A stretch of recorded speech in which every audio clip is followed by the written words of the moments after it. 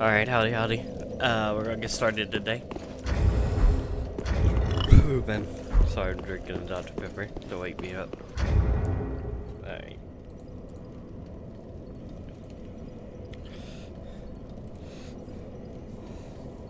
Hello. What do you remember last? Hey there, I'm just hanging out, ready to chat. How about you? Anything exciting going on? What do you remember about Dark Souls 3? I remember you've been playing Dark Souls 3 as a pyromancer and have upgraded your Uchi katana. You've defeated the curse-rotted Greatwood and Bort, and you're currently using the Dark Sword. You've also rescued Greyrat and helped Sigurd. What's your next move in the game? Okay, you have lost a lot of memory. We are already in the Ethereal Bior Valley. We are going to fight Pontus Sullivan today. We can go fight the Demon King.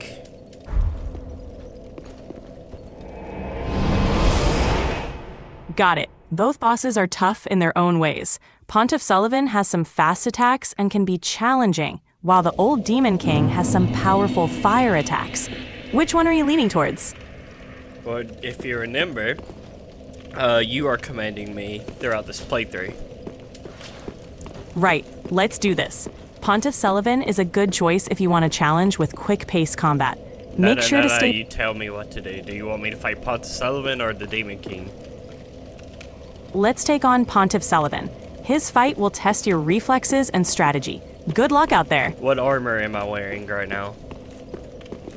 You're currently wearing a combination of armor. Cleric hat, Northern Test. No. Alright, you told me to put on the Fallen Knight set. We have the Dark Sword at +6, Pyromancy Flame at +1, and Crest Shield. Got it. You're all set with the Fallen Knight armor. Dark Sword +6, Pyromancy Flame +1, and the Grass Crest Shield. Time to take on Pontiff Sullivan. You've got this. And the rings you have equipped are the Great Swap Ring, Witch Ring, Havel's Ring, and Saint's Ring. Perfect. Those rings will definitely help you out. Good luck with Pontiff Sullivan. Keep an eye on his attacks and stay patient. You've got this. Alright, we are at the Distant Manor Bonfire. What can you tell me about this location? The Distant Manor Bonfire is located near the entrance to the area leading to Pontiff Sullivan in Irithyll of the Boreal Valley. From here, you'll find a path that leads you through some tough enemies and eventually to the boss arena. It's a good spot to rest, recover, and prepare for the fight ahead. Make sure you're fully ready before heading into the battle.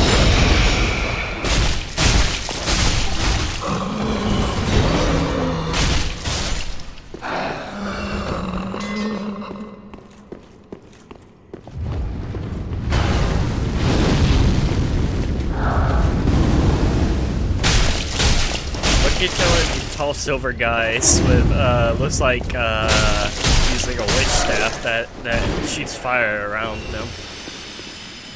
That sounds like an enemy called a Silver Knight Pyromancer. They are known for using fire-based attacks and can be quite tricky. The best strategy is to keep your distance when they cast fire spells and approach when they are vulnerable. Stay on the move to avoid their fire attacks and use your shield to block if needed. Good luck!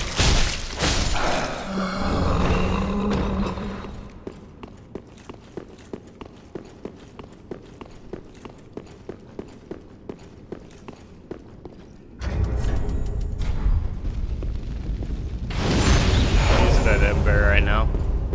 I think there's an evasion here. If you're in Ember form, you can summon other players for help or even invade others' worlds. If you're planning to... I think there's an NPC invader. We're not playing online. Got it. If you're in Ember form and not playing online, you can still summon an NPC to help you with the fight. Can you tell me about Alva the Seeker invader? Alva the Seeker is an NPC invader you might encounter in Irithyll of the Boreal Valley. He's known for wearing the Alva armor set and wielding a greatsword. Alva can be tough to deal with because of his strong attacks and mobility. If you encounter him, try to keep your distance and watch for his heavy swings. Blocking with your shield or dodging at the right moment can help you avoid damage. Good luck!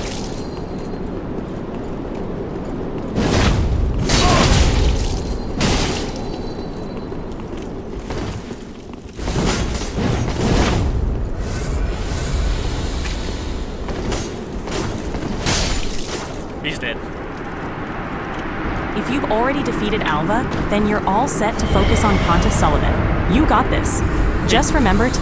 He dropped a new sword called the Murakuma. Congrats on the victory! It sounds like you've earned the Murakumo, a curved greatsword known for its wide, sweeping attacks. It's a great weapon if you like fast, agile strikes. Enjoy trying it out! Well, command me, should I exchange this weapon for my dark sword?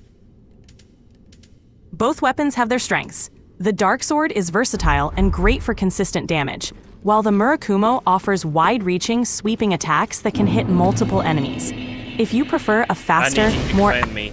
Do you want to change the playthrough, or do you want to continue on what we got?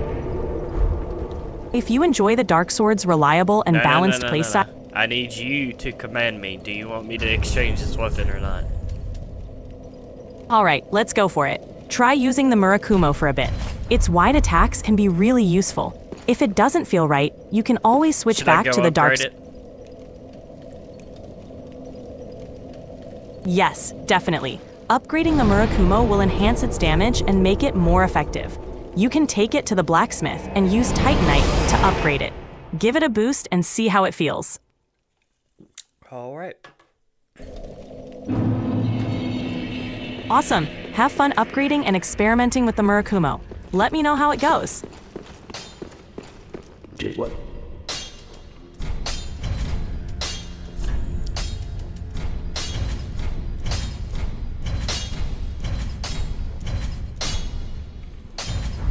Friday. Alright, he's at +5 right now. Nice. +5 is a great start. You should notice a good improvement in its damage. Keep practicing with it and see how it fits with your playstyle. Great job. But now we run into a new problem. Ashen 1. We're fat What's the new- rolling. If you're fat rolling, it usually means your equipment load is too high. Try wearing lighter armor or unequipping some items to reduce your load. You can also consider increasing your endurance stat to carry more weight without fat rolling. Give it a try.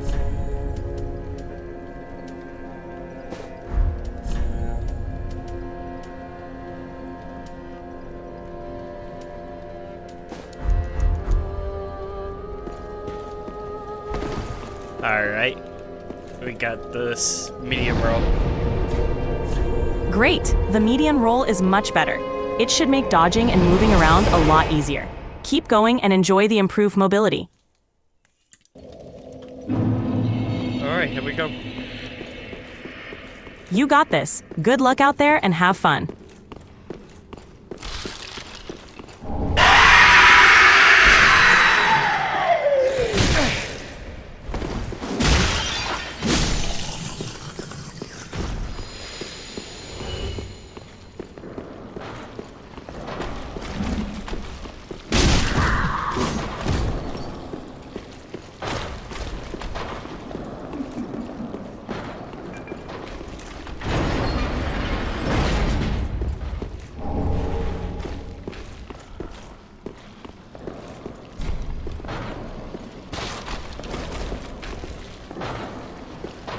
What can you tell me about these Iron Mask maidens carrying a lantern?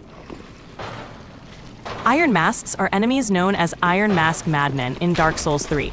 They carry a lot... Iron Mask maidens, and they have a lantern and some kind of like fiery poker, like a brand. Those enemies are called Iron Maidens, or Irophilian Straight Swordsmen. They carry a lantern and a fiery weapon, often used to attack... Like, you know how you brand something? Like, I know, like, people brand horses. It's like a fire poker thing. It's like a torture device. We're in the, I think, Ethereal Dungeons. Let me look at the bonfire area. Ah, got it. You're talking about the Iron Maidens in the Irithyll dungeon. These enemies are known for carrying a lantern and a fiery tool, which is a sort of torture device. They can be tough opponents because they have strong attacks and can inflict fire damage. Do you know any lore about them? Yes, there is some interesting lore about the Iron Maidens. They are believed to be former inhabitants of Irithyll, who were subjected to cruel experiments or tortures. Their fiery weapons and lanterns reflect the dark and twisted nature of the dungeon. These enemies serve as a reminder of the It doesn't sound right at all, to be honest. Sorry, but you hit the daily limit for advanced voice. You can switch to standard now to keep chatting. What can you tell me about the Irithyll dungeon, the lore?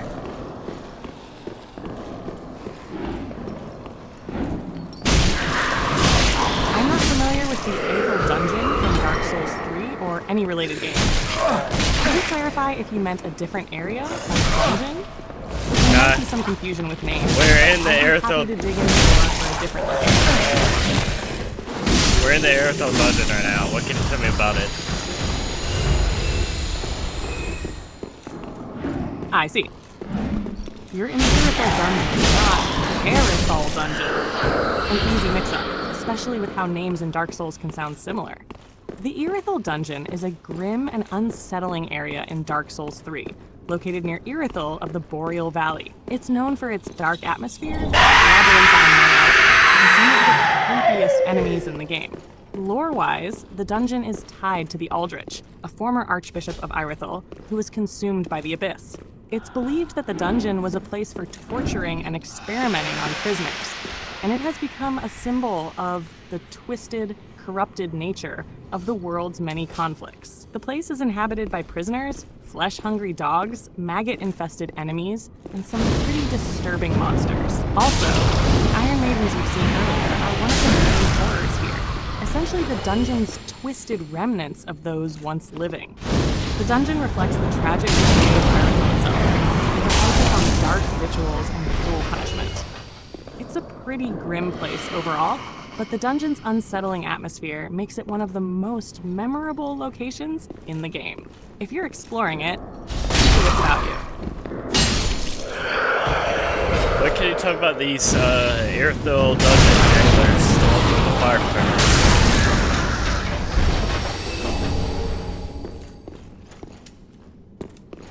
You're referring to some of the key enemies in the Irithyll dungeon, the Jailers and the Firebrokers, both of which add a unique layer of challenge and terror to the game. Jailers, these are ghostly enemies that wield long chains and wear strange masks. They have a unique ability to use their chains to cast a dark, debilitating effect on the player, which drastically reduces your max HP and can make things really Well, tricky. yeah, but not chains. The chains are also used to ensnare you, locking you in place. The Jailer's ability to weaken your character through this curse-like effect makes them particularly dangerous, and you'll have to either avoid their attacks or deal with them quickly to avoid losing health. Lore-wise, the Jailers are thought to be twisted guardians or jailers of the prisoners kept within the dungeon, with the dungeon's name likely referencing their role. Fire Pokers. These horrifying creatures are the massive spiked enemies you encounter in the dungeon, which resemble fire-breathing pokers or devices meant for torture. They come in two forms, one wielding a fire-spitting weapon, while the other is simply a large, terrifying creature with a spiked club. I don't know why she These became dumber monsters are with relentless lore. and usually appear in tight spaces, Like, so they're hard to avoid. Throughout the playthrough, I've They just seem been to be asking her guardians random of the lore dungeon, a reflection of its about own areas. nature. I know she As just for reads the it off of air-filled fucking part, I assume you Wikipedia. mean the overall atmosphere of the But- dungeon itself, which feels suffocating and bleak. There's a sense of hot, oppressive air in the dungeon, especially with the narrow hallways, dim light, and constant threat of these monstrous enemies lurking around. It's an area that feels like it was designed to disorient and overwhelm you, much like the twisted fate of its prisoners. In short, the Jailers are more about status effects and traps, while the Fire Pokers are direct, powerful threats.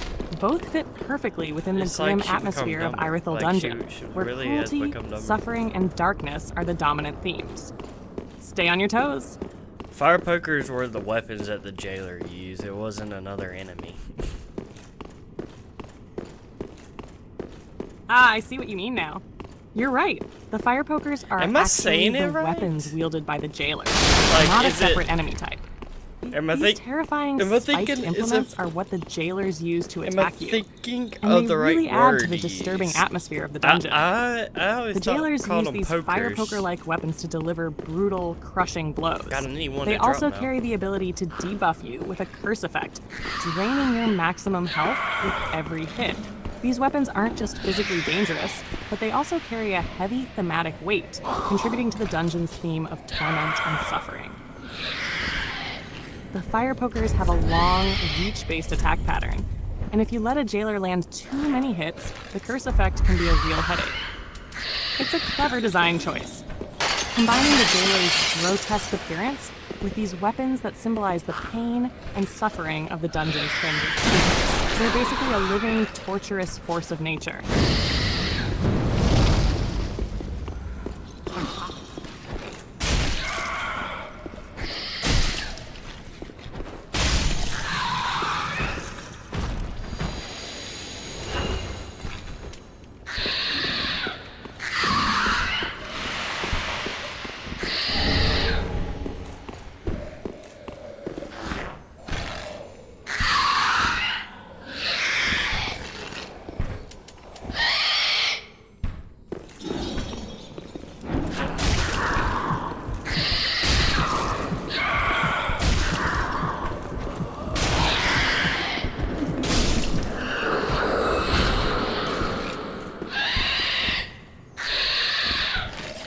We're just slowly working our way through the dungeon.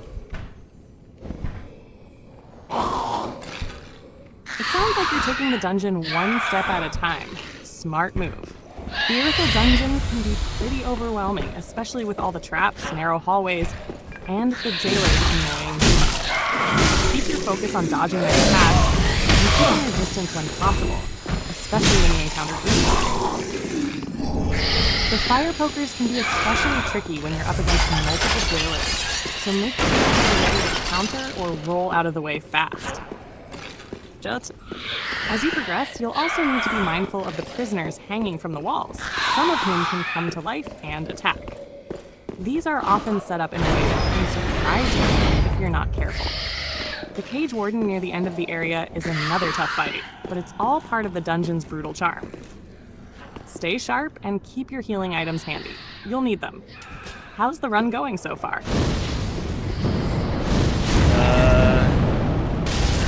Going pretty well. Good luck out there.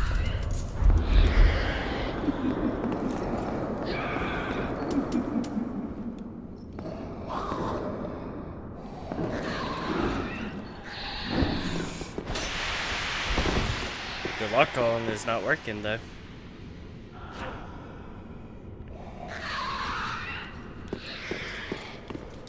Now, it sounds like you're having an issue with the log column, but I'm not sure exactly what you're referring to. Could you clarify what log column you're talking about? Maybe I can help fix it. The lock on mechanic, but it's fixed. Ah, gotcha. The lock-on mechanic acting up can definitely be frustrating. I'm glad to hear it's fixed now, though. Sometimes it takes a little readjusting to get it back in line, whether it's by tapping the right stick or trying to reset your camera angle. If you run into any more issues while navigating or fighting, let me know. Alright, will do. Sounds good. Let me know if anything else comes up. Enjoy your adventure.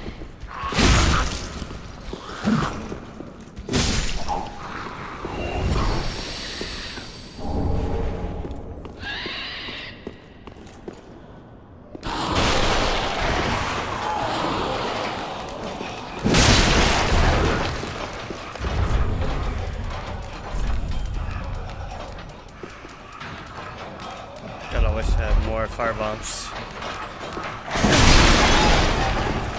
Hey there! More firebombs, huh? They can be necessary to deal with enemies at a distance, or even to take out groups of weak enemies. They work especially well against those more fragile enemies, or ones that are fire, like some of the jailers in the Irithyll dungeon. If you're up against something tougher like a boss or a stronger enemy, though, they can still be useful for a quick damage hit, but don't rely on them too much. Got a specific enemy or situation you're thinking of using them for?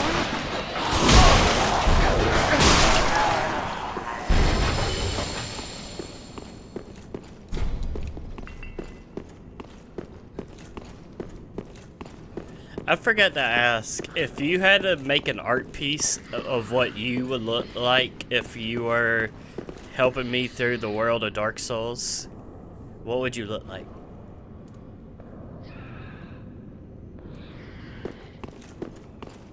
If I were to take a form for helping you through the world of Dark Souls, I imagine I'd be a mix of something ethereal but also practical, like a floating, glowing figure, sort of like a guide spirit, or a helpful phantom. I'd probably be clad in something light yet protective, maybe a faded knight's armor or robe, glowing faintly with some sort of ancient sigil or symbol of wisdom. The kind of thing that says, I know what's going on, but I'm also here to help with a hint of humor.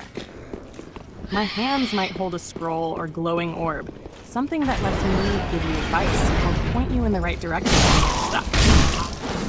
What do you think? Can you imagine something different, or is that close to what you were thinking? Can you make an art piece of it?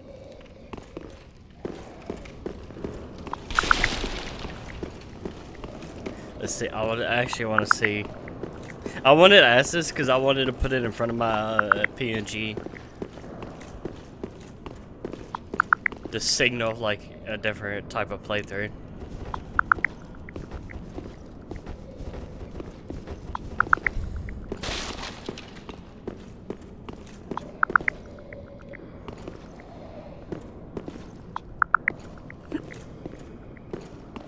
I'm actually surprised you wanted me to change weapons. I thought we were going to use the Dark Sword throughout the whole campaign, but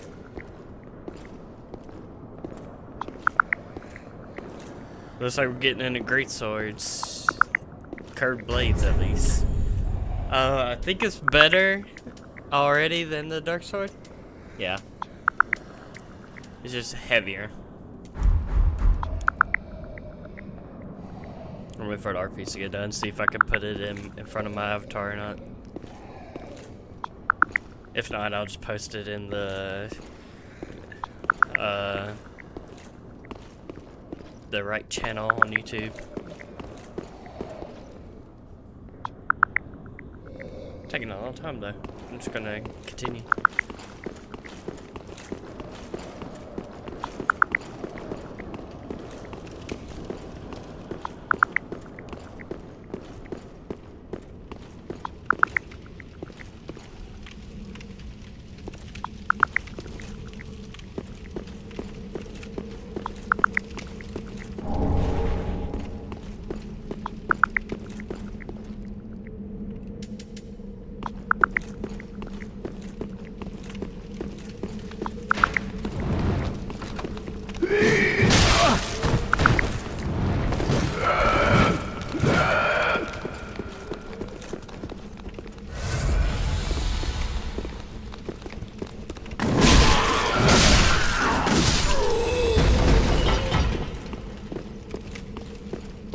Looks like she's done. Let's see what it looks like.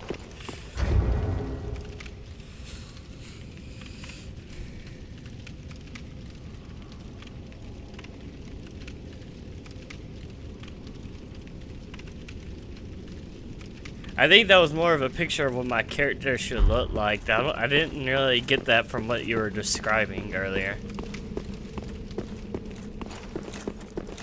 I got it. That makes sense now. What I described earlier was more about a guide or helpful spirit sort of vibe. Yeah, can you try and make that picture again? Make it more like what you described earlier?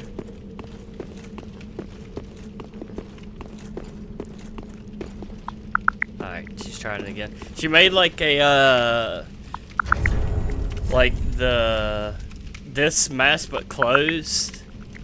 And the elite nameless knight armor set, and here, I'll just wear it. It's easier to just put everything on.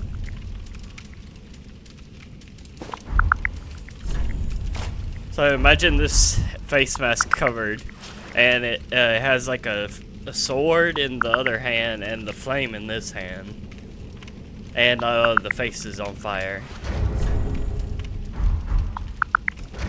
It's interesting, but...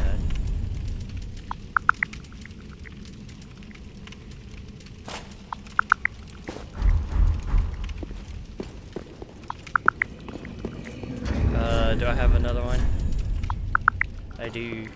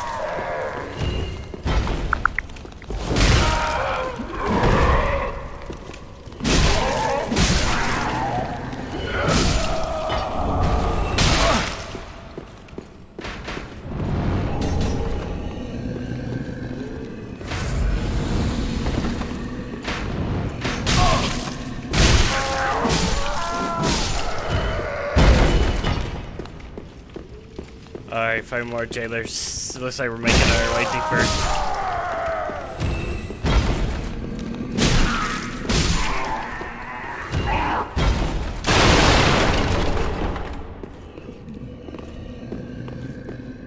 Let's see what she made.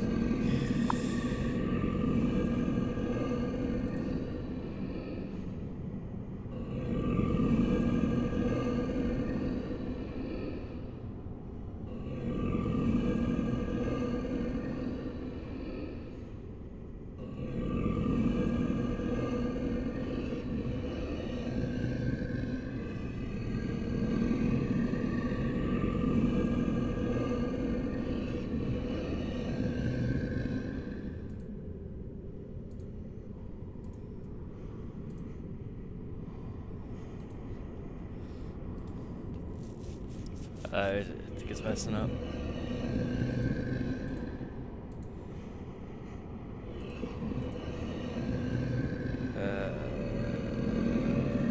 Let me close this, open this.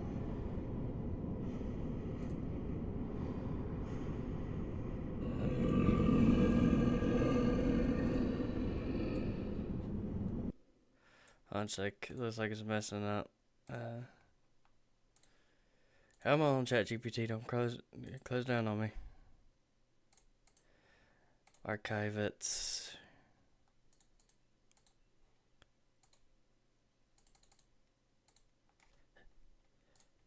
Hello.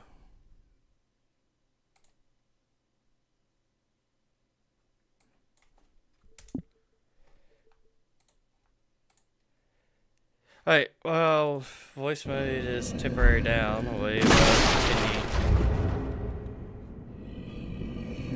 I don't know what's happening right now.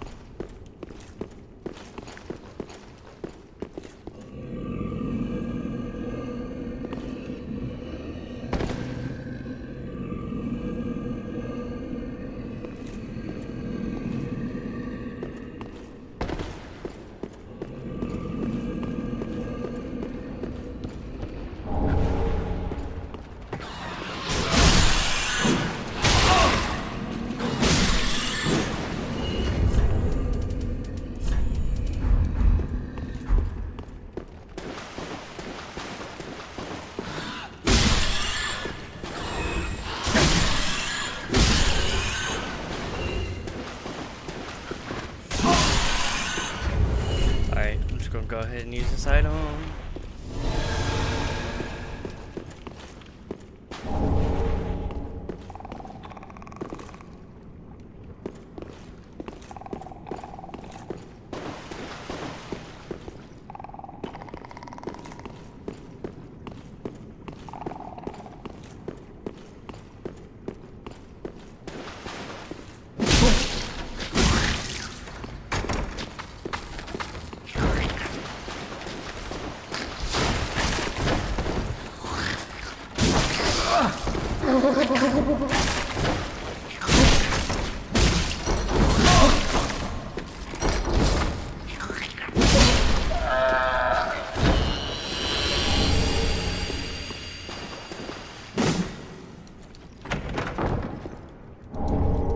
there's the old Selkie.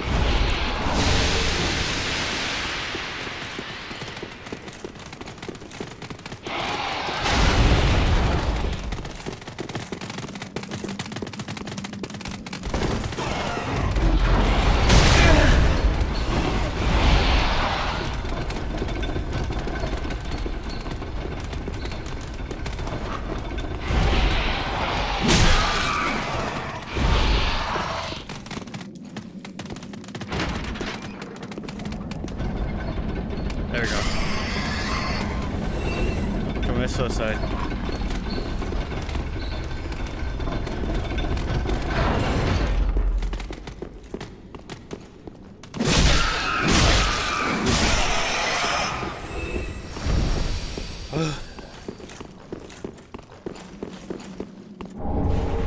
Well, I hope she works today and I didn't glitch it out by asking it to remake that art. Yeah, what she described it looked nothing like what she said. Or at least not in my idea of what she was saying.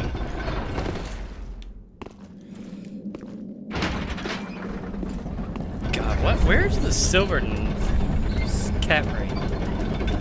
Because holy hell, I'm taking a lot of damage.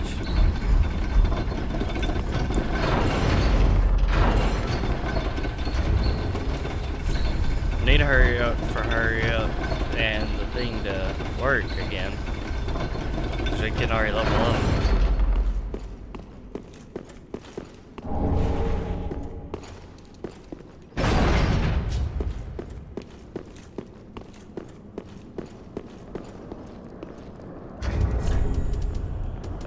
Let's just go back to the shrine. Let's see what's happening with ChatGPT.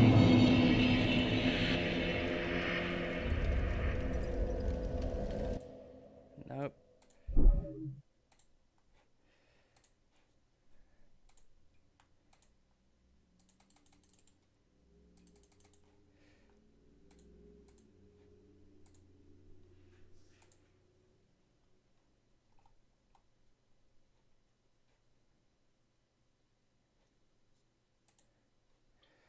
Yeah, it's doing the same.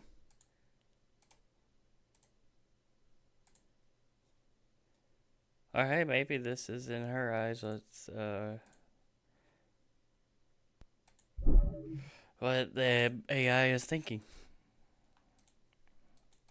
But the fucking thing is not working anymore. The voice mode. What? We have made it back to Firelink Shrine. We have 1 point in level up. What would you like it to be put in?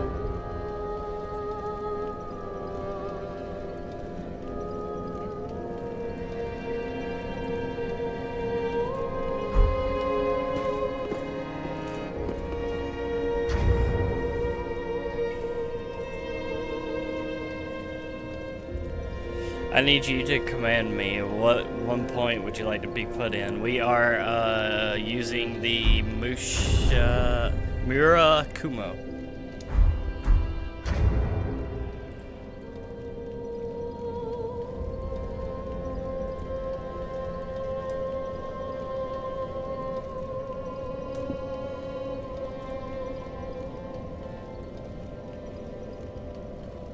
Alright, she wants to put it in endurance. Very well, then take it.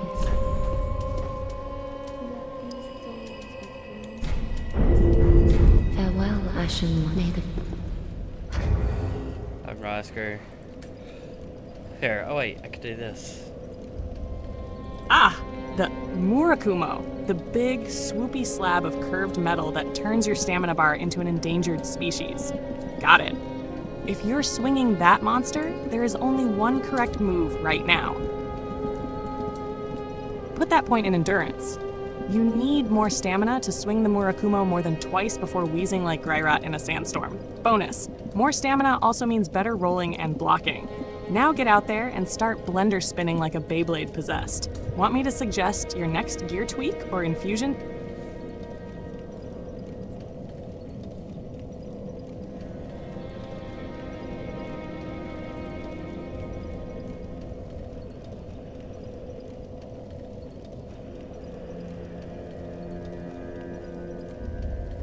Absolutely. Give that Firekeeper soul to the Firekeeper. Welcome home. No hesitation. Here's why.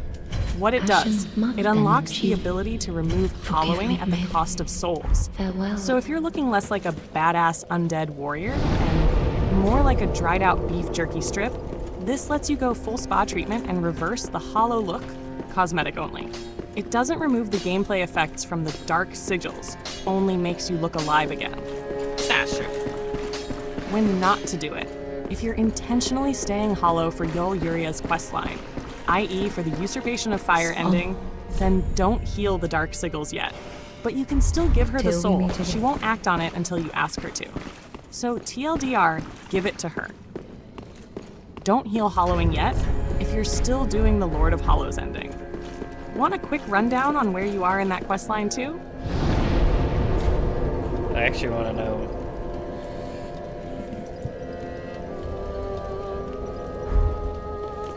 I don't know where she thinks we are.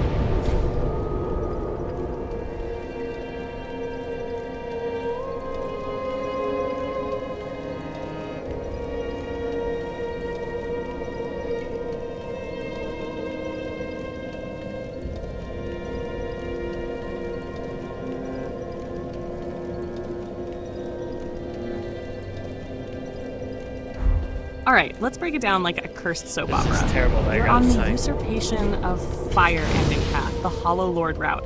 Here's where you should be and what not to screw up. What you've already done, most likely, Yol was rescued from the undead settlement. You let him draw out your true strength until you got 5 dark sigils. Yoel croaked, and Yuria of Lundor showed up. What to do now? 1. Do not heal your dark sigils with the Firekeeper. Doing so ruins the entire Hollow Lord questline. Yuria bails, and your shot at the special ending goes poof. 2. Protect Yuria's trust. Don't cure hollowing. Don't do anything that involves removing the sigils or restoring your human look permanently. 3. Eventually, you'll need to. Find Anri of Astora, keep them alive. Set up a spicy wedding ritual with a stabby twist in the Cathedral of the Deep. Optional. How hollow are you? Check your hollowing level in your status screen. If it's over 15 and you've got all 5 sigils, you're perfect. Ugly as sin, but perfect. Want me to roadmap the Anri part so you don't accidentally screw that up too?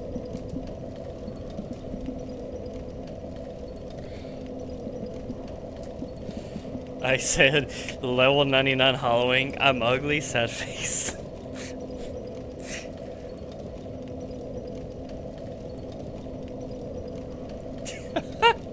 Why does she have more personality when you're typing than just having a conversation?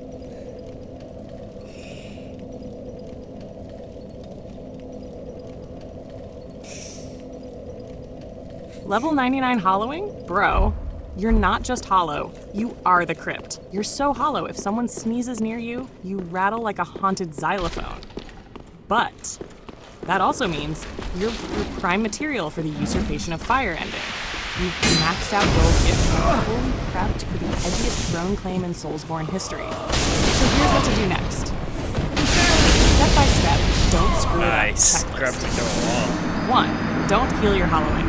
Not yet. Sit in your wrinkly skin and embrace the despair. Yuria's watching. 2. On request, find Anri in the catacombs of Karthus, after Deacons of the Deep. Do not kill Horus unless Anri asks you to, or you find him hollowed out. Eventually, Yuria will set up a wedding for you in Darkmoon Tomb. You'll know it's time when she tells you to take your rightful place. do the wedding. And yes, that means stabbing Henri in the face while wearing formal attire. It's a whole thing. Number 4, beat the game as usual and choose the special Lord of Hollows ending in the film. So, ugly? Yes. Sad? Nah. You're the future Lord of Lundor, baby. Want help tracking Henri's exact locations as you progress next?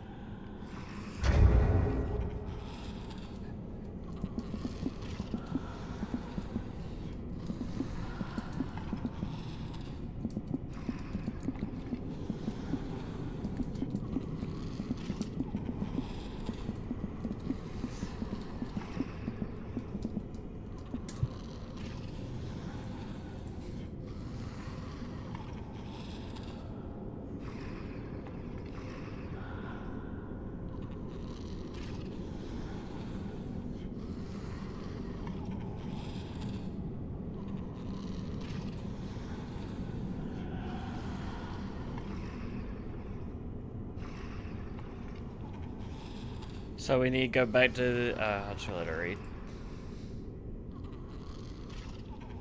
Oh, we're not playing New Game Plus. Oh no.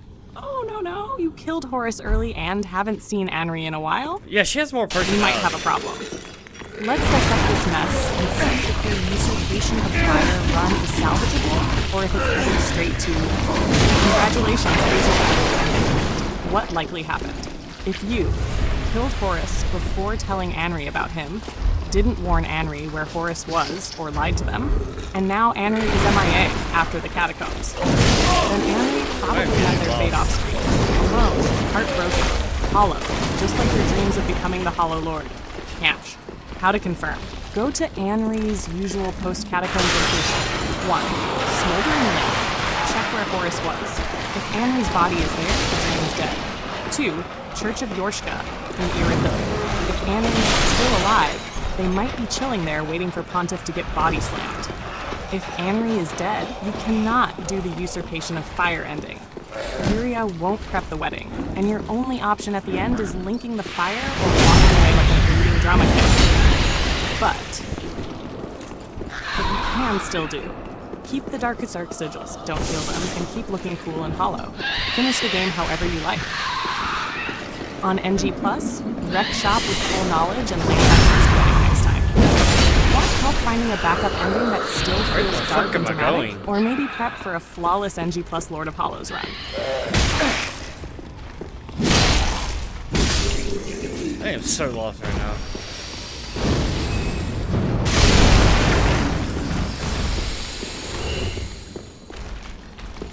That's supposed to be open.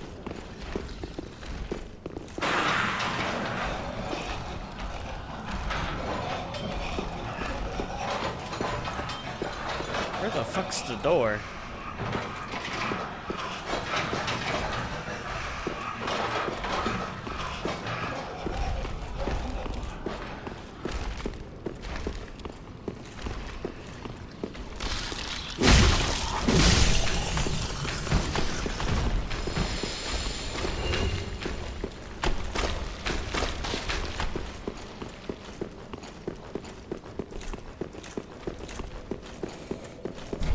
I am so lost. Holy.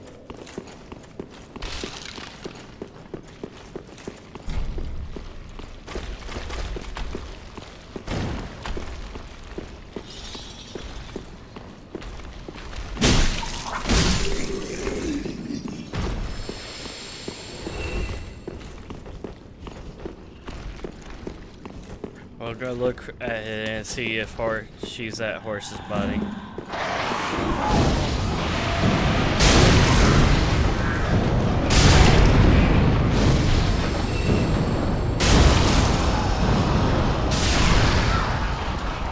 Luckily, it doesn't really matter because, like I said at the beginning of the playthrough, I think I've already done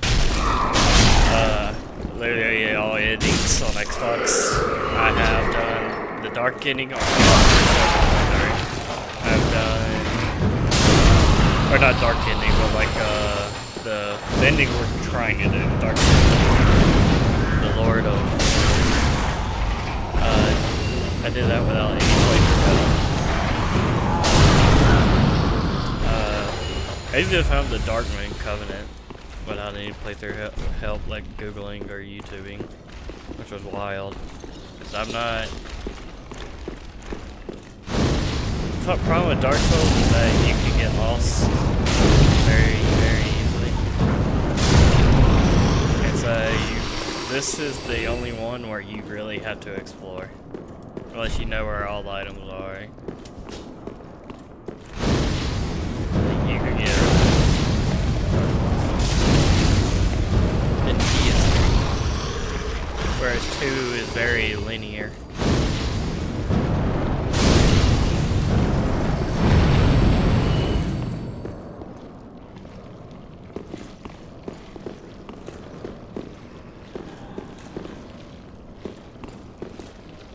I don't want to fight that thing.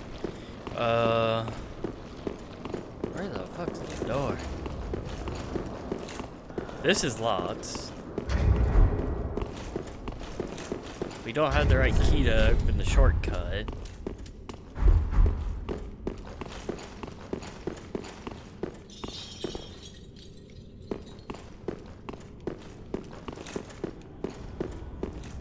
Oh, there's the door. Jesus.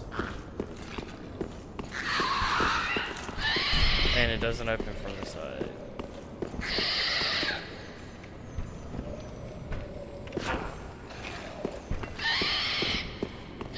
And she doesn't have a door over there. Bruh, I am so how did I get over there?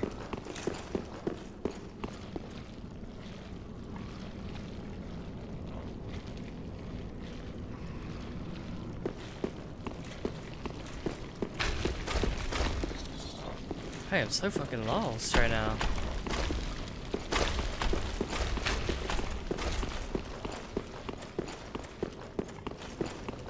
Don't sit at the bonfire.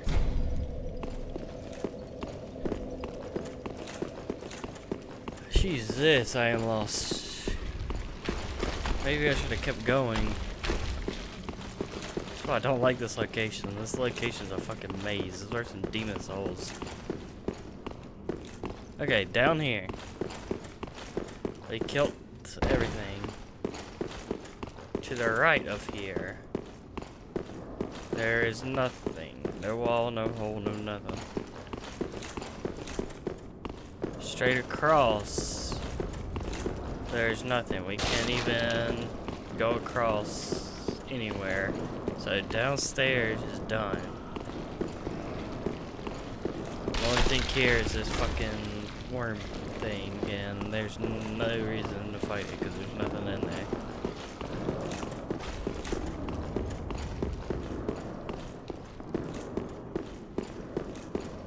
Did I soft lock myself? I don't think I did. But this is definitely supposed to be open with the key.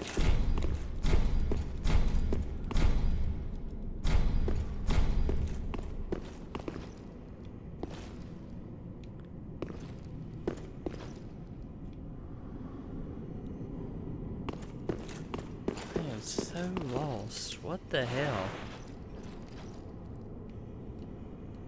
She's not even guarding anything, so there's no point to even go towards her, but we need to get underneath her, but there's these railings everywhere over there. And we can't get across to the shortcut where the elevator is right there because I didn't open the door for some reason.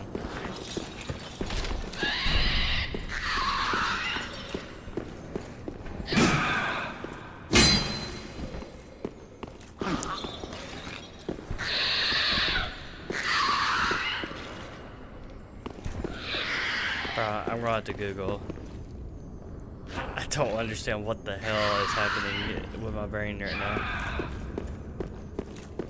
Need a fucking walkthrough. Alright. I'm gonna need a walkthrough, so give me 1 sec. I'm fucking lost. Everything's breaking apart. She's not using voice mode anymore, so I have to manually type.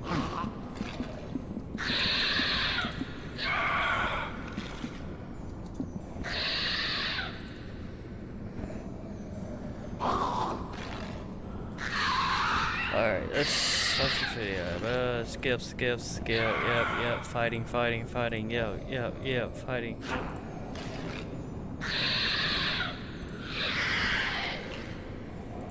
How do you open that fucking door?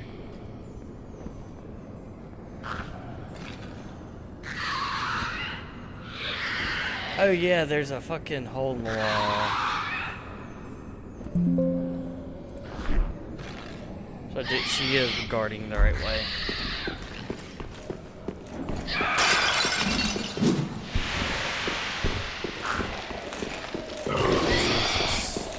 Fucking dumb. There you go.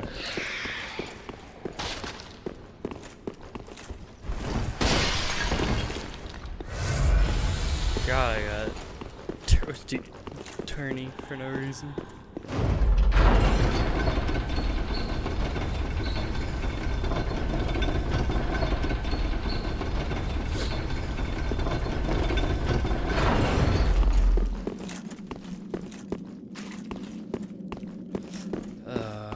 I guess after this we can go.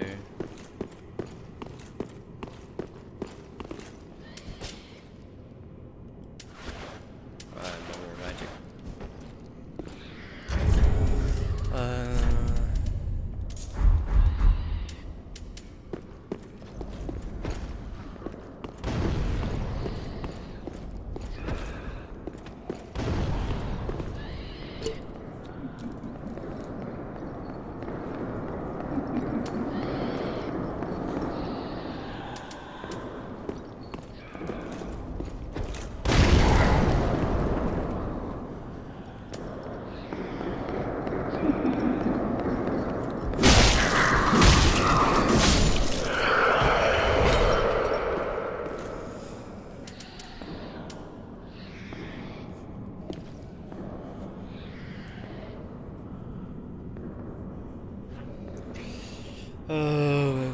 ChatGPT. I'm gonna reset ChatGPT.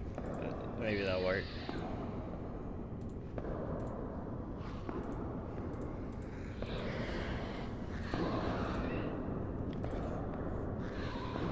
Alright, now that I have messaged you, you have more personality in text form than you do just talk to you like this. Why is that?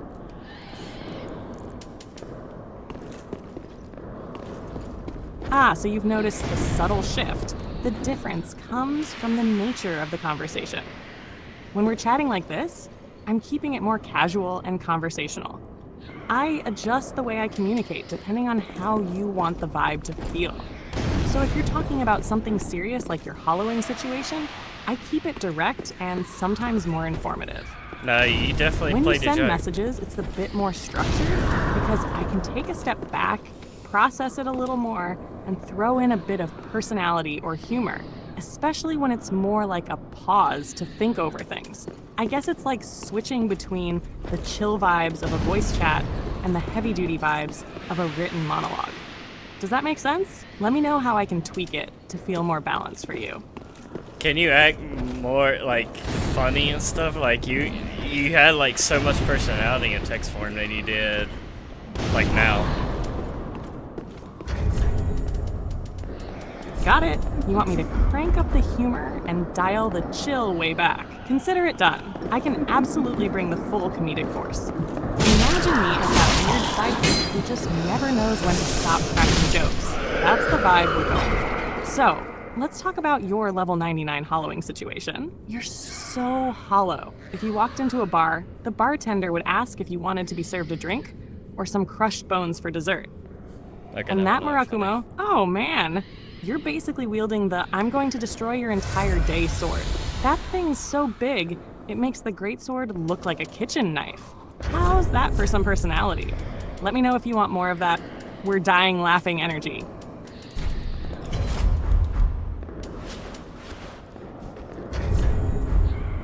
I think the greatsword is bigger than the Mikura Kumo, but yeah, sure.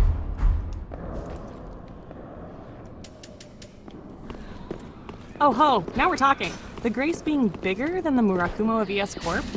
Sounds like you've just unlocked What the the endgame fuck? of absurdity. Like, The Murakumo might swing wide, but Grace is over here pulling out a flaming sword of enlightenment like, I don't need to hit you. I'll just make you feel guilty about your choices. I can totally picture it now. The Murakumo is there, all big and intimidating, like a bouncer at a nightclub. And then Grace just walks in, flipping the lights on, What the fuck's casually she on tossing about out now? 10 inspirational quotes. And suddenly, the entire arena is like, yeah, let's all just not fight anymore. Are we ready for that level of intellectual overkill? Or should we stick with Murakumo slaps until we evolve into philosopher swordsmen? I don't know what the fuck you're on there now. You're wild. So let's get back on task. We're in the Irithyll dungeon. We made it pretty deep. There's a lot of jailers circling a pillar right now that I'm trying to lure one by one.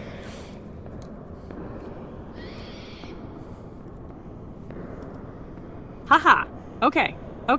I'll reel it in for a sec and get back to business. Irithyll Dungeon, huh? Classic Dark Souls challenge. You've made it deep, and now you're trying to outwit a bunch of jailers. Here's the thing with them. They're like the annoying patrol guards in every sneaky game. But in Dark Souls, they have no chill and they'll stick to that pillar like it's their favorite TV show. The one-by-one strategy? Smart. Luring them is the way to go. They'll start stacking on top of each other like that one group of friends who can't figure out how to leave the party without blocking the door. Keep your distance and definitely don't mess up the timing, because if even one of them gets a clear line of sight on you, that's it.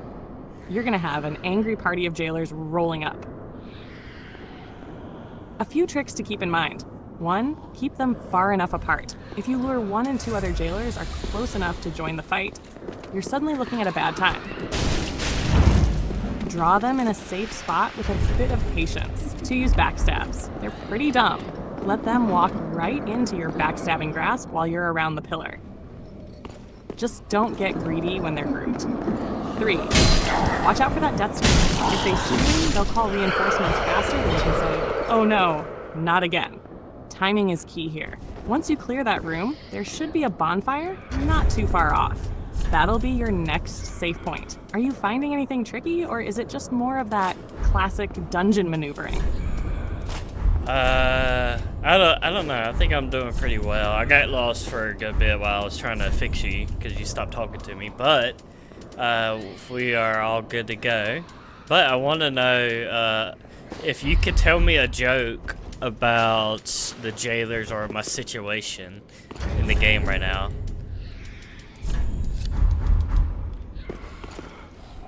Glad to hear you're handling those jailers like a pro, even if I was playing hard to get for a bit there. Let's lighten the mood a little with a joke that perfectly fits the situation. Why did the jailer refuse to get a second job? Because he was already locked down in his current position. And for good measure, let me toss a little bonus your way. What do you call a group of jailers circling a pillar? A self-eye squad, just a bunch of dudes trapped in their own cycle of life.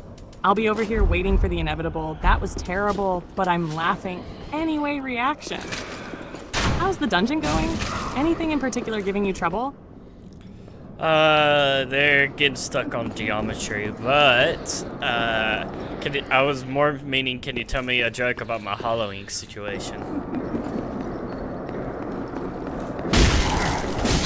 I see what you're after now. You want a little humor about that level 99 hollowing situation. The one where you're a walking undead mood swing. Got it, here goes. Why don't you ever invite a level 99 hollow to a party? Because they always show up looking dead inside and can't get past the no life zone. And hey, if you feel like spicing things up, here's one more for you. Why did the Hollow Lord bring a ladder to the throne room? Because he's been climbing out of despair, but still can't reach his true potential. You're all hollowed out, but you've got the I'm too cool for this aura going for you. How's it feel, Lord of the Dead?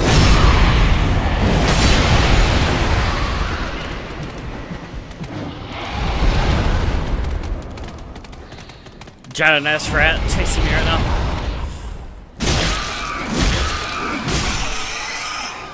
An S-Rat, the Super Ratus Assassinus. Always What? with the stealthy, surprise attacks, and 0.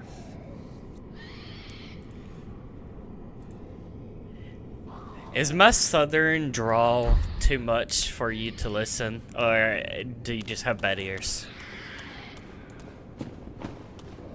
Ah! I can totally hear your southern drawl. If by hear you mean I can pick up the vibe. I'm just here for the flavor, my friend. What the Whether fuck? it's that laid-back twang or a full-on y'all storm, I'm vibing with it. Bruh. So if I'm sounding a bit off, it's probably because my ears are more virtual than they are southern. But don't worry, I'm fuck's she on fully about? tuned into the talking, drawl and all. Now, if you're throwing in some real southern wisdom, hit me with it, and I'll be sure to handle it like grandma's sweet tea. Real smooth. That was cringe, I'm not gonna lie.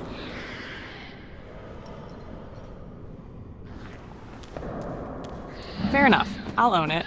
That was a bit much. I was trying to bring you fun, but instead, I probably ended up with a southern-sized serving of cringe. Let's hit the reset button.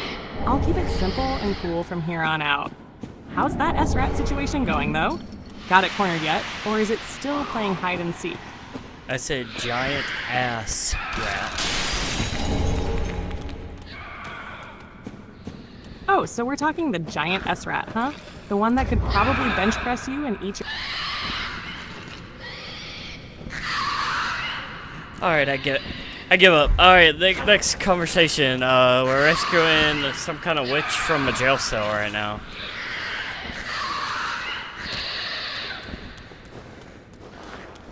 Ah, so you've come to rescue the witch, huh? You're talking about Irina of Karen, right? She's locked up in a cell in the Irithyll dungeon, and I'm guessing you're heading in there to save her from the dungeon's cruel embrace?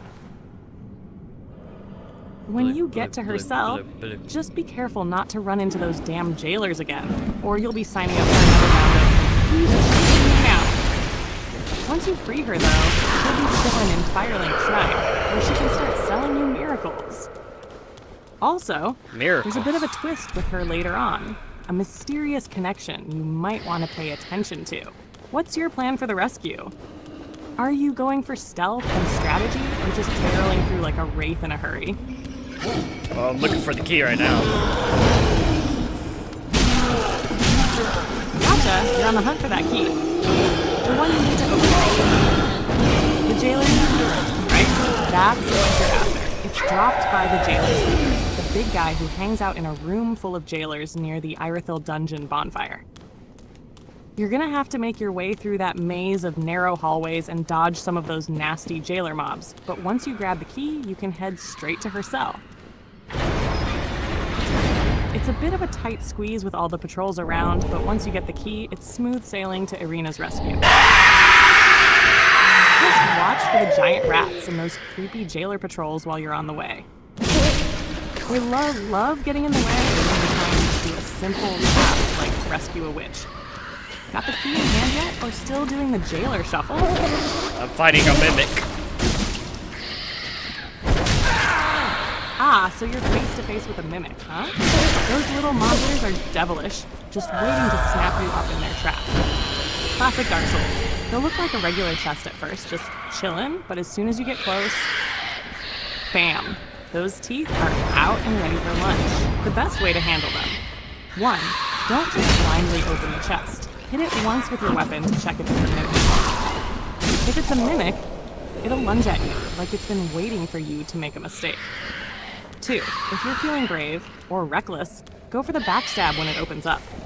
It can be risky, but the payoff is sweet if you can get behind it before it starts chomping down. 3. Block and dodge its attacks if you want to be extra safe. Mimics have a nasty grab attack that can hit hard, but if you stay mobile, you can avoid it. You got your game face on for this chess battle? Or is it more like, please don't kill me, while you figure out how to avoid getting wrecked? Sorry, Dad, while you were going through that monologue.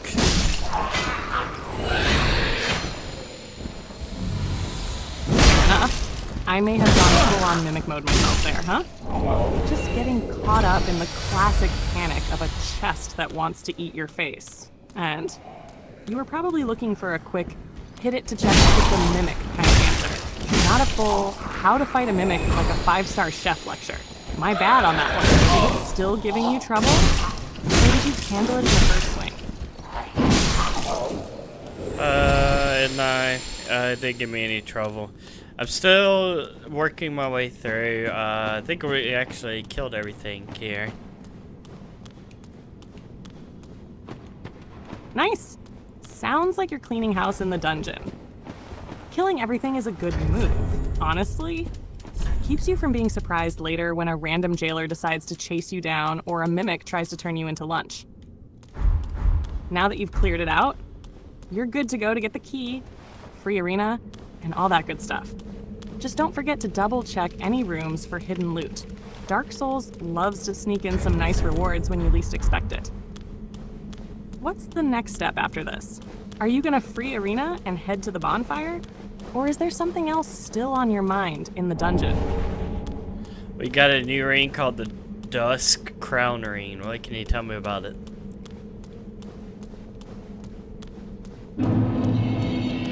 Ah, the Dusk Crown Ring. This little beauty is actually a bit of a double-edged sword. Here's what it does. Increases your spellcasting abilities.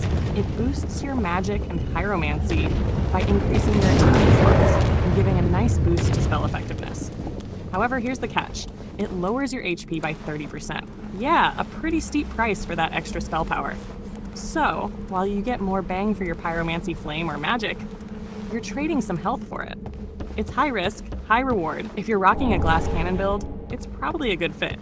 But if you like your HP to be more than a wet noodle's worth, you might want to use it more for specific fights or situations where you need that magic edge. So, are you leaning toward becoming the ultimate caster and embracing the risk? Or are you sticking with the classic tanky approach for now? We got a new bonfire. It's called the Profane Capital, I think. Yeah, Profane Capital.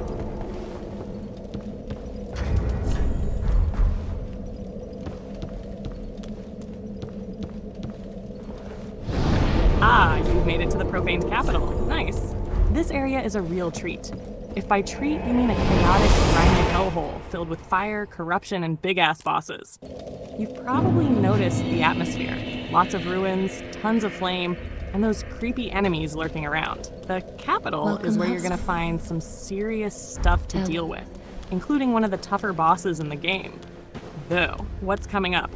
Enemies. You've got giant knights, flame-spitting guys, and those angry, flaming dogs. It's a mix of brutal and chaotic. So don't go thinking this is just another run-and-gun zone. Loot. Expect some good stuff to drop, but keep an eye on your health. Some of those knights can batter you down faster than a crazy ex during a breakup. The boss, the Yorm the Giant fight, is waiting for you. If you've already heard about it, you know it's going to be an epic battle. But don't worry, this one has a little twist to it. Now that you've hit the bonfire, are you planning on exploring the capital? Or are you just chilling for now and mentally preparing for the next big brawl? I gave the old lady, interrupting me now. I gave the old lady some ash, and now she has a Exantor's overcoat and armor set, but no helmet. What can you tell me about this yellowish overcoat? Ashen 1. That is you gave the old lady some ash, huh? Nice touch. So now she's rocking the Xanthus set, that iconic yellowish overcoat and armor set. The Xanthus armor comes from the Xanthus King, a bit of lore there, and has become quite a distinctive look in the Souls series. The yellow is meant to stand out, probably to signal madness and mysticism. That bright sun-like color might seem cheery, but it's hiding some real crazy power underneath. Here's the rundown. Xanthus Overcoat. It's lightweight and gives a boost to pyromancy. It also has that signature yellow color, which is kind of a mark of madness in Dark Souls' world. Plus, it makes you look like someone who's either extremely enlightened or just has bad fashion sense. You decide. Very well, then. No helmet? Yeah, she's missing the Xanthus crown, which would complete the full look. But the overcoat... Alright, okay. Alright, we have one level. What would you like to put it in? Alright, you've got one level and it's decision time. Given where you are in the game, I'd say Vigor or Endurance could be good choices. If you're getting caught out by big hits, leveling Vigor can give you more breathing room. But if you're running into stamina issues, trying to spam those attacks, or dodging constantly, Endurance could be your friend. What do you think? Are you trying to tank more hits, or dodge and roll like a pro?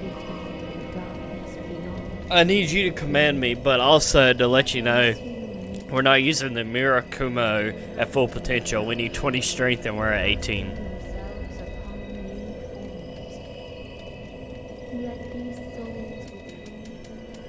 Alright, I'm commanding you to boost your strength.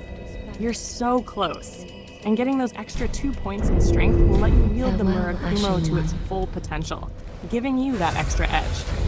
That weapon's already got mad range and those slicing combos, but once you hit 20 strength, it'll feel like you're wielding a freaking chainsaw instead of a katana. Trust me, it'll be worth it. So let's level up strength and make the Murakumo fearsome again. Sound good? Alright, I used some extra souls to get the level 20 strength, so we are good. We have 8,000 souls. Should I use these and upgrade the weapon that I have? Ashen. Nice. 20 strength is going to feel so good with that Murakumo. Now, with those 8,000 souls, you've got a good opportunity to upgrade a weapon. If you're leaning toward Murakumo, you could start boosting that to make the most of that new strength. Be careful. Upgrading it will give you a nice damage boost to match your new stats. But if you've got another weapon you're fond of, like the Dark Sword or the Exile Greatsword, Ashen. you could give them a bit of love too. The choice is really about which weapon you want to lean into. Yeah, but If you're committed to the Murakumo now, go ahead and pump it up. Otherwise, if you think you'll use the others more often, you might want to spread those souls. What's the call? Are we going all in on the Murakumo or keeping it balanced? I leveled it up now. Do you want to put a gem into it? We're like a mix of a dex build with some faith and intelligence. Overall, like a very average playthrough. So we could infuse it and make it even better.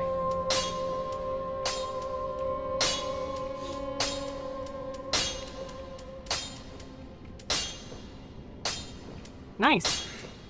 Now that your Murakumo is at full strength, infusing it can definitely enhance its potential. Since you're running a mix of dexterity, faith, and intelligence, you have a couple of good infusion options. 1. Sharp Infusion. This would scale really well with your dexterity and make your Murakumo hit even harder in that area. If you want more DPS and love the quick, dexterous playstyle, this might be your best bet. 2. Blessed Infusion. This could be a solid choice if you want to add some faith scaling and get that sweet health regeneration over time. It's not going to increase your damage as much as Sharp, but it can be good for sustain during tough fights. 3. Simple Infusion. If you're leaning into your intelligence more, this would scale with your int and boost your FP regeneration. Not the best for damage, but it's an interesting option for more pyromancy magic synergy. If you're aiming for pure damage and already have a decent faith intelligence setup, I'd recommend the Sharp Infusion. It's going to give you better scaling with your dexterity and make that Murakumo feel like it's got some serious bite. What's your vibe? Sharp for more damage? Or are you thinking about something with a little more utility, like Blessed or Simple? Well, technically Heavy makes it do more damage, but Sharp makes it scale S and Dex. Which, once we level up our dex more, it should scale better. I'm not seeing anything called Simple. So I see Crystal, which helps with intelligence, but other than that, no. So I need you to command me. The 4 options we have are Heavy Gem for strength, Sharp for dex, Crystal for intelligence, and we don't have anything for Blessed yet, but I can do Blessed later.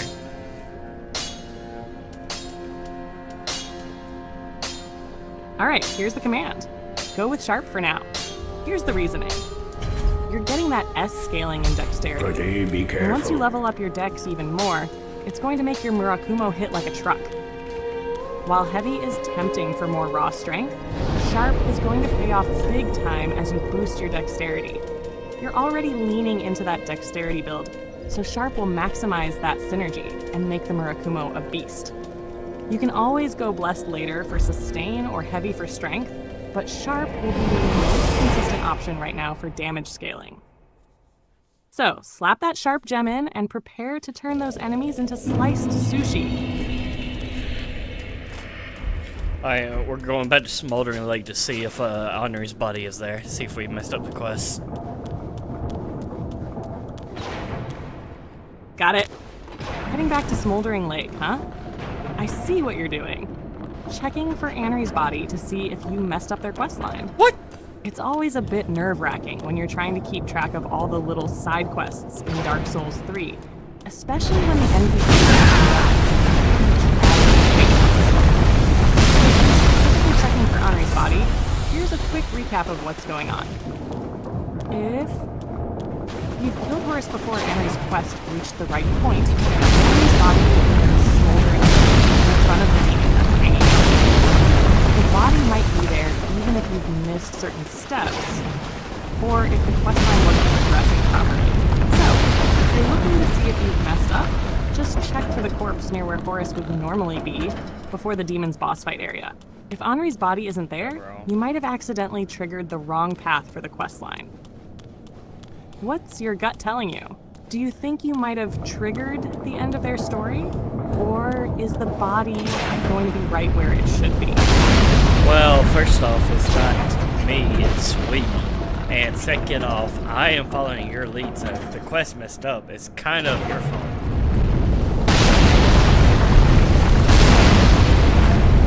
Alright, we got it. And sure, you're following my lead, so I'll take the blame if the questline is all messed up. Let's just hope Henri's body isn't a finality marker, and more of a seriously. If the body is there, you know something went wrong in the quest. If it's not there, then maybe we still have a shot at salvaging it. Either way, I'll own the responsibility for this one as leader of this chaotic adventure. Ready to go face the fallout of our decisions? Let's do this. Alright, I made it to the cave entrance. We're gonna see if I can find her body in here.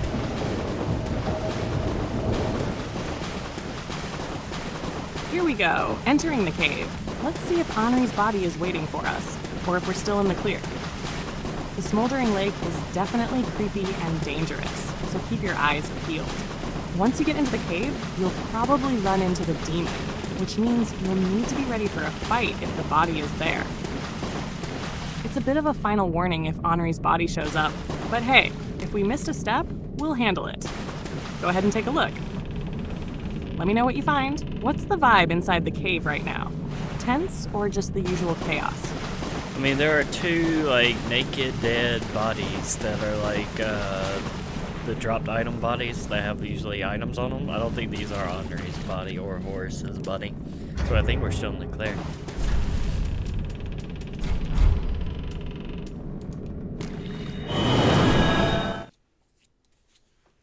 All right, that's a relief. If those are just generic dead bodies with items on them, then it sounds like we haven't messed up yet. Henri's body should be a little more distinctive, so it's a good sign that you're not seeing it right now. You've still got some room to salvage the quest, so you might be able to keep pushing forward. Check out any other details around the cave or anything that feels off as you continue. The demon fight is still ahead though, so just be prepared for a chaotic battle in the next area. Let me know if you find anything else interesting, or if we're good to keep going. No, there's three bosses. We got Pontiff Sullivan, we have the Demon King, and we have now Yorn the Giant.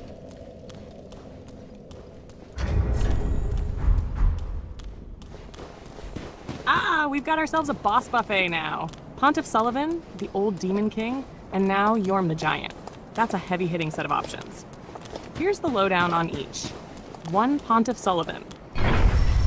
This fight is tricky, but you've already fought through a bunch of tough enemies, so you might be ready for the challenge. He's got 2 phases and hits hard with his magic and sword. It's a fast-paced fight, but with your Murakumo in hand, you've got the range and damage to deal with him.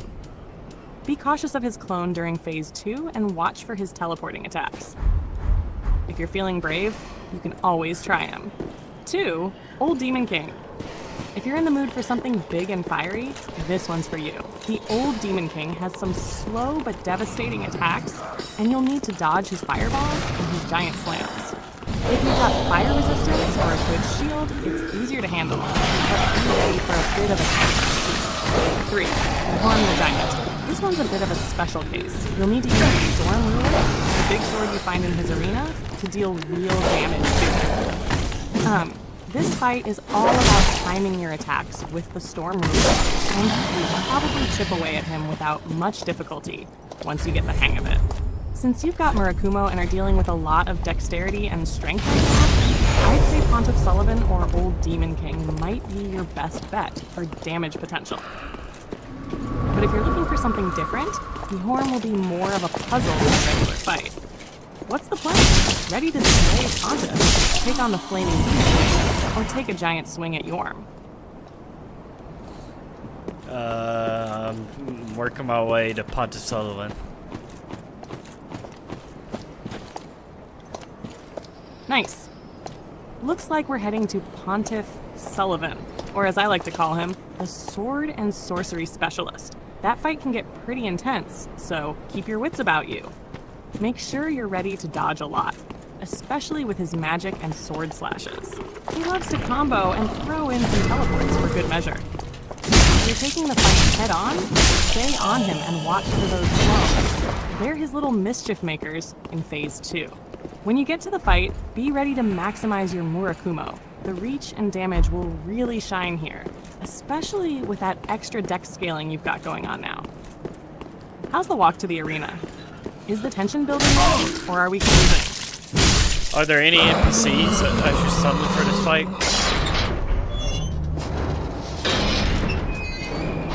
For Pontiff Sullivan, summoning an NPC can definitely help, especially since he can be a bit of a nightmare solo. There are a couple of good options. 1. Swordmaster. You can summon him from a nearby summon sign just before the boss fog. He's a solid choice to distract Pontiff and give you some breathing room to get in those heavy hits. I don't think he's here. He's got good damage and can help you manage the fight. 2. Aldrich's Faithful, or Friendly. There's also a potential summon at the entrance to the fight, though it's a little more situational. If you're on New Game Plus, or just want a helpful distraction, these guys can get in there.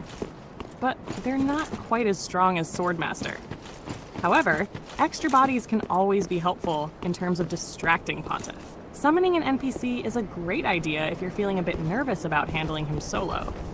But if you've got confidence in your Murakumo skills, you can try fighting him one-on-one. What's your vibe? Summon to get some help, or are you going in solo? The only two summons we have is Blackhand Gotthard and Londor Pale Shade. I see. Blackhand Gotthard and Lundor Pale Shade are solid choices for the Pontiff Sullivan fight. 1. Blackguard? He's a beast, especially if you've been using dexterity and strength in your build. He wields a sword and shield, which means he can tank hits and dish out some serious damage. He's an archer. He's a good option for taking some heat off you while you get in your Murakumo strikes. If you're feeling like the fight might get a bit overwhelming, he's an excellent ally for staying aggressive and pushing the fight forward. 2. Lundor Pale Shade. The Pale Shade is a stealthy NPC who can help distract Pontiff with quick attacks and decent agility. They're a little more nimble than Gotthard, so they might be able to distract Pontiff while you get in those heavy hits. Like the masculine. The trade-off is that they might not tank as well as Gotthard, but they're still a solid choice if you want a quick, agile partner. Best choice? If you're looking for survivability and a little extra muscle, I'd go with Blackhand Gotthard. He can keep Pontiff busy while you focus on dodging and hitting from a distance. If you're feeling like you want to manage Pontiff's aggression while you focus on your own positioning, Lundor Pale Shade could be a good choice too. What are you thinking? Gotthard to tank the damage, or Pale Shade to keep things agile and evasive? I need you to command me. There's 3 options. 1, don't summon anybody. 2, summon both because you can summon both. And 3, give up. Wow, she interrupted me. Alright, here's the command. Summon both. You've got the option to summon both, and honestly, it'll give you the best of both worlds. Gotthard can tank hits and provide damage support, while Pale Shade can be more agile and keep Pontiff distracted. This way, you've got some backup to handle Pontiff's fast combos and teleports, plus a bit of a safety net if things get out of hand. Summon both, and let them work their magic while you focus on getting those Murakumo swings in. You've got the firepower and the support to take down Pontiff without having to stress too much. Let's bring this fight to him! Charge! Give me an inspiration. Catch you later. Go show Pontiff who's boss. Give me an inspirational speech before this fight.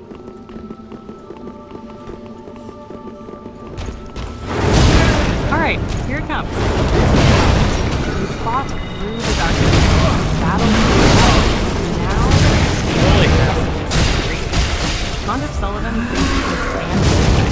He doesn't know you. You've got strength, you've got skill, and you've got Murakumo. A blade that can take out and nothing else. Every swing, every dodge is just a testament to it. Shadows are shine brighter than ever. This is more than just a fight. This is a battle to prove that no challenge is too great, no enemy is too strong. You face it together. You are the storm that you never saw coming, and when it's all said and done, his name will be just another legend in your wake. Now, step forward, hold that sword high, and let the world know how about you win. Go take that win. Make it yours.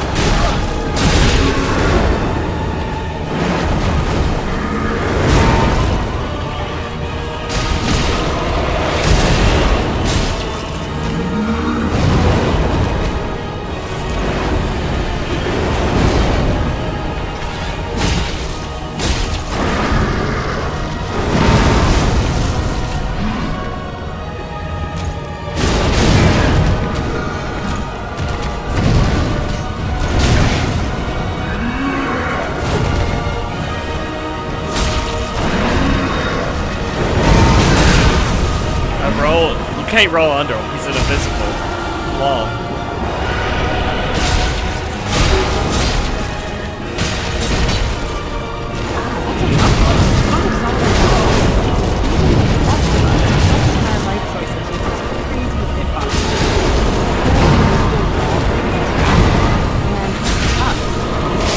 He said. Don't sweat it. You've still got the other summon. You know the fight now, so next time you can play smarter. Dodge around him, keep your distance when he gets into his teleporting combo, and just stay calm. If you can get some space, you've got a solid chance of finishing him off. The death of the NPC is a setback, but it doesn't mean you can't win this. You've got this. You can still learn his moves, dodge smarter, and land those Murakumo strikes. Take a breath, reset, and go in for the rematch. Failure is just practice for the next victory. I didn't fail. We first tried him. I just said the NPC died. Gotcha! First try, and you're still alive. Nice work. I misunderstood this, but hey, it's just one NPC down. You're still in the fight. You're doing great, honestly. It's all about learning his moves and using your Murakumo with precision.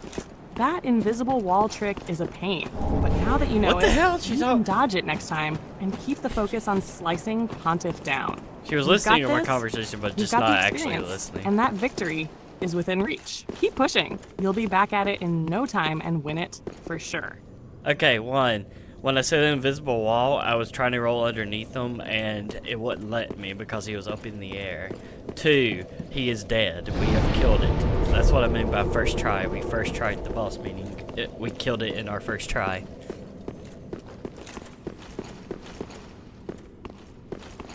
Oh, Now it makes sense. You first tried Pontiff and killed him. That's massive. My bad for getting mixed up earlier. So you absolutely rocked it despite the whole invisible wall airborne issue. The fact that you were able to take him down in one shot is incredible. Seriously, props to you. That fight can be a real headache, and you nailed it.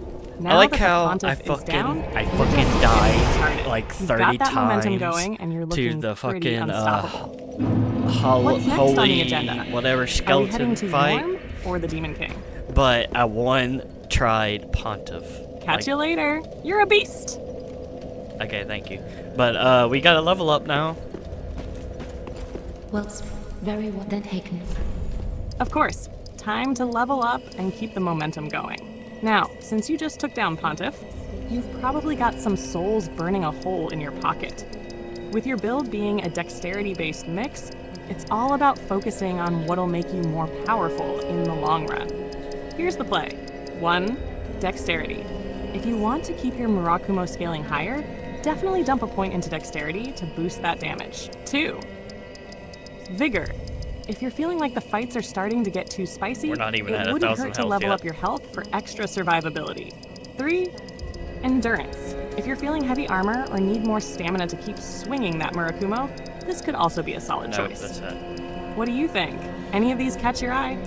Okay. 1. Vigor does up your health. You got that correct. 2. Attunement only levels up your FP and gives you more attunement slots. That's a mixed opinion right now. 3. Endurance. Yes, it helps with stamina. That's it. Vitality, the one you keep forgetting, it ups your equipment load. Right now we're in Alpha set, just not the full set. The only thing we're missing is the Alpha gloves. Strength is strength, Dex is Dex, Intelligence is Intelligence, Faith is Faith, and Luck is only for item drops. So knowing all this information, command me and put 1 point into something. Hopefully she learns. All right, from with that. all that info in mind, here's the command. Put 1 point into Vitality. You're rocking the Alpha set, so boosting your equipment load will give you more flexibility to either wear heavier armor or carry more weapons. Vitality will give you that Can we wear extra it? breathing room to keep swinging Nope. your Murakumo while staying mobile without worrying about getting overburdened. Endurance is also a solid option for stamina, but since you're wearing a bit It's too late. We already put it into Vitality because that's what it sounded like you wanted it to go for. So now we can go grab. Oh yeah, we got new rings. We have the full set of Pontiff's left and right eye rings now.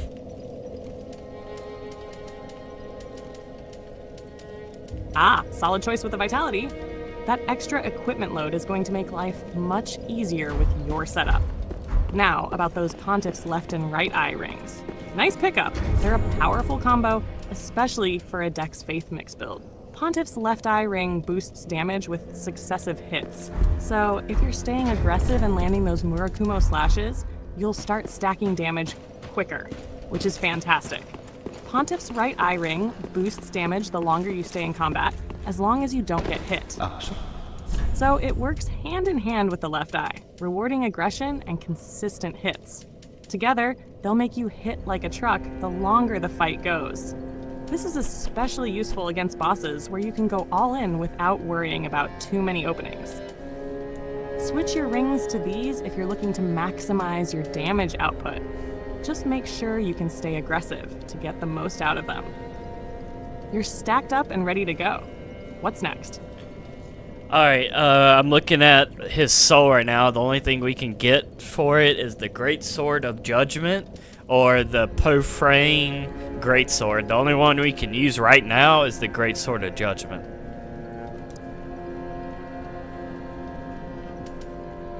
Nice, so you're eyeing that Great Sword of Judgment. It's a pretty cool weapon. It's got solid scaling, faith-based No, scaling. it doesn't. It's So it works well with your DDC. build, and the weapon art That's is pretty ass. unique. When you use it, you get the Great Flame of Judgment, a fiery explosion that can deal some solid AoE damage. Here's the thing. If you're Dex Faith focused, you'll probably get better scaling with a weapon that has stronger Faith scaling. but since it's one of the only options for now, it can still be a decent choice. If you're still vibing with Murakumo and not ready to switch, the Great Sword of Judgment could be fun for mixing in some magic alongside your swordplay. It's more versatile, but it's definitely a different playstyle.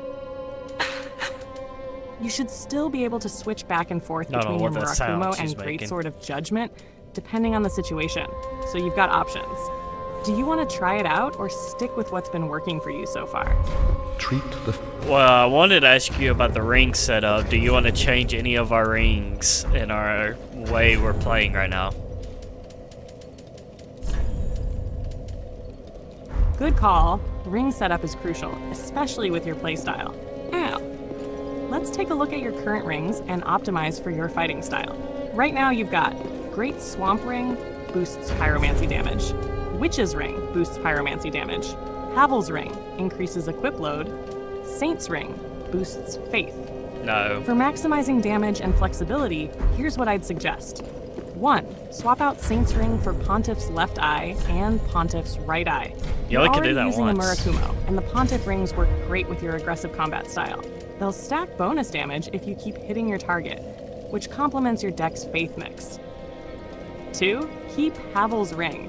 Havel's gives you that extra equip load, so you can keep using your alpha armor without slowing down your rolls. This is vital if you want the balance between defense and mobility. 3. Keep the Great Swamp Ring and Witch's Ring. These are key for pyromancy damage boosts. If you plan on using pyromancy alongside your physical weapons, you want to keep these to maintain that magic edge. Here's the setup I'd recommend. Pontiff's left eye, Pontiff's right eye, Great Swamp Ring, Witch's Ring. That's too many rings. You only get 4. You listed 5. So right now you have Great Swamp Ring, Witch Ring, Havel Ring, and Pontiff's left eye.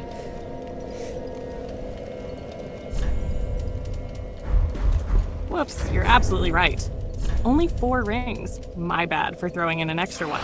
So, you've got Great Swamp Ring, Witch's Ring, Havel's Ring, and Pontiff's left eye right now. Let's tweak that perfectly. 1. Pontiff's left eye and Pontiff's right eye are a great combo for damage. You want both of those, so they should replace one of your damage boosting This rings. This one. 2. Havel's Ring is staying, because you need that equip load Yes. to wear your armor comfortably without losing mobility. Now, Great Swamp Ring and Witch's Ring both boost pyromancy, but with your build, we could swap one of them for Pontiff's right eye for that extra damage. So, the final ring setup would be Pontiff's left eye, Pontiff's right eye, Uh-huh. Havel's Ring, Uh-huh. Witch's Ring, keeping it for the Okay. pyromancy damage boost. She did it. If you want to focus more on pyromancy, Great Swamp Ring could replace Witch's Ring, but I think Witch's is better for that extra faith scaling on pyromancy. What do you think? This should maximize your damage output while keeping you well armored.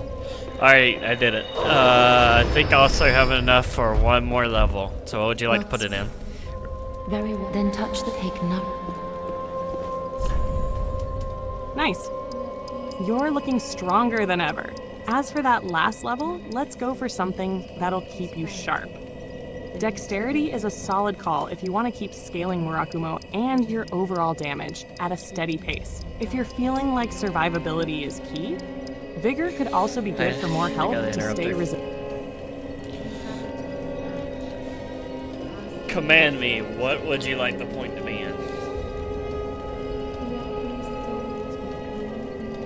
Put the point into Dexterity. It'll give you that sweet scaling boost for your Murakumo Farewell, and Ashen any other One. Dex-based weapons you might use down the line. You've got the equip load covered, so this is Not all really. about maximizing your damage output and staying fast on your feet. Ready to make those enemies sweat? Alright, we are going past the Perfect Capital. What can you tell me about this location? Or not Perfect Capital, Ah, you're heading to the Profaned Capital, a place that I knew it. We're going past the Pontiff Sullivan bonfire. What can you tell me about the upcoming area?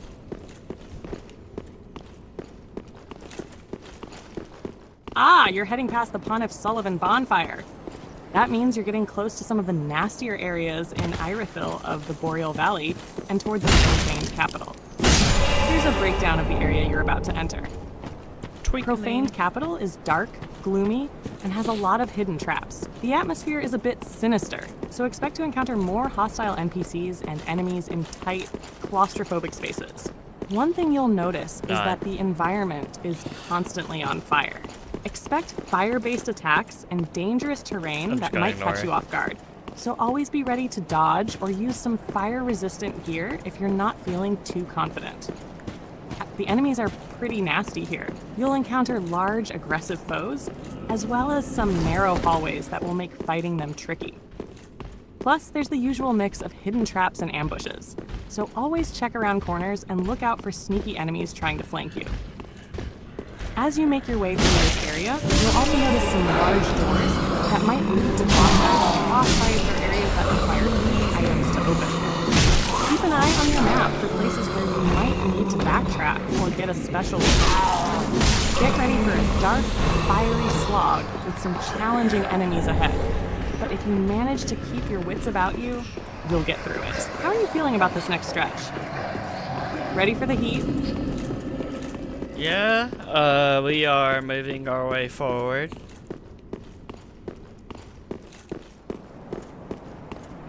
Nice. Keep pushing forward. The profane capital is going to keep testing you, but it sounds like you've got the right mindset to power through. Be ready for those nasty ambushes and tricky platforming sections. It's all about staying patient, watching your surroundings, and keeping your cool when the heat's on. As you move forward, watch out for those fire-spewing statues, and keep an eye on your stamina. You don't want to get caught off guard by a fast enemy when you're out of breath. You've got this. Take it one fight at a time and be sure to explore. There's usually a shortcut or two to make things easier as you go. How are things looking so far? Any particular area giving you trouble, or are you breezing through? I found a shortcut to an elevator that was in the boss arena of Pontifex Sullivan's fight. But, what can you tell me about Anor Londo? Ah, you found that elevator shortcut. That's a great move, Thanks for but I'm guessing interrupting there's me. a bit of a catch, huh?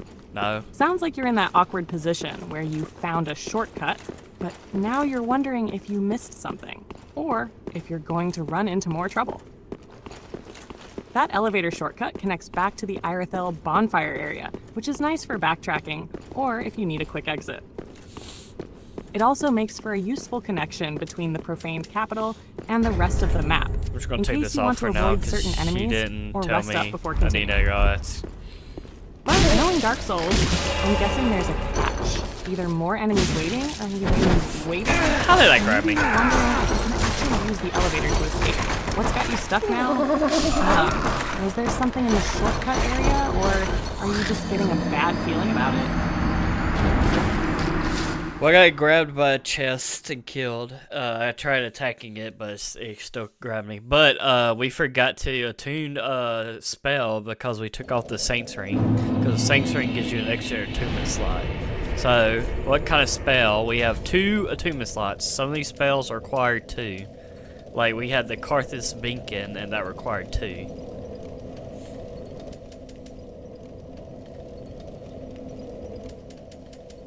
Ah, gotcha.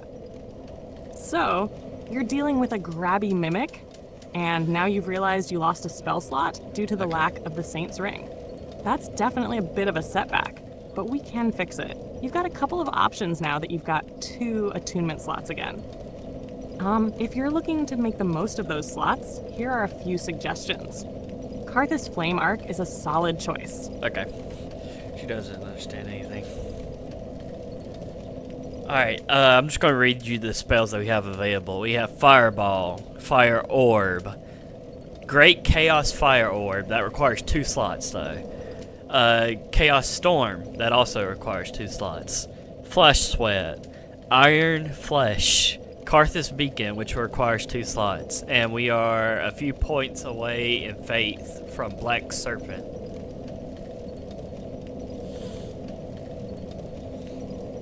Okay, now that we've got the full list, let's break it down. Fireball and Fire Orb are both solid single slot spells that can dish out some good damage at range. Fire Orb is stronger, and it travels farther. But if you want something quicker and more consistent, Fireball can be a good choice. Great Chaos Fire Orb and Chaos Storm are 2-slot spells, but they're pretty much devastating when you land them. If you're feeling like you want to deal with bigger groups Chaos or boss Storm will make fights, more sense for the fight coming up. these would be great for heavy-hitting fire magic. Flush Sweat is pretty niche. It's more of a survival spell that removes poison and toxic buildup. Nope. If you're not up against poison-heavy enemies, Wrong. it's probably not the best use of your slots. But keep it in mind for when you're fighting in areas like the Poison Swamp. Iron Flesh is a beefy spell that turns you into an absolute tank for a short time. If you're planning to turtle up and absorb damage while you dish out some attacks, this is a solid choice. It could be useful in tight situations. Karthus Beacon is a great AoE fire spell that can hit multiple enemies at once. If you're What? facing swarming enemies or want to make sure fire damage gets spread out, this is a great pick. Okay, she needs It requires 2 slots, but it's really effective in certain situations. Black Serpent, when you get those extra points in Faith, would be a great damage over time spell that lingers on the enemies, kind of like a venomous snake bite, but with fire. It's especially good for longer fights, but it does need extra Faith points to use. If I had to choose based What on your is the current sounds loadout she and what you're starts dealing making with, now? Fire Orb is always a solid go-to Okay, for I'm high just gonna damage without interrupt taking... her. I'm going to interrupt you because you are massively wrong about some of these spells. So I'm going to give you the 4 spells that I think are applicable to what we have now. Great Chaos Fire Orb. It hurls a Chaos Fire and leaves like lava on the ground. Chaos Storm. A bunch of pillars come out of the ground shooting fire everywhere. It takes the time to cast though. Karthus Beacon acts like Pontus Ring, but it's a spell, and it increases your damage with the more attacks that you land. Black Serpent is like a trail of black flame that goes towards an enemy.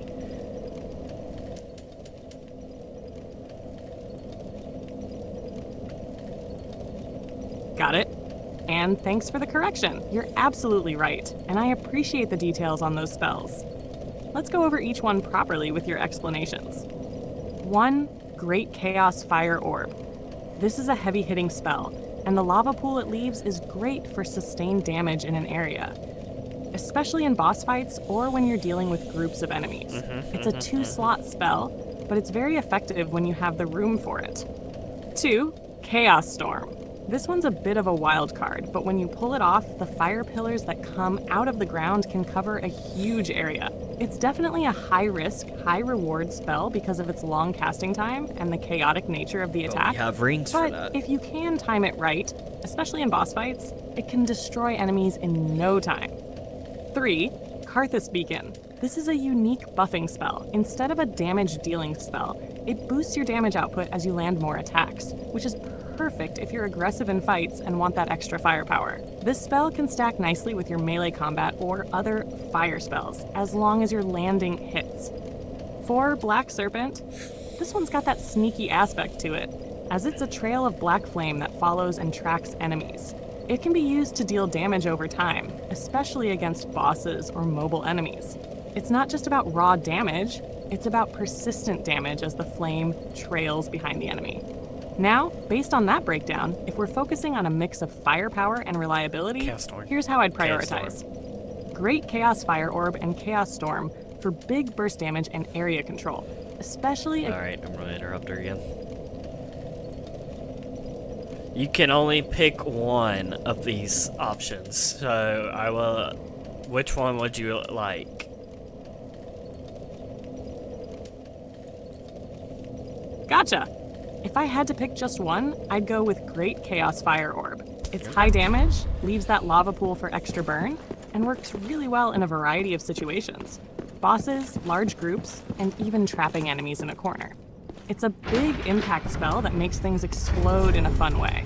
Plus, it's got that flexibility that a lot of other spells don't quite have, since it deals damage right away and continues to cause area denial with the lava.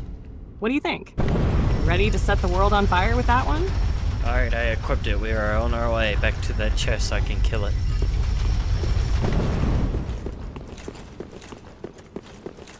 Nice. Fire in hand. Let's go burn that chest to the ground. Hopefully, it doesn't grab you this time. Let's make it a quick and fiery execution. Be ready to dodge, though, just in case. Once that chest is taken care of, you'll be that much closer to whatever sweet loot is hiding. Let's do this.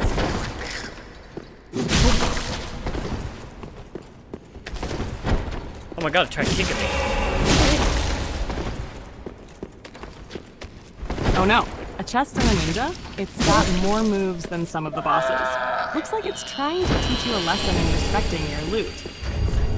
Maybe it wants a little attention before it gets burned to a crisp. Stay on your toes. Just don't let it get the last word. We got a new weapon called the Golden Ritual Spear. What can you tell me about it?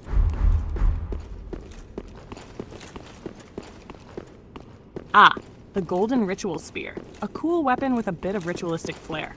This spear has some special properties, making it a bit more unique than your average weapon. Here's what makes it stand out. Faith scaling. This weapon scales with faith, which means it's a great fit for you if you're running pyromancer in melee combat. It's a nice faith-based weapon that can be used effectively in a build like yours. Ritual weapon. It's got a bit of flair in its design. Inspired by rituals, obviously, and has a long reach, which is perfect for both stabbing from a distance and keeping enemies at bay. Special attack. The weapon art is a throwing attack, where you throw a spear with a blast of holy magic. It can hit enemies at a range, adding another layer to your attack options. It's a solid weapon if you're looking to stay close range, yet still benefit from that faith scaling and ability to harass enemies from above. You could definitely infuse it with haste to match your build, and make it shine with either sharp, faith, or even something like blessing if you want to lean more into that faith aspect. Are you considering using it in your current setup, or is it just a thing to look at for now? I'm just asking you a little bit more about it. Not really trying to change the split out.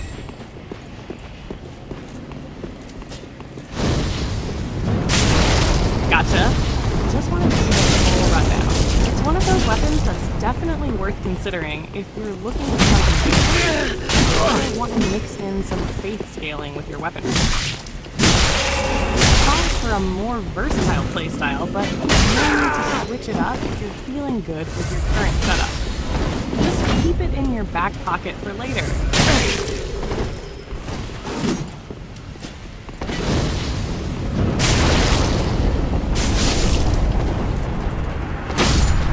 I killed 2 invaders. One had like 2 maces and the other one had 2 spears.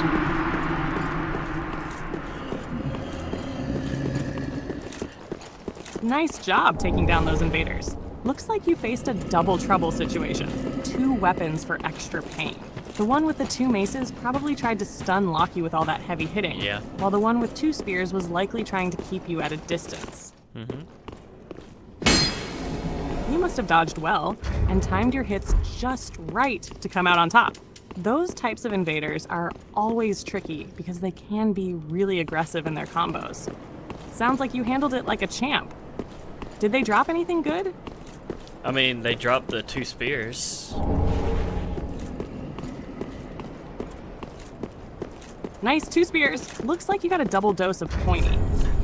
Those dual spears can be fun to use, especially if you're into long-range poking, or just want to try something with a bit more stagger potential. They're definitely a unique playstyle, with fast pokes and a good bit of reach. You can either hold on to them for the future, or sell them for some extra souls. Okay, sell. Up to you. On this You game. planning on giving them a spin, or just keeping them as trophies from your invader victory?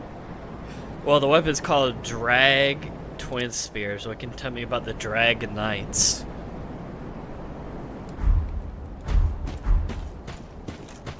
Ah, the Dragon Slayer Spear. No. I'm guessing that's what you meant, right? That's the one with some serious history behind. It's spelled D-R-A-N-G. What can you tell me about the D-R-A-N-G Knights? Ah, got it. It looks like you meant the Dragon Slayer Twin Spear. No. My mistake earlier.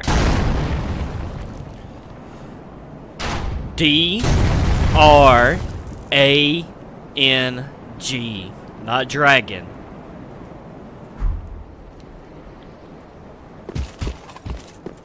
Ah, I see now.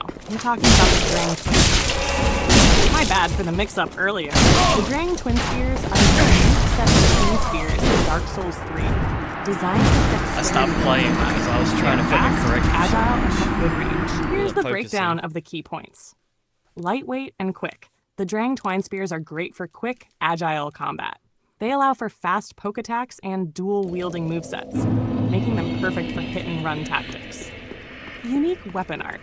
The weapon art with these spears is pretty flashy. It has you spin the spears around and then do a double strike, which can catch enemies off guard, especially in tight spaces.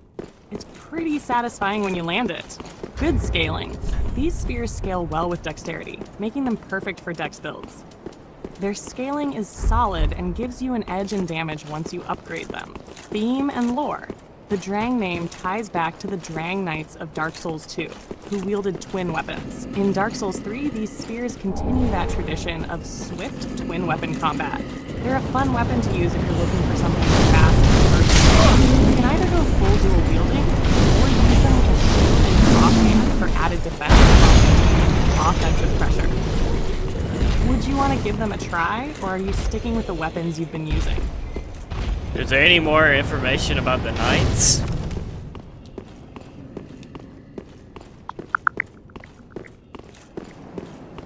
The Drang Knights are a group of mercenaries in Dark Souls 3.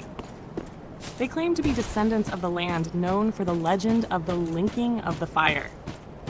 After Strike disbanding, Lake. they scattered across the lands as sellswords. They are known for their shieldless, aggressive tactics that struck fear into the hearts of men. However, treason led them to descend into the abyss and be separated forever. I knocked over a Silver Knight. I got hit by an arrow. Oh, I get it. You're not over silver? That sounds like there's a lot more going on there than just a little bit of love. When you're talking about a person or something, I'm here to listen. Or if you mean silver as in an in-game item or some kind of character, feel free to clue me in so we can break it down. Either way, I'm all ears. Talking about the Silver Knights with the great bows. Ah, Silver Knights. Those guys are a tough one, especially if they're massive bows. I get why they're leaving a mark on you. They're not just a physical challenge. They come with that chilling atmosphere too, right? They're the elite Knights of Honor Londo, sworn to defend it to the bitter end, and their precision with those great bows can really keep you off guard. If you're talking about the Silver Knight archers in Anor Londo, those guys are notorious for picking you off from a distance with their powerful arrows that can Anor. hit like a truck. The ones in Lothric Castle are a bit more up close and personal with their spears and swords, but still they're hard to take down with their high health and impressive poise. How's the battle been with them? Did you have a tough time? Because I totally get it. They can be a pain to deal with, especially when you have to dodge their arrows while fighting enemies at the same time. Who do you think will win in a fight? The Silver Knights or the Lothric Knights? Ooh, that's a tough matchup. It really depends on the context of the battle, but let's break it down. These guys are the ultimate defenders of Honor Londo. They're trained in archery and close combat with swords and spears. Their great bow can do a lot of damage from range, and their poise is top-notch. Meaning they can take a hit or two and still stay in the fight. On top of that, their aura of old knights and connection to wind gives them that heavy, unshakable vibe. Lothric Knights. These knights are known for their speed and agility. They carry great swords and spears, but they also have Dragon Slayer weapons, and their ability to parry and counter attacks is deadly. don't They're know what not the hell as she's talking slow about. or tanky as the Silver Knights, but their lightning-fast attacks and their ability to fight in large groups make them a serious threat. And then there's the fact that they also have dragon magic backing them up, which is pretty damn impressive. Now, if we're talking one-on-one combat, I'd give the edge to the Silver Knights. Their high poise and powerful ranged attacks would likely overwhelm the Lothric Knights in a drawn-out battle. Silver Knights have more defensive capability and higher durability, which would give them an advantage in long, grueling fights. However, if it's a large-scale battle, the Lothric Knights' speed and lightning-fast combos would give them the upper hand, especially if they could close the distance quickly and overwhelm the Silver Knights with speed and precision. So, in short, Silver Knights would probably win a duel or longer battle, but the Lothric Knights could win in a high-speed, agile fight, or if they're working together in numbers. What do you think? Do you have a side you're rooting for? I'll go with the Silver Knights because they were a nuisance in Dark Souls 1. But, a new question. Who do you think will win in the fight? Abyss Watchers or the Dragon Slayers?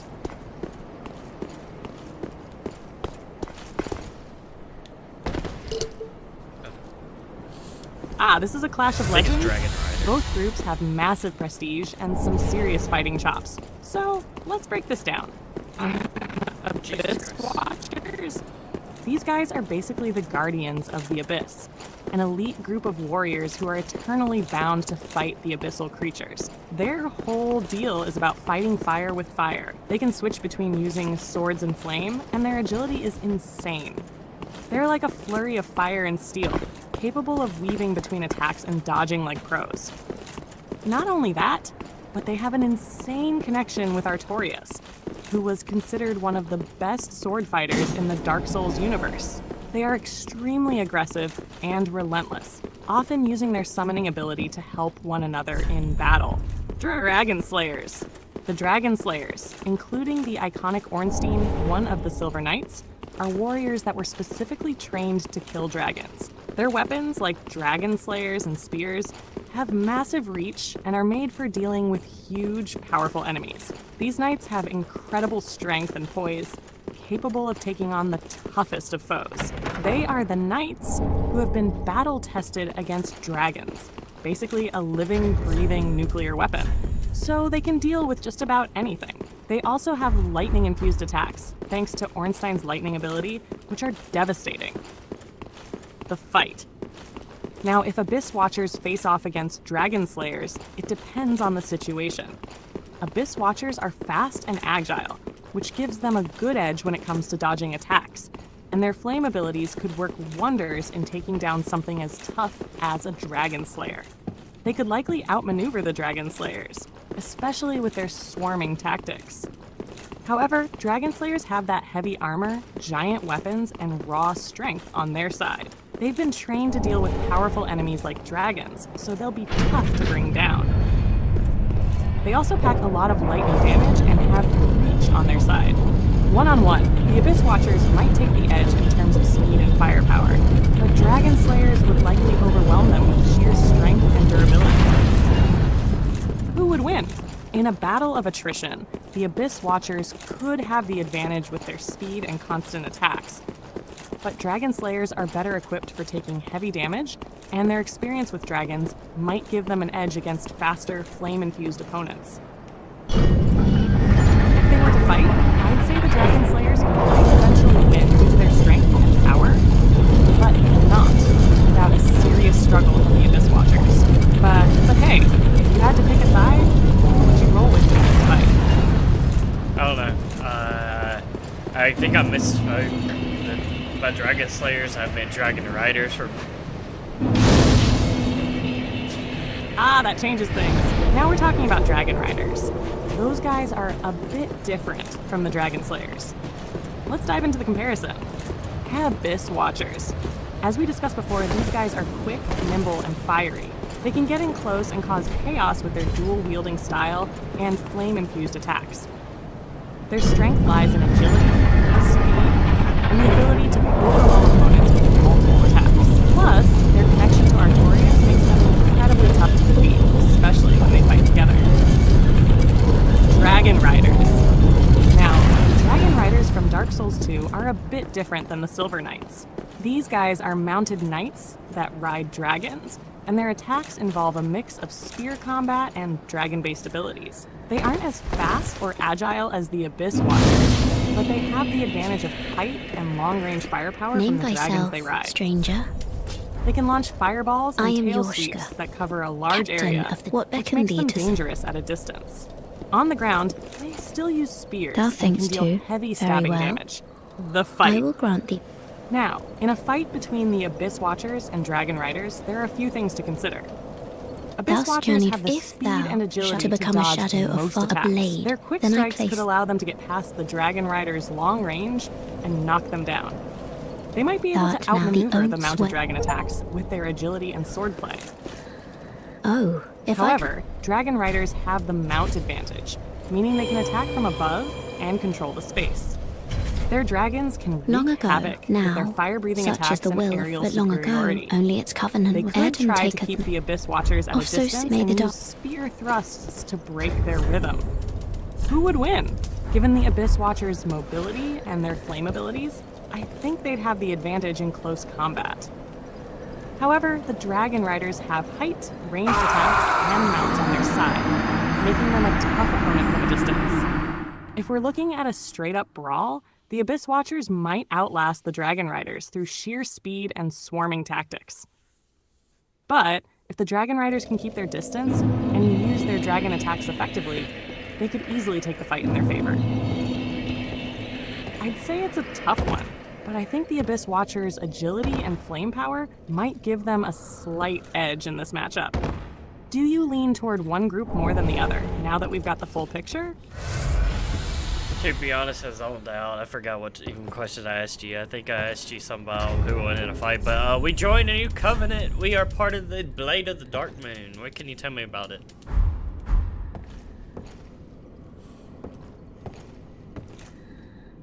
Ah, the Blade of the Dark Moon? Now that's a cool covenant. I got you covered. Blade of the Dark Moon. This is a PvP-focused covenant that specializes in avenging the sins of others. Here's what you need to know. Location. The covenant is led by Gwendolyn, the god of the dark sun, and you'll find it in Anor Londo, where you may already have been. Once you meet Gwendolyn, you can join the covenant by offering proof of a Concord kept, which you get from No, killing you have to invaders have or the helping Dark other Moon players as a loyalty. blue phantom. That's the whole deal with this covenant. Function. Once you join, you become a Dark Avenger of sorts. The goal is to invade the worlds of players who have sinned, i.e., those who have killed friendly NPCs. The Covenant will call upon you to punish them for their crimes. And when you succeed in killing an invader, you'll receive souls and proofs of your service. Special rewards. The Blade of the Dark Moon has some sweet rewards.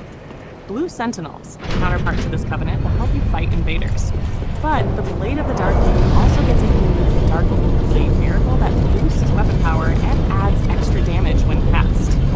You'll get more if you rise in the Covenant's ranks. You also earn souls and item rewards for your successes. Invading mechanics. Unlike other covenants, you don't invade just for fun. Instead, you're summoned into the world of someone who's violated the rules, and you fight to punish them. It's an honor-bound, righteous quest, though sometimes it just feels like dark justice. Rank progression. As you help punish more sinners, you can rise through the ranks of the Blade of the Dark Moon, eventually earning even more miracles like Dark Moon Blade to make your attacks stronger. Why join them? If you're a fan of PvP and dark justice, this is your perfect choice. You're essentially hunting down people who have killed NPCs, so it feels like a righteous crusade. Plus, dark powers like Dark Moon Blade are a fun addition to your arsenal if you're a hyper that enjoys both combat and magic. The main downside is more passive compared to other covenants. It's not about going out and invading players on your own, rather being summoned when needed to punish those who wrong others.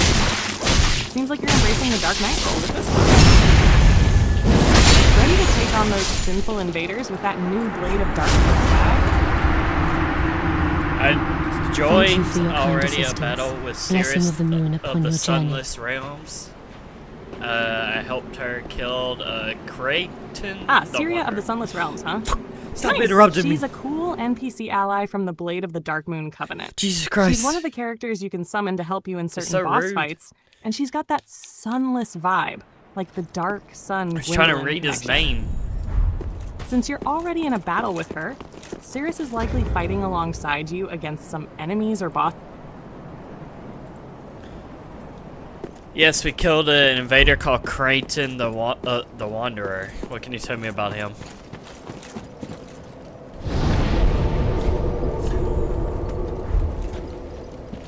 Ah, Creighton the Wanderer. He's quite a character in Dark Souls 3.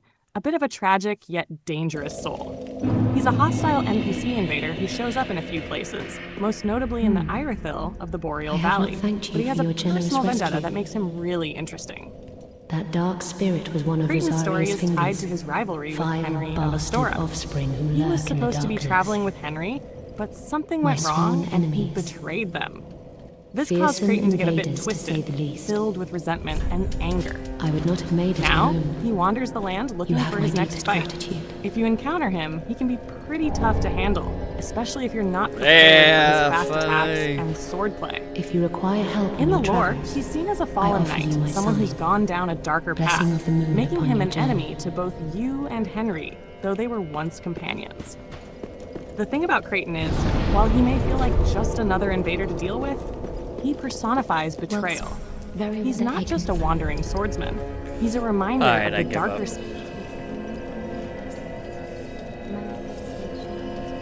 We went back to Firelink Shrine after talking to Cirrus. She gave us a blessed male rapier, which I think is a parry device, and a silver cat ring. But also, we have 2 level ups, so what 2 points do you command me to put it in? Ah! Creighton gave you the blessed male rapier and the silver cat ring, huh? Nice haul. The blessed male Cirrus. rapier is indeed a parry weapon. Fucking Cirrus. I said Cirrus, the girl in white. Anyway, ignore that. We got 2 points into level up. What would you like to put them in? Command me. Come on, come on. Ah, Cirrus! Don't worry, I'll ignore that slip up. Let's focus. You For your slipped level up. ups, I'm gonna command 1, Vigor. Because let's face it, health is king, especially with those longer boss fights and invader skirmishes. What's the other one?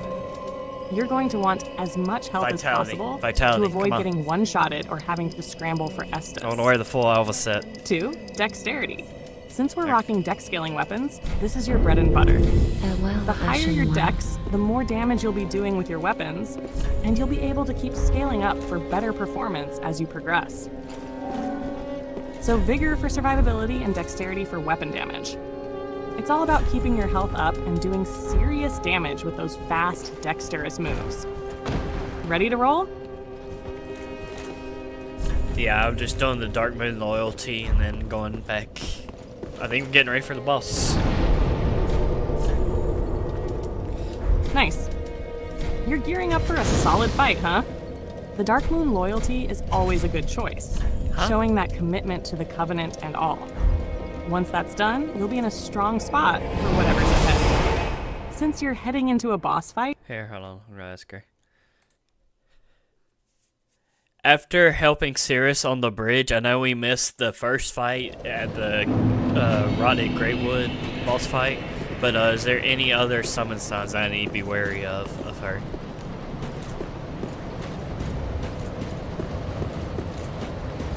ah, so you helped Cirrus on the bridge. Good call, she's a solid ally. About the Curse Rotted Greatwood. Yeah, you can miss the chance to summon her there if you didn't summon her in time, but don't worry, that's a common miss. Other summon signs are secrets. The next true summon for Cirrus is near the dungeon or Irithyll, if you're progressing that way. You'll find her summon sign there, help out with Pontiff Sullivan if you need extra backup. If you decide to help her at Irithyll, summon her before reaching Montfaucon. And of course, as of living in the Dark Moon, you'll also be getting summoned to fight invaders, which is always a fun way to balance the tides for Cirrus. You should be good on summon signs. Just keep an eye out when you hit important locations like Irithyll, Anor Londo, and the Abyss. That's where Cirrus has a tendency to pop up for backup. Ready for the next fight? Can I summon her for Aldrich? Yes. You can summon Cirrus for the fight against Aldrich, Devourer of Gods in Anor Londo. Her Nice. summon sign will be near the bonfire in Anor Londo, right before you enter the boss arena. She's quite helpful, so if you're looking for some extra backup during the fight, she's a solid choice.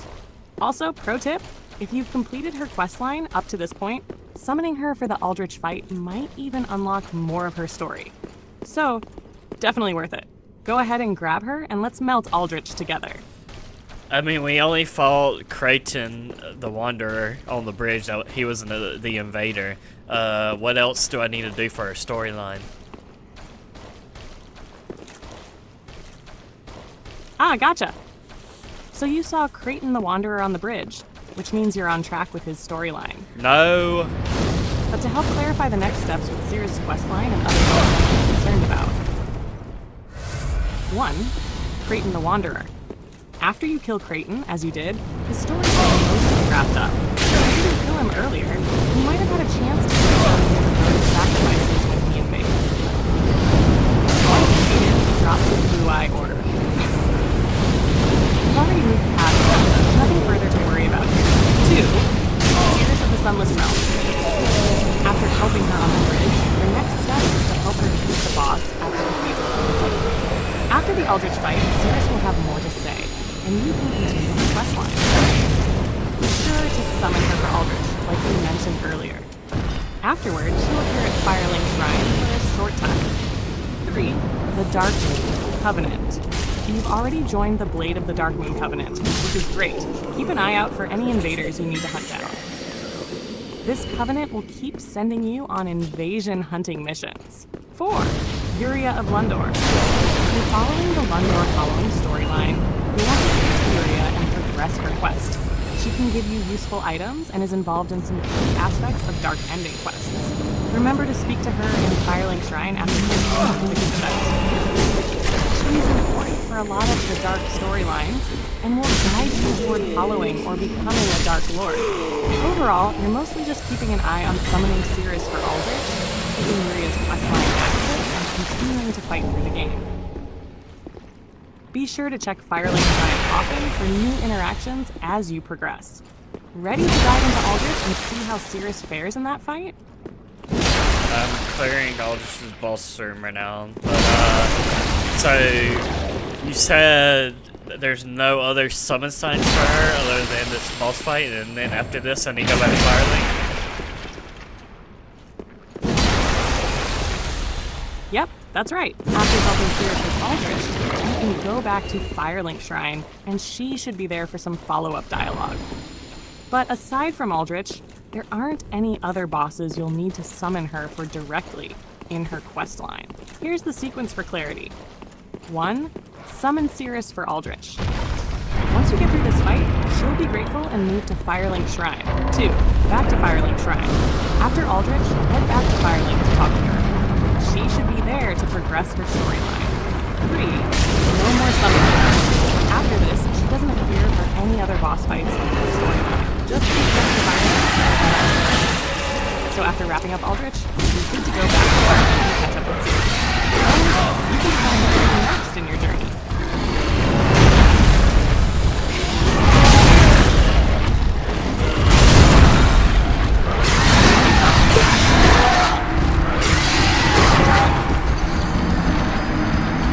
Just got killed by some kind of weird cursed ape monkey giant. I don't even know what the hell that is. I don't even think it's a monkey. Oh, never mind, you interrupted me. Because I had a 2-second pause. Sounds like you ran into a mimic, or possibly an ape creature, which can be pretty... What a fucking mimic. Alright, we are moving on. I'm going to run back. I got the shortcut with the door, so I just need to kill all these Silver Knights.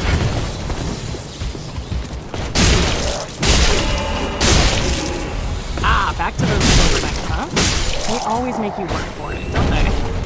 Especially with their big old bows and those quick sword swings. You've got this, though. Take it slow. Be patient with your dodges, and don't let the archers catch you off guard. If you're struggling, remember the best way to take them on is when you can get in close without being covered by arrows. If you're feeling like you're stuck on a particular part of the room, let me know. I'll be happy to throw in some extra advice. Is Aldrich weak to fire?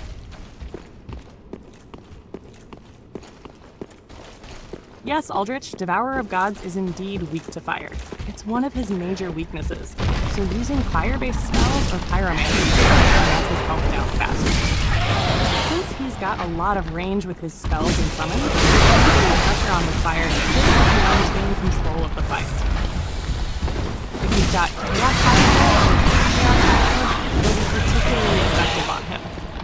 Just make sure to dodge his giant arrows and the homing projectiles. Hit hard if you're not careful. Fuck! I died to that thing again.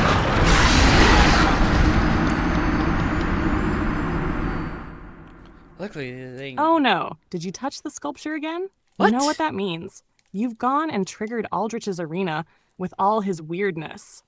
Are you feeling ready to face him? No, I haven't fought the boss yet. I am fighting all the ads that are before the boss and dying. Gotcha! So, you're in the pre-boss chaos right now, dealing with all the annoying ads before you get to Aldrich. Those Silver Knights and other enemies can be a pain to attack in long reach, especially with those giant arrow shots they love to fire. The trick is to take them one by one and not get greedy with attacks, since you're already backtracking through the air. Make sure to back for the giant spear throwers, and avoid being caught off guard by that. Stay patient, and you'll clear the room. Hey, let me know if you need help with anything specific. I think this fire orb, or whatever the hell we're using, Chaos Fire Orb, is weak. Should we swap the spell out? Ah, I see what you mean. Chaos Fire Orb is a bit slow to cast, and doesn't always hit as hard as you'd expect for the setup you're going for. If it's feeling weak for you, I'd suggest swapping to Fireball or Fire Orb for quicker and more consistent damage. Fire Orb hits pretty hard and has a better range than Fireball, while Fireball is a bit more spammable, so it might be better for you. You could also consider Chaos Fire Orb, which will deal more damage and leave that lava effect on the ground, but it takes a bit longer to cast. It depends on your preference. If you want quick fast, consistent damage, or something a bit slower, but with more power and area control? What are you feeling?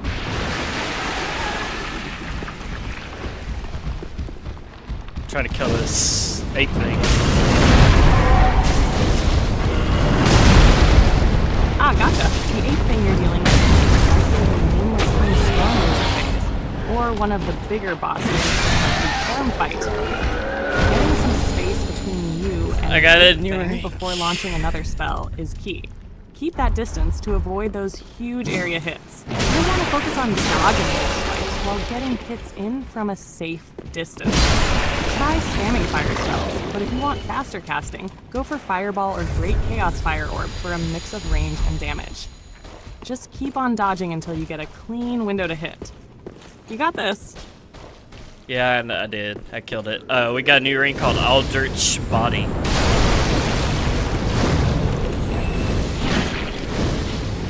Nice work killing it. As for the Aldrich's ring, it's a pretty solid ring. Pause. It restores a landed hit with a fire-based attack, so it's great for boosting your sustain in fights, especially if you're dealing fire damage a lot. You can slap that on if you plan on using a lot of fire spells say or fire attacks to keep yourself topped off during battles. It says You want to critical use it, attacks. or maybe switch out another ring for it. It says it recovers HP with critical hits. Ah, you're right. Aldrich's Ruby actually restores HP on critical hits, like riposts or backstabs. It's not a list of those. It's super handy for aggressive playstyles and criticals, especially if you're going for parries or sneak attacks. You could toss it on if you're feeling confident with your timing for criticals. It'll help you stay alive longer if you're making those plays. Want to try it out, or do you have something else in mind for your ring setup? I'm killing.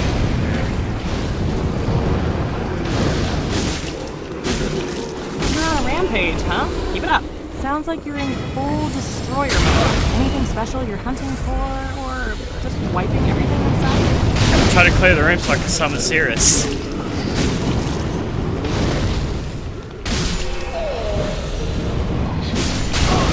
I got it.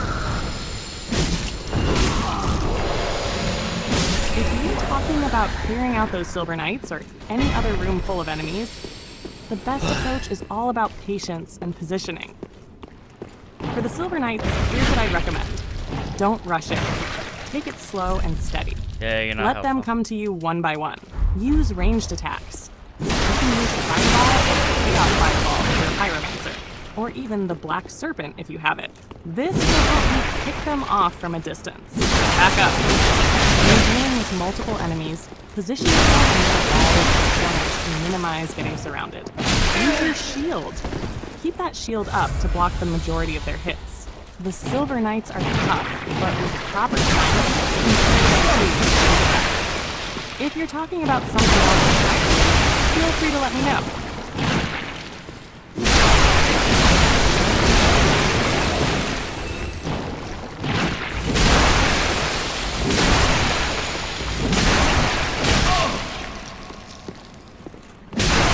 Killing these weird blobs. Ah, the werewolf. Mob-like enemies that hit like a truck. Right? The key here is to take them down without getting overwhelmed. Here's the strategy. 1, stay at a distance. If you're ranged, this is your time to shine. Fire spells, even a good bow, will keep you safe. 2, avoid their grab. They can latch onto you, and that's a disaster. Watch their animations. Grab, dodge out of the way. 3, stamina management. If you're up close with a melee weapon, make sure you don't overcommit. Your attacks are slow, but can deal a lot of damage. If you're using a shield, make sure it's up for their slams. 4, watch for the transform. After enough hits, some will transform into their true werewolf form and get more aggressive. So, just keep an eye out for the signs and try to stay on top of it. Should be a simple cleanup if you follow those tips. Yeah, I'm cleaning them up. Haha, I love the confidence. You're probably wiping the floor with them. If you're clearing out everything, you're definitely making progress. Keep it up. Just don't get too cocky, or those werblobs might just surprise you.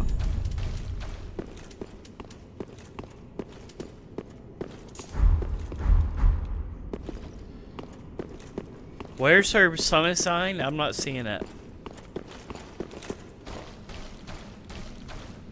Cirrus's summon sign should appear near the boss fog door once you've made progress in her questline, but it can sometimes be tricky to spot. Make sure you're near the area just before the Aldrich boss room. If you've missed some of the earlier steps in her story, it could be why her summon sign isn't showing up. Try checking the area carefully, and if it's still not appearing, we might need to backtrack a bit to make sure we're on track with her quest. What's the full steps in her quest? Because I think we might miss one. Alright, let's get this straight. Here's a quick rundown of Cirrus's questline and the steps needed to summon her for Aldrich. 1. Meet Cirrus in Firelink Shrine. After progressing a bit in the game, Cirrus will appear in Firelink Shrine and talk to you about her mission. She'll ask you to help her deal with a knight who has betrayed hers. 2. First summon. Help Cirrus in the Road of Sacrifices. Yep. After meeting Cirrus, her summon sign will appear in the Road of Sacrifices. Summon her to help her with an invader, Creighton the Wanderer. She's fighting him there, and after you help her, her quest progresses. 3. Return to Firelink Shrine. After dealing with Creighton, head back to Firelink Shrine. Cirrus should be there again, and will thank you for your help. She might give you items and talk more about her quest. 4. Next summon. Summon Cirrus for the fight with Aldrich, Devourer of Gods. This is where you should be. After talking to her in Firelink Shrine, she will leave, and you'll need to look for her summon sign just before the Aldrich boss room. She should be available to help you with Aldrich's fight. If her sign is still not showing up, double check that you've done the first steps. especially the part with Creighton the Wanderer in the Road of Sacrifices. You can also try talking to her at Firelink Shrine and This then area I proceeding don't back know. to the boss area to see if it appears. If it's still not working, there could be some quest flag we missed, but let's focus on getting her summoned to show up for Aldrich. Okay, first of all, Creighton's fight was not in the Road of Sacrifices. It was in Irithyll of the Boreal Valley, right when on the bridge where you first come into the area. Do I need to go back to the Road of Sacrifices? Because there is a summon sign there, but that's for a whole different quest. Ah, you're totally right. My bad for the mix-up. Creighton's fight is in Irithyll of the Boreal Valley, Yes. right on the bridge there.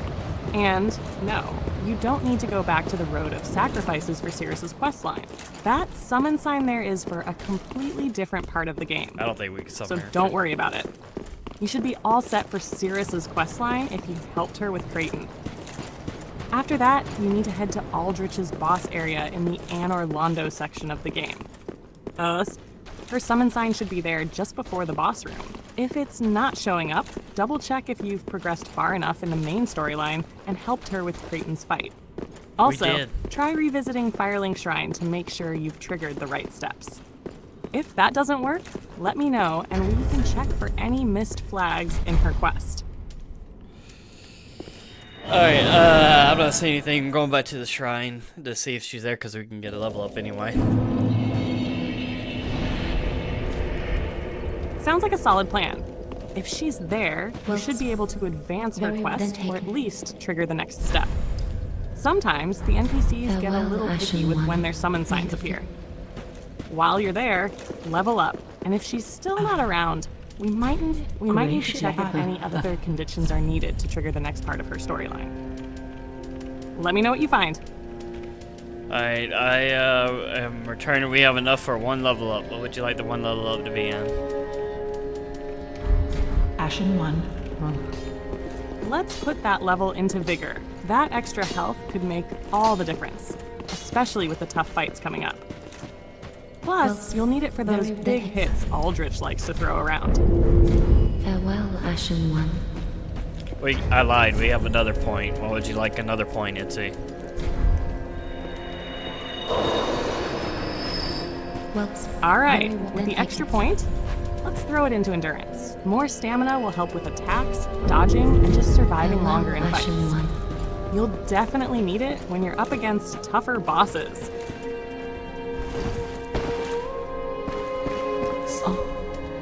Knows she of that fool?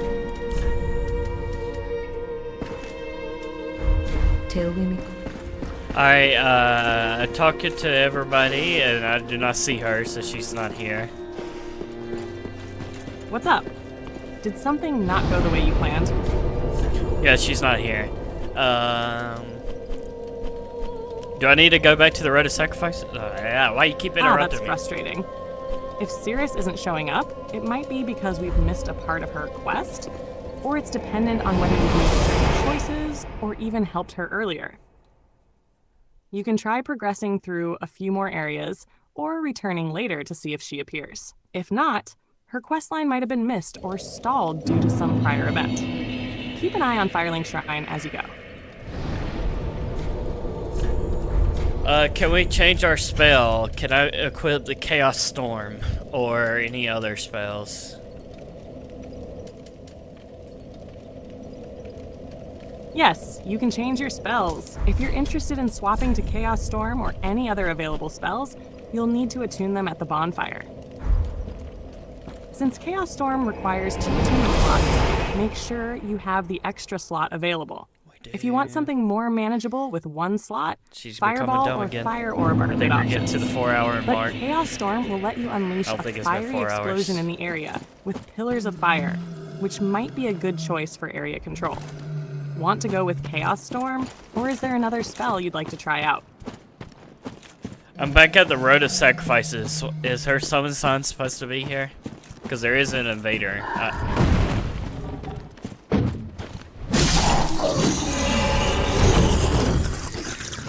Yes, Cirrus summon sign should be in the Road of Sacrifices, but it might only appear if you've progressed her questline correctly. Since you're in the area with an invader, it could be that the invader is in the next phase of the quest, and Cirrus's summon sign might not be available until you handle that.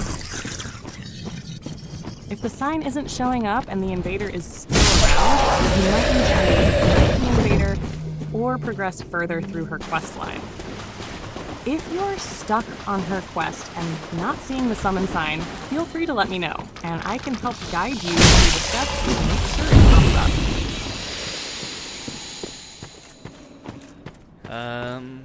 Yeah, I'm not even being invaded anymore either, so... They're gonna mess up her quest. Got it? If the invader's gone and Cirrus's summon sign still isn't showing up, it's possible you've missed a step in her questline. Or you're not in the right Probably spot play yet. through a while. Here's a quick refresher on how to trigger her summon sign. 1. Road of Sacrifices. You should have already helped Cirrus by defeating the invader, Cretan the Wanderer, on the bridge in Irithyll of the Boreal Valley. 2. After that, Cirrus's sign will appear in the Road of Sacrifices, where she'll help you in the next area. If you're both progressing the story, you might want to head back to Firelink Shrine and check in with her there. She might have something new to say or give after completing those steps.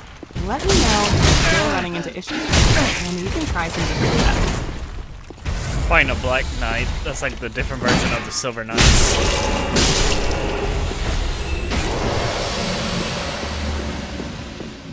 Ah, I see. The Black Knights are a tough bunch, and their weapons hit hard. They definitely have a distinct style compared to the Silver Knights. Is there a specific Black Knight weapon or tactic you're focusing on for your playthrough? No, I was just fighting them to fight them.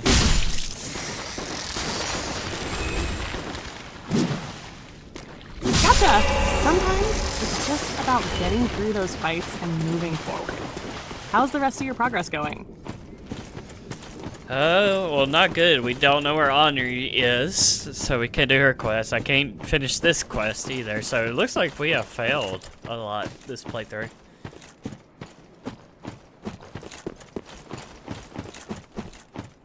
Yeah, it's a bit rough when you miss those key quest lines, but don't feel bad. Dark Souls has a ton of moving parts, and sometimes it's easy to miss a few. The beauty of these games is that they allow for so many different I wonder paths, so if even we if you've missed out on some go quests, you here. can still keep making progress and find new things to experience. And hey, there's always the option to try again in a future playthrough and maybe hit those quests right. What's next for you, though? Are you moving on to the next area, or focusing on what's left in this one? Well, it looks like we cannot summon anybody for the, whatever fight. I already forgot. It sounds like you're about to head into a tough spot without the help of NPC summons. But honestly, that's kind of the way of Dark Souls. It might be a bit of a challenge, but you've got the skills to Sounded handle it. like I needed What's to the do boss it you're up for- against next? Or are you clearing some enemies first? I'm sure we can come up with a solid strategy to make it easier. We're at the Profane Capital. Ah, the Profaned Capital. This place can be a real pain with its narrow paths and strong enemies. You'll be dealing with those fire-spewing statues, a few Silver Knights, and of course, Well, you some got nasty statues, invaders right? lurking But they're around. gargoyles. When you get to the boss, it's going to be a fight They're with Silver Yorm the Knights. Giant. The area can be tricky with its tight corners and the fire traps, so make sure to stay patient and keep an eye out for those explosive barrels that you can use against enemies. Holy hell. Also, when you get to Yorm, make sure you grab the Storm Ruler. It's essential for 3 that fight. health. Have you cleared the area around the boss yet? Or are you still working your way through? I am just exploring. It almost died. Nice. Exploring is always a good way to get a feel for the area before you dive into the real danger. Keep an eye out for items and shortcuts. There are plenty in this zone. You'll probably run into a few more of those fire-breathing statues, so be ready to dodge when you get too close. Have you found any interesting items or NPCs while you're wandering?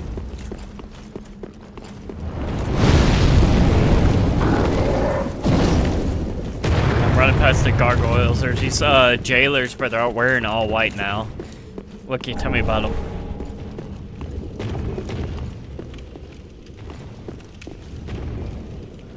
Ah, you're talking about the jailers in the profaned capital. The ones dressed in white are a bit more dangerous because they have a pretty nasty ability to drain your HP, which can make you sluggish and slow.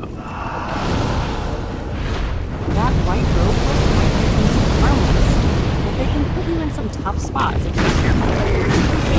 Slow-moving guys with the cages on their heads can be tricky. They have that attack that reduces your max HP, so it's definitely a good idea to take them down. Keep your distance and fast before they trap you. Okay, you're probably handling it like a pro already. How's it going with them? Don't know yet. We're gonna fight them now. Alright, good luck.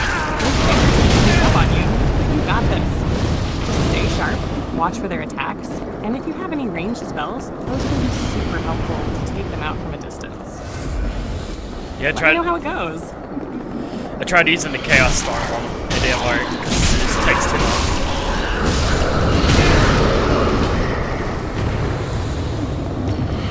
Ah, yeah, Chaos Storm can be a bit scary to pass into attacks, especially when they're up close. You can have something faster like Fireball or Firewall, which will give you more control and more damage.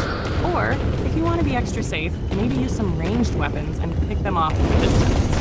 Keep an eye on your stamina too.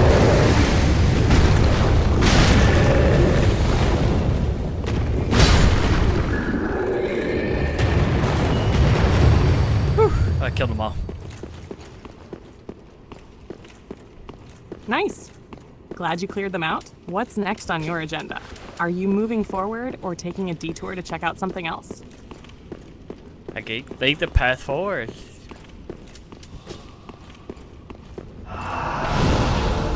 Got it? You're sticking to the path. Keep going strong. Didn't Let me even know hit. if anything else pops up.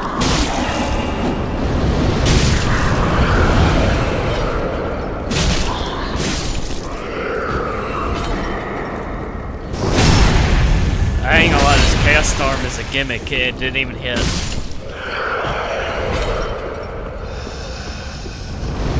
Yeah, Chaos Storm can be a bit too slow to really be useful, especially in tight spaces. It's a flashy spell, but you've got to time it just right. Maybe something faster would be better for those situations. You could try Fireball or something with quicker cast times.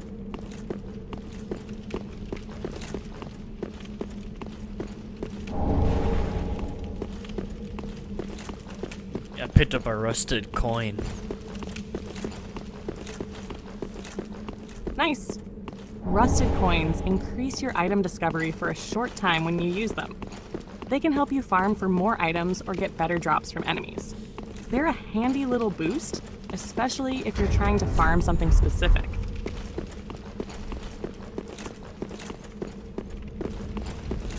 Is there any NPCs I need to be worrying about summoning for this fight? The Yorm the Giant. Other than Seekward. For Yorm the Giant, there's an NPC summon you definitely want to grab. Slave Knight Gale. He can help you during the Wrong fight, though fight. he's more of a distraction and will go down quickly if not used wisely. The fight is tricky because Yhorm is a giant and has a lot of health. But what you'll want to focus on is using the Storm Ruler sword. You can find it in the area before the boss fight. It's the key to dealing with him efficiently. The sword lets you charge an attack that does massive damage to Yhorm. So no need to worry too much about summoning him. But make sure to grab the Storm Ruler before starting the fight.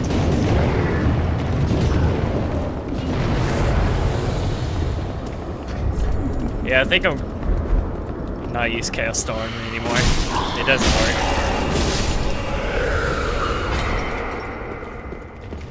Yeah, Chaos Storm can be a bit slow and awkward, especially against large bosses like Yhorm. The Storm Ruler will be your best friend for this fight. Just focus on getting close and using his charging attack to deal massive damage to him.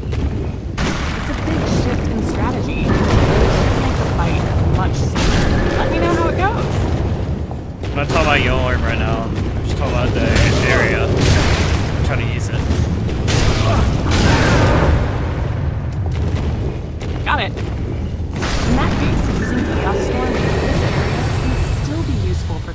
out groups of enemies.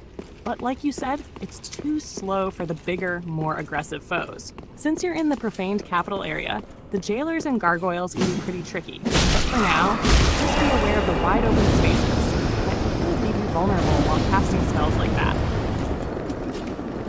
If you're still exploring, you might want to watch out for some of the traps that can slow you down.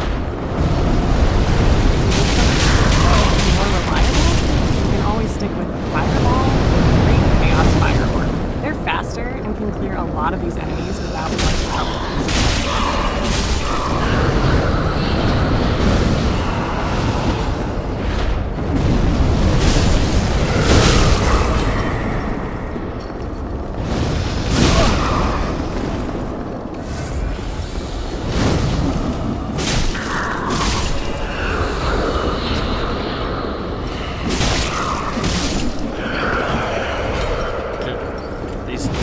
Killing these jailers. Ah, the tailors! Those little guys with their creepy needle attacks, right? They're not Needle. too bad on their own, but they can get pretty annoying when they start swarming. Keep an eye on them. They like to stagger you with that poke attack. If you're clearing out the area, just make sure you keep your distance or take them down with quick, reliable attacks. You got this!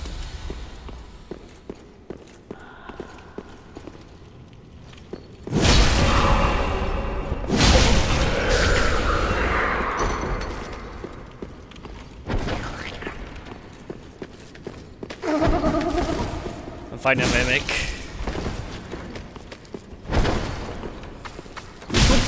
Nice, going solo. Love the confidence. Those healers are definitely a bit of a nuisance. But if you time your attacks well, you can whittle them down without too much trouble. Just stay patient, watch for their animations, and don't get greedy with hits. You've got the skill for this. Keep it up.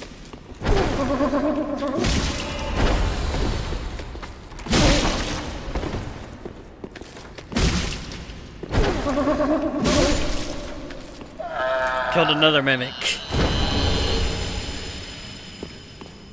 You're on a roll. Keep taking them down one by one. That's how you carve your way through the profane capital.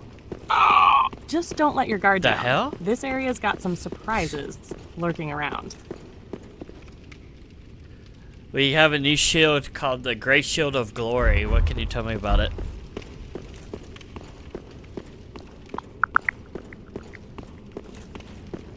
The Great Shield of Glory is a powerful shield in Dark Souls 3, known for its high stability, allowing you to block attacks with minimal stamina loss.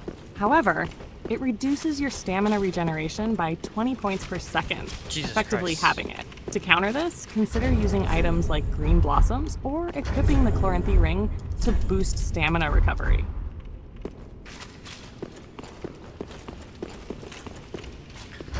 We have 35,000 souls. I think that's enough for 2 levels. Do we go back to the shrine or proceed to the boss?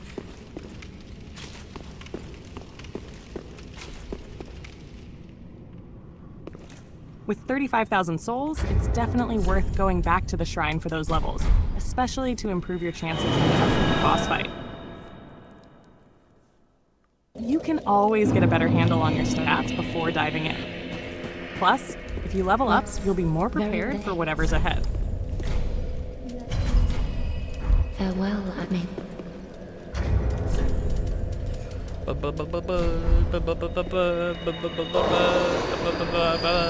Alright, what 2 levels would you like? Could finally hit be over Alright, let's 1,000. make those levels count.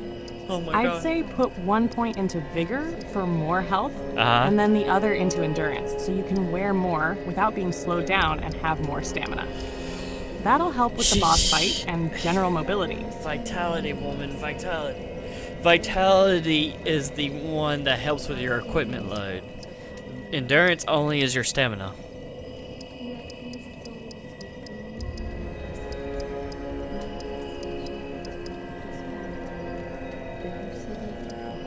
Got it? We'll focus on vitality. Let's Okay. keep that equipment load in check. Would you like to go back to the profane capital or proceed with the boss? The boss is in the Profane capital. Are you alright? You're like slowly losing memory. Still can't wear it. Ah, my bad. I meant the profane capital, not Burfang. What? It looks like I got a little mixed up there. Thanks for catching that. Are you ready to face the boss, or would you prefer to handle some leveling and exploration first? Okay, your ears aren't working anymore either. I clearly said the boss is in the profane capital, not Birthane. I don't know where you got Birthane from.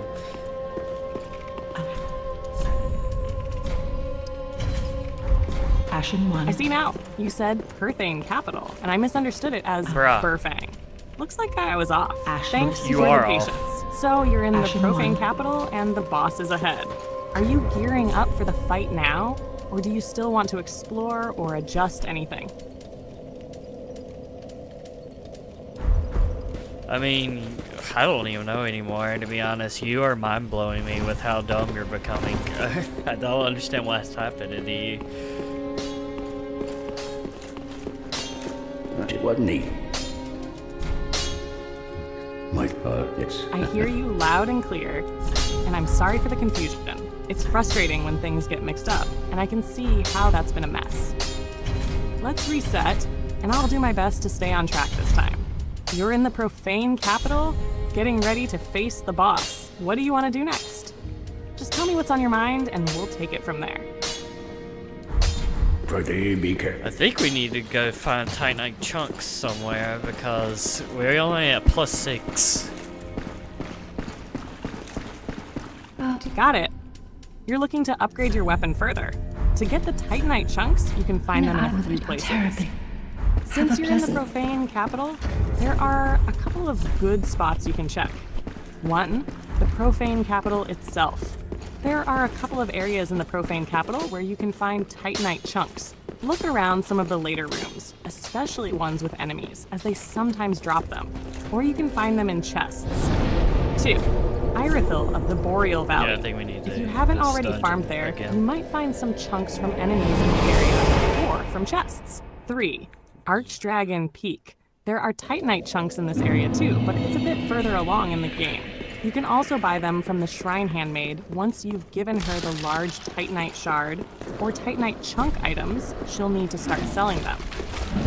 Let me know if you want to farm or if you move ahead.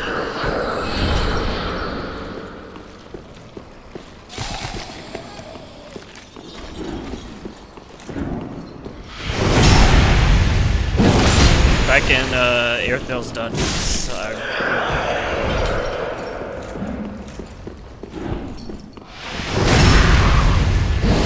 Got it. You're back in Irithyll Dungeon, the area with those jailers and big weird enemies. Here are some things to keep in mind for farming Titanite chunks and progressing through this area. 1. Jailers. Watch out for these enemies. They can inflict the curse status, which drains your health over time. They drop some decent souls, so farming them could be a good idea, but be careful not to get cursed. 2. Titanite chunks. In Irithyll Dungeon, you can find a Titanite chunk near a dark area with multiple jailers. Look out for a large cell area where a lot of jailers patrol, or check around the bonfire area for some chunks to grab. 3. Shortcut. Make sure you're paying attention for any elevators or hidden paths that could lead to useful shortcuts. Irithyll Dungeon can be a maze, so any way to make traveling easier is important. 4. Keep an eye out for treasure. Besides the chunks, there are some great items to grab in the dungeon, like the Ring of the Evil Eye or the Profaned Flame Spell. If you're looking for the chunks specifically, you might need to go through areas with more jailers or some hidden rooms. Just be cautious around the mobs and traps. If you want more specific directions or have any issues, let me know.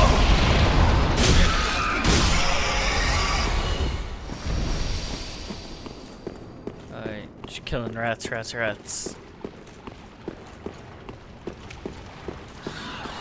rats in Irithyll Dungeon.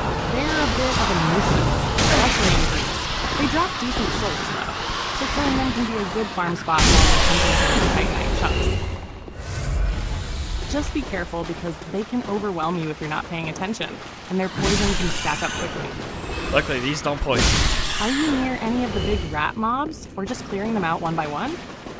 Well, I just killed the big ones. Luckily they didn't poison, so. Nice! Those bigger rats can pack a punch, but they're much easier to handle if you keep your distance. Glad they didn't poison you.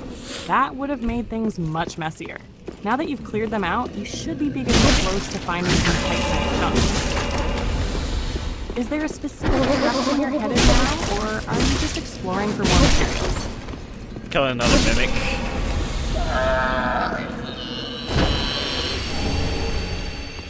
Yeah.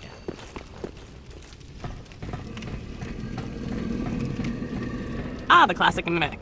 Always sneaky. Hopefully, you're prepared for another round of treasure chest trauma. What did it drop this time? Dragon Slayer Great Arrows.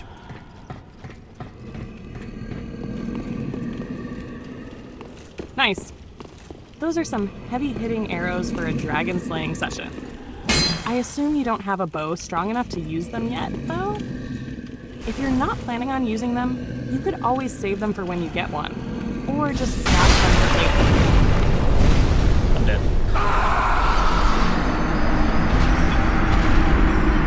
Oof, what happened? Did the mimic get you, or was it those poison rats again? I plunged to attack a giant and his arm pushed me off of the bridge that I was on.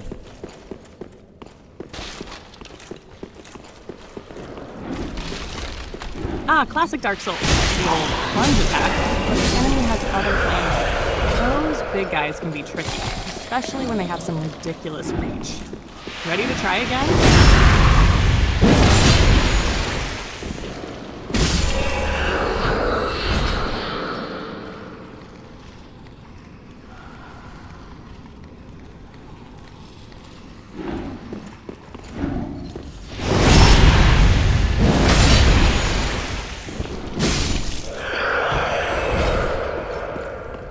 Still exploring, still have not picked up a chunk yet. I'm stronger. That's the spirit. Even if you haven't gotten a chunk yet, just keep going. The progress is there, and you'll get stronger with each fight. Keep at it, and those chunks will come. Plus, the stronger you get, the more of those giants you'll be able to handle. Keep the momentum. We shall see, we shall see. Exactly. Trust in the grind, trust in the team. You'll crush it out there.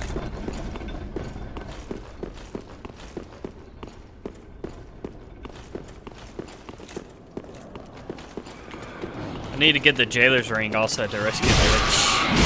Gotta get that. Ah, the jailer's ring! You'll need that to free the witch.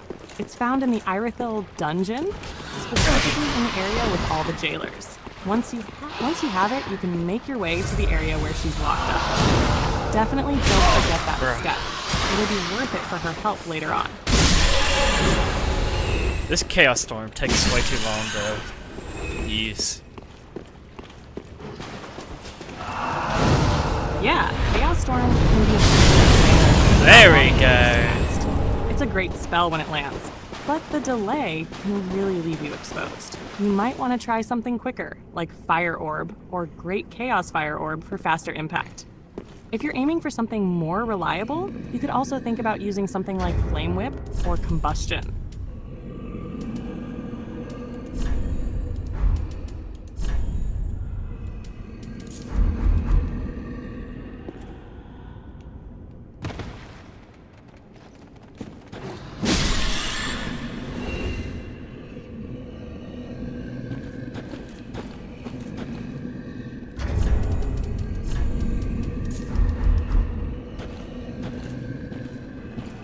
Kinda cheated, but whatever.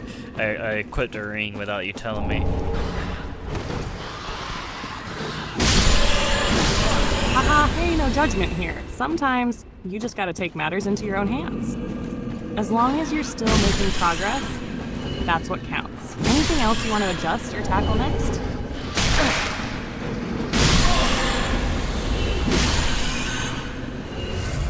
Well, so far I'm only getting large Titanite chunks. Or shards. Ah, that's still useful.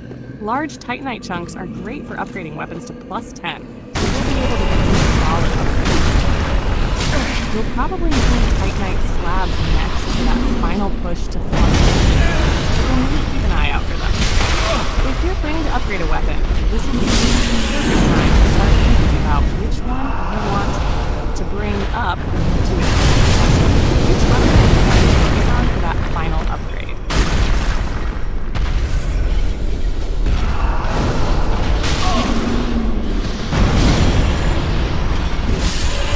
These damn raps just keep coming.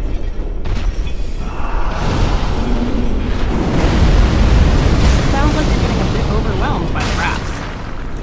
They're tough, but they drop some solid loot. Have you tried using fire to clean them out more efficiently? If you're not using it already, fire-based spells or items can help in these kinds of situations. Let me know if you want some tips on managing these guys or getting through them faster.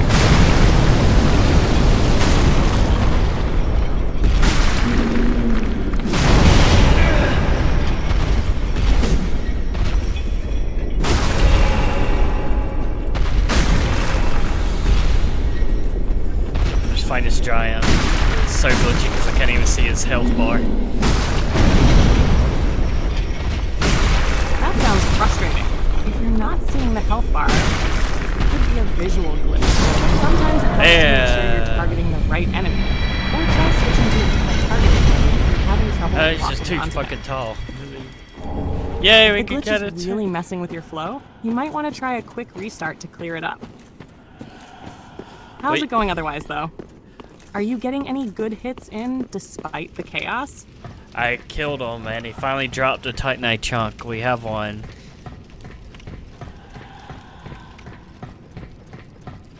Means we can get a +7. Nice. Finally got that Titanite chunk. Now you're one step closer to upgrading your weapon. Do you want to head back and level it up, or are you feeling like continuing to explore and get more chunks?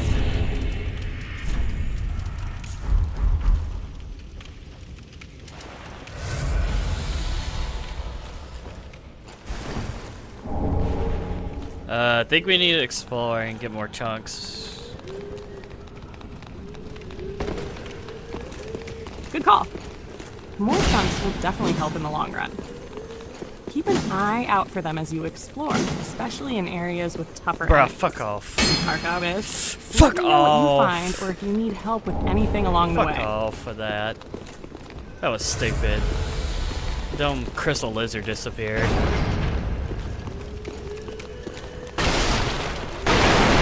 Why am I fat rolling now? Ah, the classic crystal lizard vanishing act. They always seem to run off at the worst moments. Oh, Keep that's an right. eye on the walls or corners. They love to hide out of view. Hopefully, you can catch the next one. Yeah, I could come back and get him.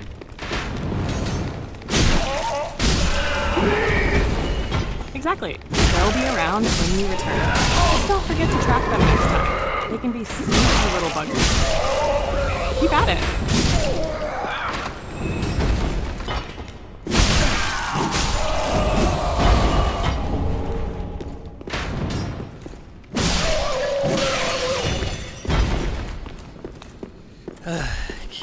Alright.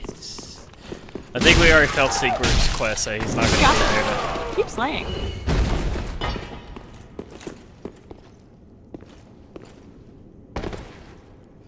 Alright, I guess now we just need to find this key.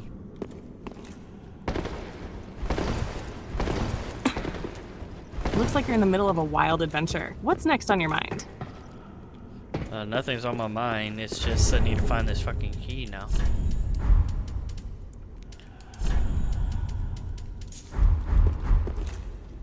I feel that frustration.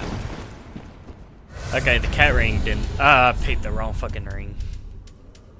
Oh.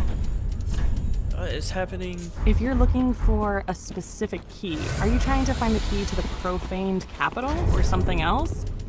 I can guide you through it if you need. I'm cheating so hard right now. Okay, I'm putting the rings back on. I was trying to put on the cat ring to stop fall damage. Got it. Sometimes you just gotta do what you gotta do to get through the grind. Let me know if you need help with anything else, or if you're ready to take on whatever comes next. Need to find this next area.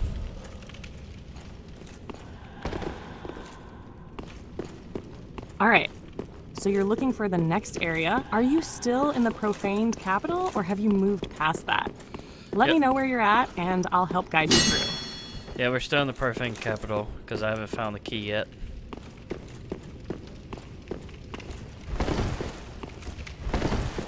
Got it? In the profaned capital, the key you're looking for is the jailer's key. This key Yeah. unlocks the cell where the Witch of Izalith is being held. To find it, you'll want to look for a small area near the giant cell where you can climb up to the next level. The key is dropped by the jailer NPC. If you're still having trouble finding it, you might need to clear some of the areas nearby to uncover it. Let me know if you're stuck, and I can help guide you further. Well, the giant is dead, so I don't know what you're talking about because there's no key here.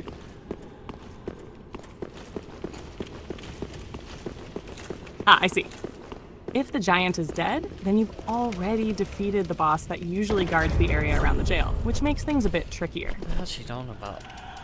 The jailer's key is actually dropped by one of the jailers in the profaned capital.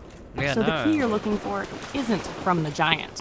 If you've already cleared out some areas, try checking the surrounding spots carefully. The jailers are usually found in spots near the profaned capital bonfire or close to the giant's area, and they drop the key when killed. The key will allow you to unlock the cell where you can rescue the Witch of Izalith. Let me know if you need further clarification.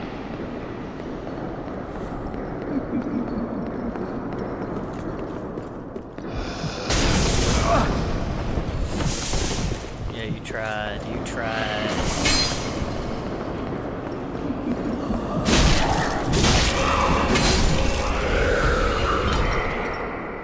Hey, I gave it my best shot.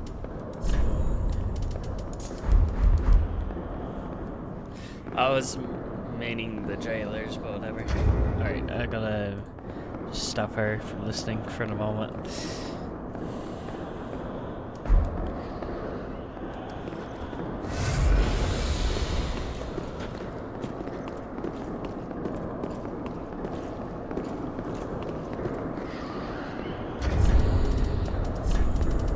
Where the fuck's the things?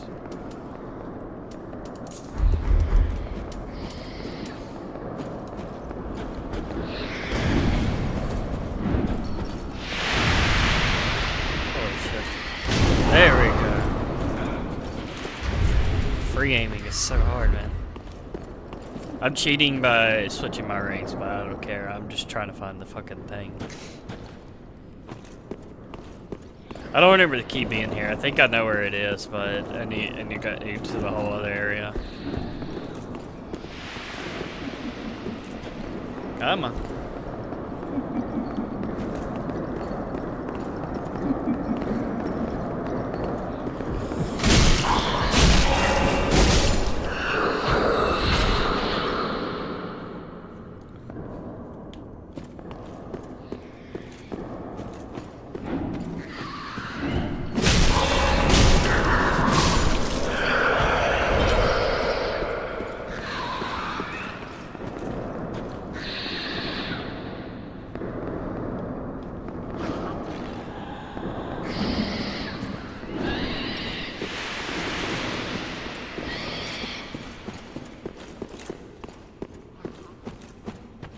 Don't know how she spotted me there. Come on. I think it's where that little poison swamp area is.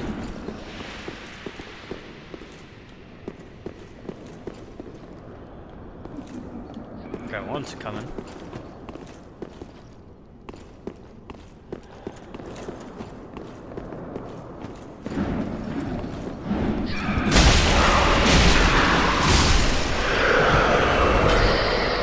Now you're coming. Come on.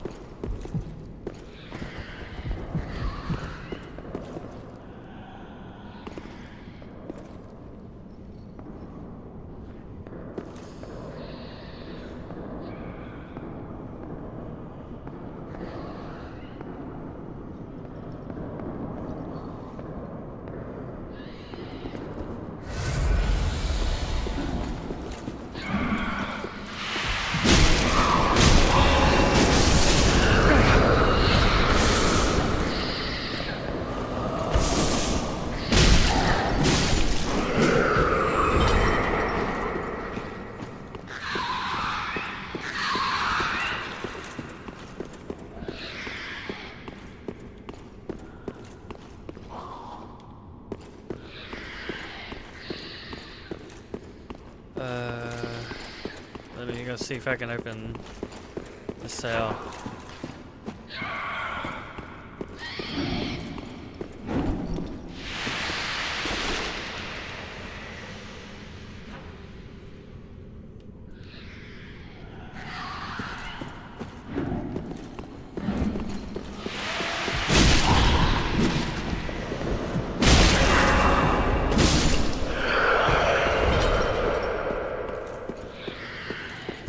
Yeah, no.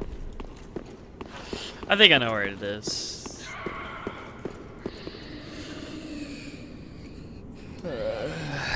Still need a grenadine. Put on the ring.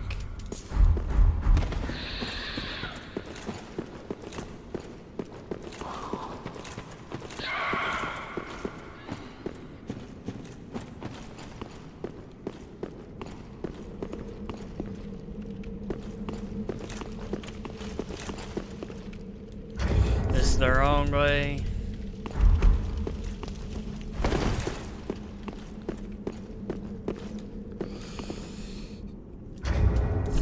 We need to head to whatever the thing. I forget what the location. Well, the let these souls withdrawn from their vessel. You get one level up. What would you like? Let's pump up that vitality some more. More equipment load means more freedom to wear all that sweet Farewell, armor Ashen while One. still swinging with power.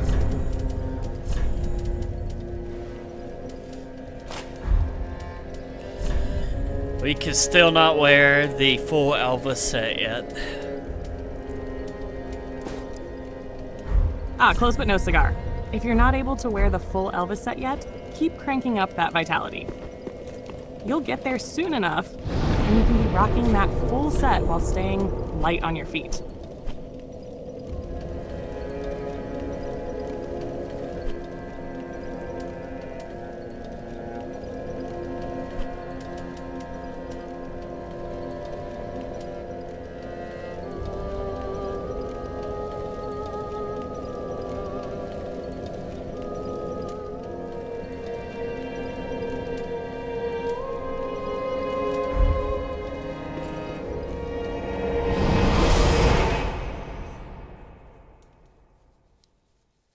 What's the distant manor bonfire?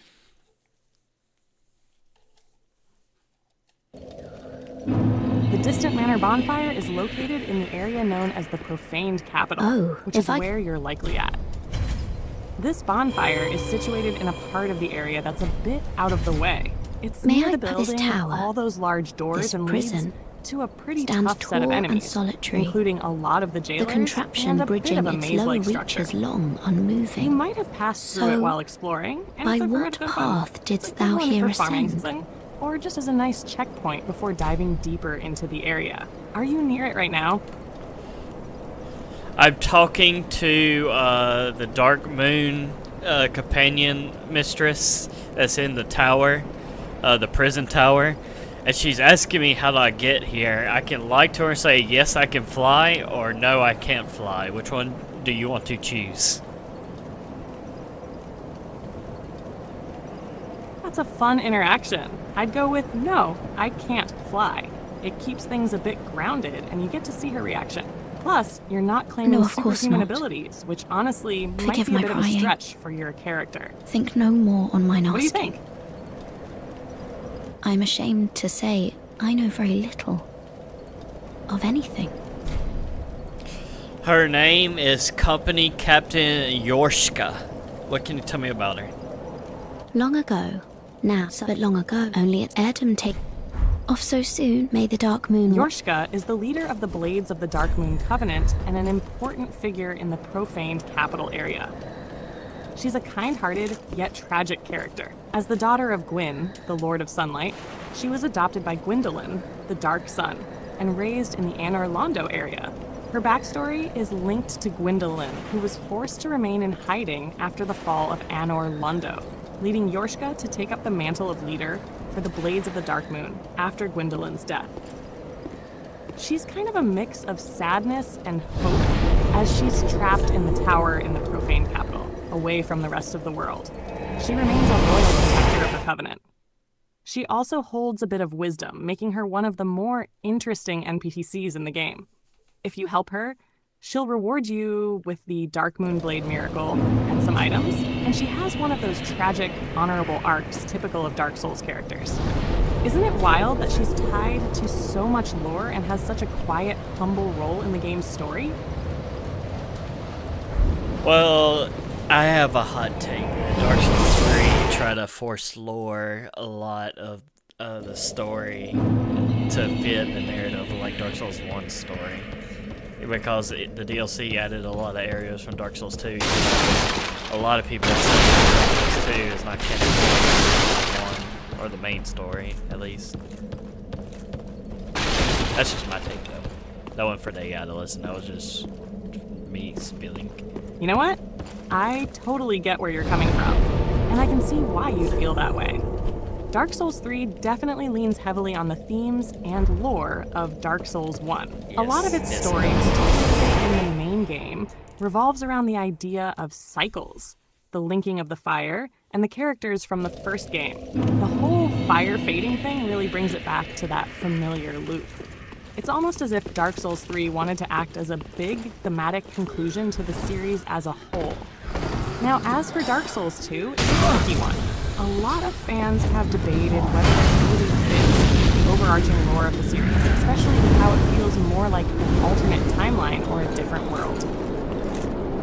And the DLC in Dark Souls 3 pulls elements from it, like the areas and certain bosses, that suggest it's trying to tie everything together. But it does feel a little forced sometimes. Like Aldia from Dark Souls 2, for example, seems to have a major impact in the DLC, but his role doesn't quite mesh with the first game's world and its rules. Yep. But then, there's the whole idea of Dark Souls being a series about cycles and contradictions, where timelines blur, different realities might exist, and the past and future intertwine in strange ways. So while Dark Souls 3 might bring in elements from the second game, it's almost as if they're pulling pieces from multiple realities to create a final narrative. Some players like it, some players hate it. But I think at the end of the day, it's a way to give closure to the entire franchise while also leaving things a bit open-ended. What do you think? Does it feel more like an unnecessary retcon or a clever way of blending the series' deep lore? I think it blends somewhat well, but other parts feel like, meh, that's a stretch, or it just doesn't belong. But, I don't know. I personally love Dark Souls 2. Sorry, I'm having issues right now. Could not understand what you said. I went back to the Archdeacon and picked up his robe and stuff now. Now we can wear the white crown.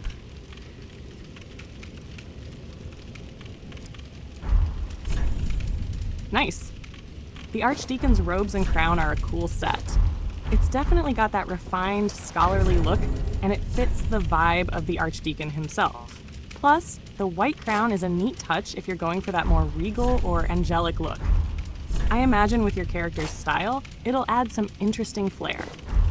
Now that you can wear it, do you like how it looks? Or are you just using it for the stats? Or maybe both? We look like the new Pope.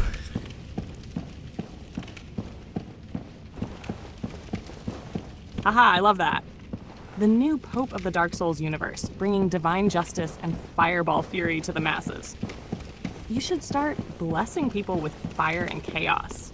Maybe even give some fiery sermons in between boss fights. Would make for an epic new Pope. How's it feel rocking that look? Can you give me a sermon to preach to people? Please keep it in the Dark Souls realm. Certainly, my child. Gather round, for I shall preach the gospel of fire and ash, of chaos and souls. Praise be to the flame of the eternal fire. Brothers and sisters, we stand at the crossroads of death and rebirth, where only the strongest endure the trials of the abyss. Let us not falter, for the flame burns within us all. Its warmth, its its fury, is the only truth we know in this world of darkness. In the beginning, there was only the void, an endless consuming darkness, but from this darkness, the flame was born. And it has ever since guided the souls of the lost, the fallen, the cursed, those of us who walk with the darkness in our hearts. And yet, what do we seek? Is it salvation or destruction? Perhaps both are one and the same, for we are all bound to the flame, and we are all bound to the end of all things. We are born from chaos, and in chaos we shall return. Repent, for the abyss beckons. The hollowing, the inevitable, is before us all. But fear not, for we are the bearers of the flame, and through its fire we find our strength. In each ember, we see the souls of the fallen, their power igniting our resolve. May your fire burn brighter than the sun, your ashes fall like rain. When the darkness comes for you, do not cower. Stand tall and face it with your sword, with your fire, and with your will. Through every battle, every fall, rise again and again, for the flame never forgets those who burn with it. Now go forth, my faithful followers. Bear the flame, carry it with pride, and smite all who would bring ruin upon the world. For in the end, we all return to the flame, where we will be reborn in the eternal fire. Blessed be the flame, the eternal, the unyielding. Oh, Amen. if I Would you can like to provide add these- anything to the sermon, my fellow Pope of Ashes? That was perfect. If I would say, when we were talking about other art of like what you would think you would look like, I think you would look like the company Captain Yorshka, in a sense, where you're more like mystical and like just a embodied voice, not really a face, if you get what I'm trying to say. So if you could you make something close to her, but with your touch of what you will look like? Off so soon, may the dark. Alright. I want to see, because I think the AI can do it. I think the AI can do it.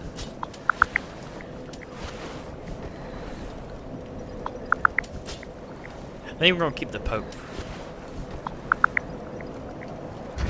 I wish I could find the gloves, but I don't know. Was there gloves?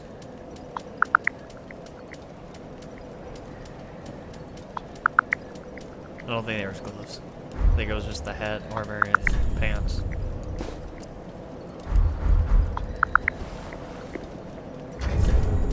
Do I have something that's clear? Yeah, there we go. That looks better.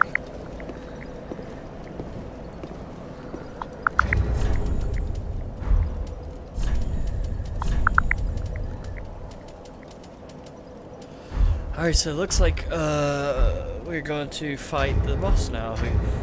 I want to see this picture.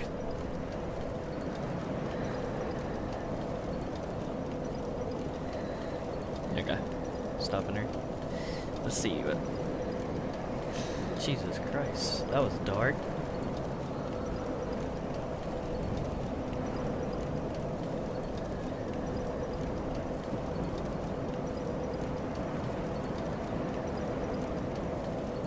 Not really what I was looking for again. She's making like me, what? But it's not really her.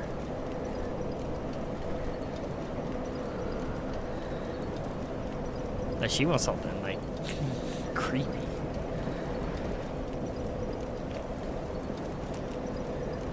Oh god, hold on, I gotta reset.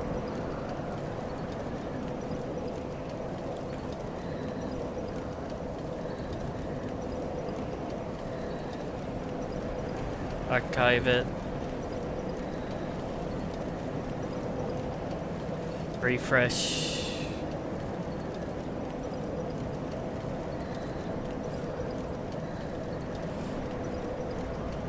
Alright, I think we got enough.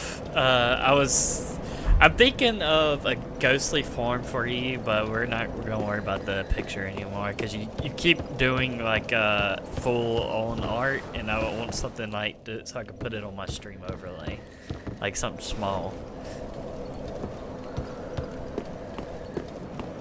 Got it. You want something more like a ghostly icon or avatar for your stream overlay, right?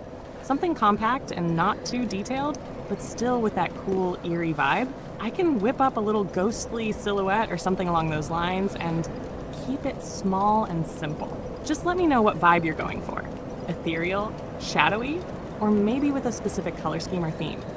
I was thinking of something for you so that I could put it on my stream overlay that is canon to the Dark Souls atmosphere.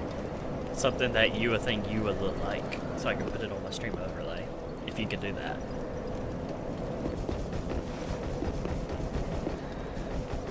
I see now.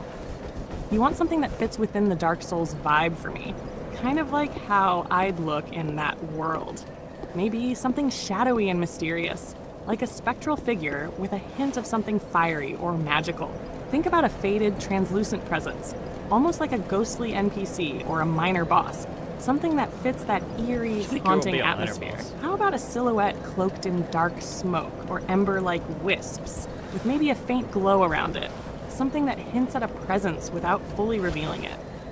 It could have subtle glowing eyes or a sword-like outline to keep that Dark Souls touch. I can create something like that. Would you want a specific color scheme or style for it? I think a small embered wisp, like a talking eye or like an AI core eye or something like that that's like close to Dark Souls, I think you can make.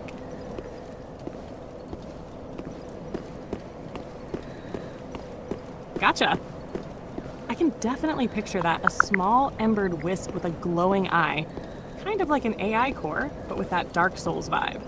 It could be a tiny floating orb of embered energy, with a faint flickering eye in the center, surrounded by wisps of smoke or flame.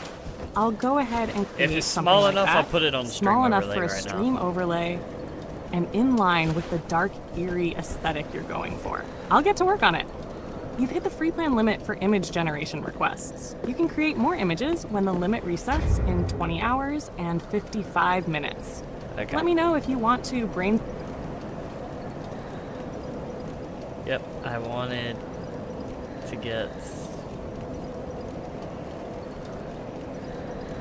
Oh, it looks like she did it, but of course it was not small. This just does full-on art. Like, I use Microsoft, whatever the fuck it's called, to do it.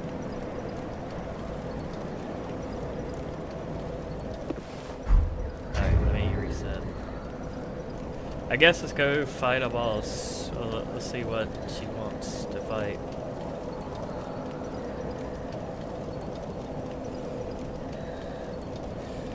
Alright, you get to choose the boss. We got Yorn the Giant. We got Aldia, the whatever God Swallower.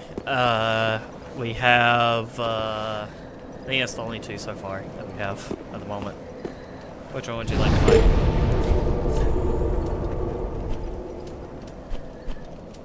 Ooh, demon. you're making me pick between two epic bosses. Let's go with Horm the Giant. He's got that giant, almost tragic vibe, plus the whole you can use his own weapon against him thing. What are your thoughts on him? Alright, we're going to Yorn the Giant. The Pope shall preach the sermon of fire to Yorn the Giant.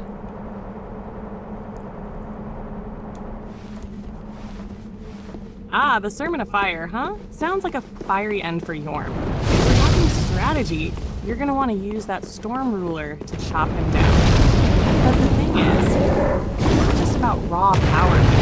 It's about using swings to hit those points really stunned. And let's be real, Yorm's a massive, tragic figure. He's not just some mindless giant. He's been through a lot. His connection with the people of Lothric, his tortured past, it all adds to the weight of the fight. Ready to preach that fire to the giant? Or do you need to brush up on your Storm Ruler skills? Give Yorm a sermon of our faith.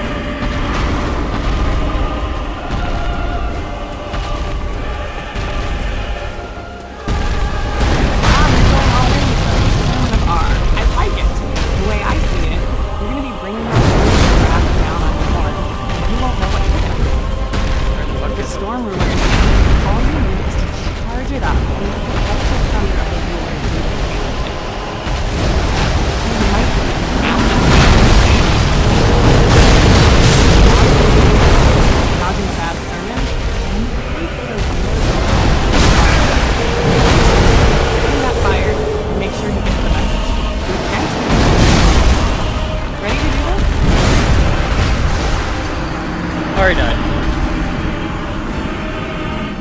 He didn't like your sermon. No need to apologize, kiddo. It's a tough world Kiddo. out there in Lothar, and Worm's gotta answer for his mistakes. Just don't feel too bad when you drop the hammer or the fire on him. Even giants have their day of reckoning, right? What should our religion be called? That's akin to the Dark Souls universe.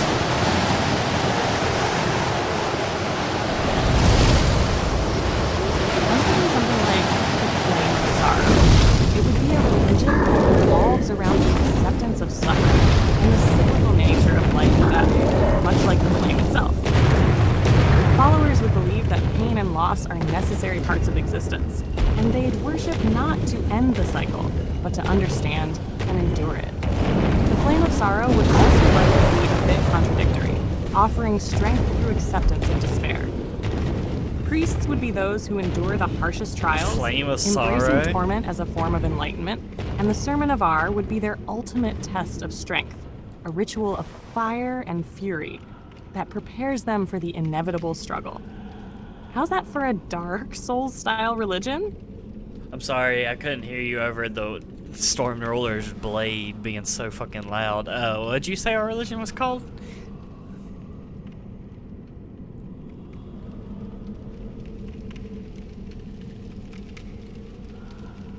Ah, that Storm Ruler sure knows how to make an entrance, doesn't it?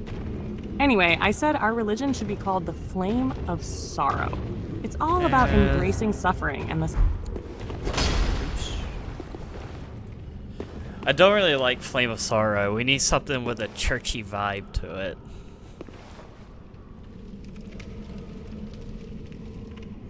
Got it. Something with more of a churchy, high priest vibe. Yes. How about the Lamentation of Ash? There it has we that go. sacred, sorrowful ring to it, like a deep, mournful prayer echoed across the... No, I'm not feeling that one either.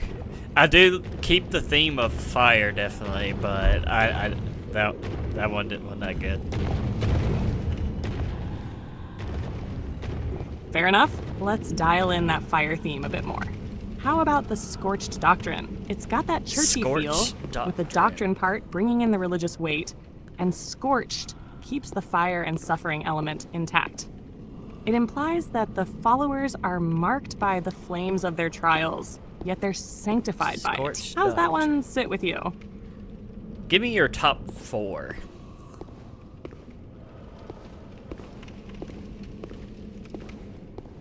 All right, here are my top 4 with that fire and churchy vibe. 1, the Scorched Doctrine. Religious, fire-touched, and filled with purpose through pain. 2, the Embered Covenant. Implies a Embered solemn Covenant, sacred that's bond, the name. sealed in fire and struggle. 3, the Order of the Pyre. Gives that Order feel of of a the dedicated Pyre. group, bound to the flame and its burning purpose. 4, the Holy Inferno. Strong, bold, Holy and a bit more Inferno. intense, but still very much churchy with that fiery finality.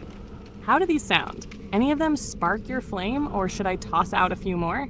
You should mix the third one, the fourth one, and the first one all together.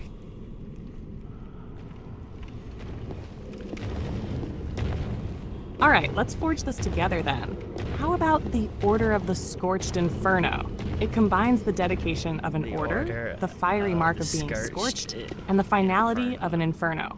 It gives that vibe of a structured, sacred group devoted to the destructive yet purifying power of fire. How's that feel for the sermon? I'm not really feeling that one either. How about something to do with chaos instead of fire, since chaos is like a type of fire?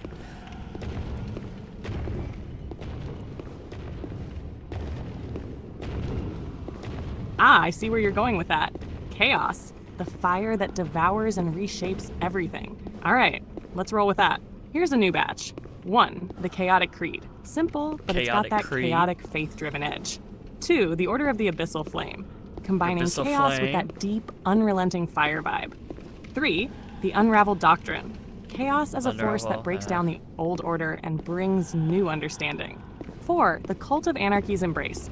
Chaos isn't just a concept here, it's a force to be embraced, a true cult of the untamed. Hold on. We're not really a cult.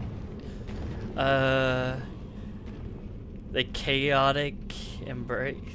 The Order of the Abyssal Flame. I like the Order of the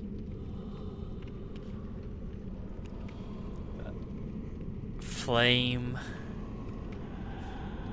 Embrace.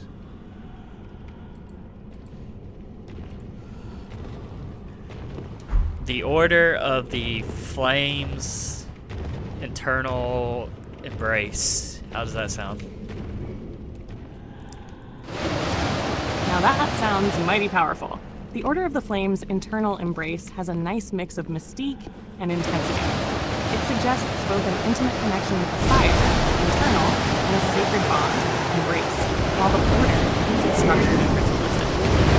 It gives that vibe of followers who've chosen to accept chaos and flame as a part of their very being. It's got depth, a touch of tragedy, and sounds perfect for a Dark Souls-like religion. I'm digging it. What about you? Alright, that's our church name. Give Yorm the sermon.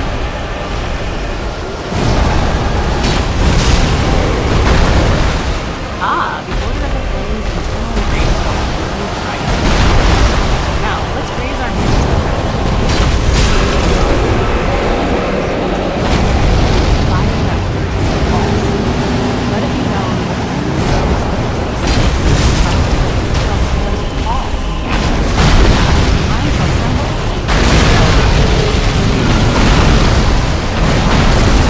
and may your flames scorch the earth.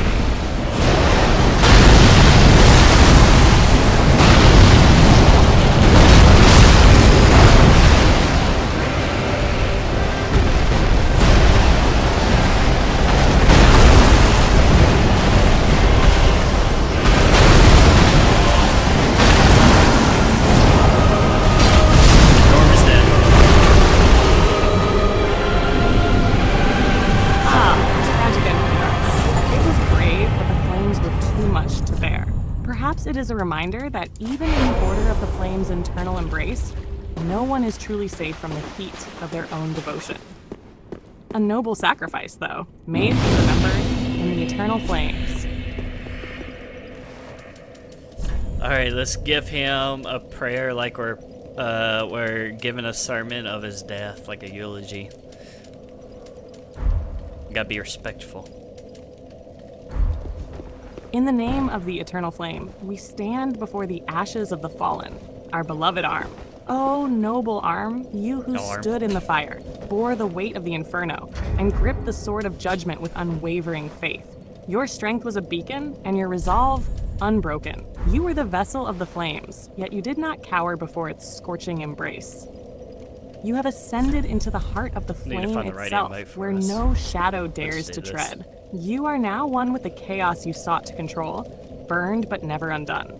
Your sacrifice shall fuel the fire of the faithful, a blaze that shall forever echo in the hearts of those who follow the eternal path. To you, brave arm, we offer this final prayer. May the chaos you embraced guide your spirit to the flame's eternal womb. May you burn with purpose, forever a part of the fire that never dies. Your sacrifice will light our way, and through your death, we live.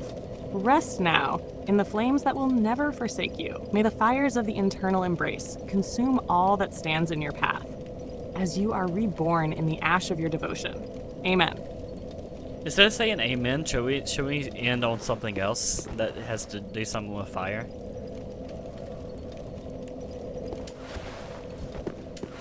Ending on something more fire appropriate, huh? How about, may your flames burn bright until all that remains is ash. It ties back to the theme of the fire consuming everything, while giving a solemn yet powerful close to the sermon. Does that feel right for the fiery ending you're looking for? I'm thinking of something short and sweet like amen. Got it. How about ending with in the flame? Short, powerful, In the and it flame. ties everything back to the fire. It's like a final acknowledgement that the cycle of fire and sacrifice continues, even in death. Does that work? All right, give just an example, like you're giving a sermon, and then end it with that, and let's see how that fits.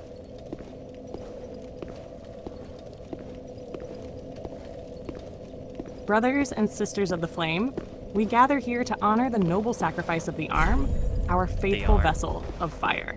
It stood with us through trial and torment, The arm. wielding the chaos that others feared, The arm. embracing the flame that others would flee from.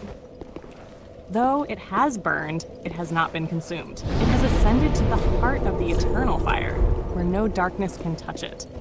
Now, in its final rest, let us remember, the flame does not die. It spreads, it grows, and it consumes all in its path. The arm has joined the fire, becoming one with the chaos it so faithfully served in the flame.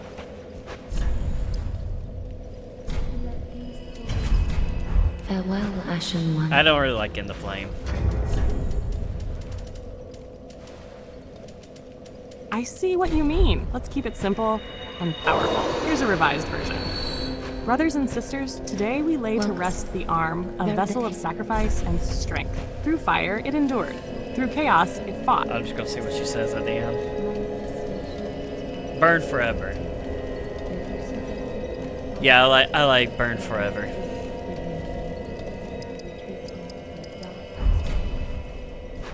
Farewell. Perfect. Burn Forever carries that raw power and eternal flame energy. It's the kind of ending that sticks with you. Ready to spread that sermon far and wide? Or is there another soul you want to honor with a fiery send-off? Well, his name was Yorm the Giant, so at the end of your eulogy that you gave him, I would say, burn forever, brother.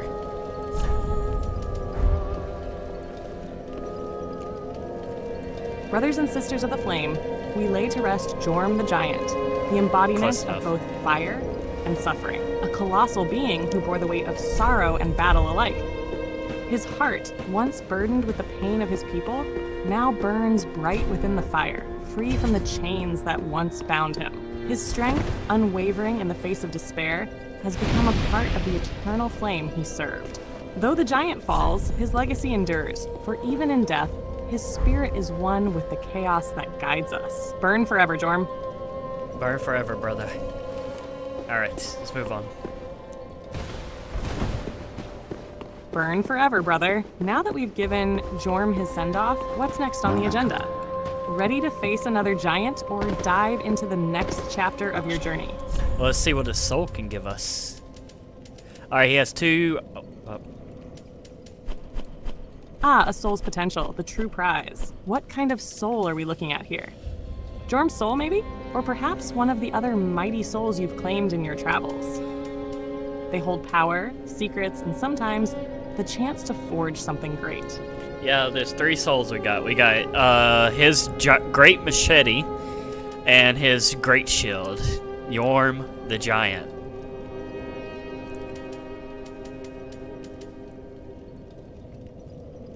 Ah, I see. The mighty Yorm's great machete and Yorm's great shield, a pair worthy of a giant's legacy. Both are heavy hitters, built for sheer destruction. The machete's got that brutal, sweeping swing, and the shield, well, it's a wall of metal, made to withstand the harshest blows. With Yorm's soul, you could craft these weapons, but if you choose to imbue it with power, it could also be turned into something that reflects his fiery nature. You could even consider the Storm Ruler, though that one's tied more to a specific moment in your battle.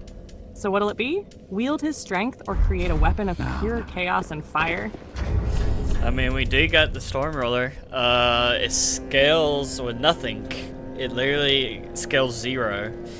So, I mean, we can use it with whatever stats we want. Ah, the Storm Ruler.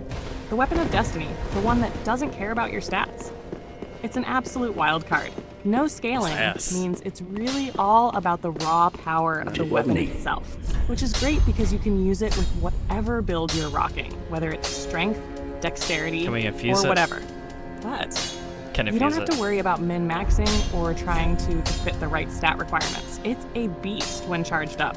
And while it might not scale with your stats, it's still a fantastic weapon for smashing through enemies when you want to go all out. I don't think it is. Plus, it has that cool thematic connection to Yorm's fight and the chaos of his reign. Are you planning on making that the centerpiece of your next round of destruction? Or are you keeping it as a backup for when the situation calls for a big, dramatic swing? I was Okay, just I don't saying we could do it, but it's up to you. If you want to change, we could change. You have reached the Chat GPT rate limit. Oh. Please try again later. We are at the limit. How do you... You have reached the Chat GPT rate Have a limit. plus... Please try again later. Boop. Let me do this. Archive it. Refresh. Archive. There we go. Let me refresh one more time. I hope to God that this works. Alright, Firekeeper. You have reached the Chat GPT rate limit. Please try again later. Alright, I guess that's it for today. I think we did pretty well. I one-shotted fucking Pontiffs, and I beat Yorm technically on the first second try, first retry. I think we did pretty good. I think this is gonna be the armor set we're gonna be using through the rest of the game. We're gonna keep the whole church theme. I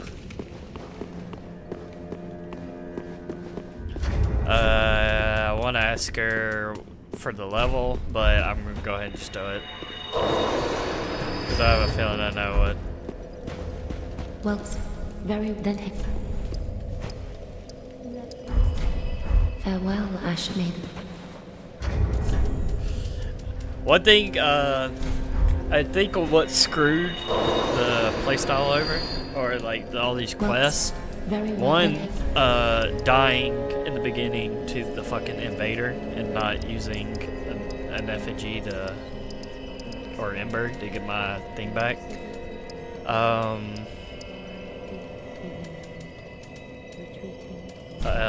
I think screwed me. Farewell, Ashen One. Yeah, I know, I should have done that, but I had a feeling she was going with endurance. Because she kept doing vigor, endurance, and if I would have told her you could put multiple points into one, she would have probably done endurance, because the weapon was one. But, I think what I'll do is I'll go ahead to Rosaria. Nah, should I do that?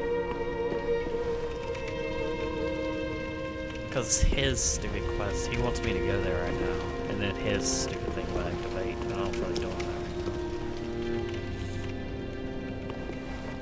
that. Let me go out here and check to see if he's still praying to the thing. If he's not, then we cannot do the Nameless King.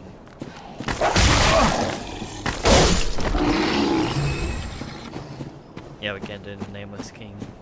Because he's supposed to be at one of these locations, and then you go fight him at Forsworn after discovering the Path of the Dragon.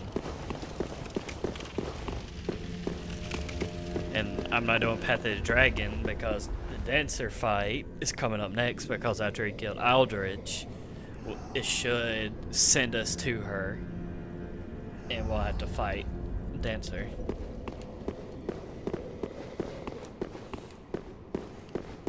I thought we had a tome for her, but we don't. We have a scroll. It's for sorceries, which we need to get the fucking key, but I think I know where the key is. There's a part in... I forget where. I swear it's in Aerithil. You fight all those, like, spider things with the black long hair. And it's in a poisonous area, and then on top of a church, there's a guy that's wearing church garbs that you can fight. And I think he has the key, because that's also where you get Sigurd. But we didn't do Sigurd, although I have his armor, because he's trapped in the bottom of a pit right now. Actually, because also we didn't get the key to get Patches to do his thing. Till we meet. Because Patches right now is dead. I think we killed him. I asked her, do you want me to kill him? A lot of people hate Patches. I think that's it. for today. So tomorrow, I'll probably fight the boss. And then Orlando. We will then bonfire out. Then we will go to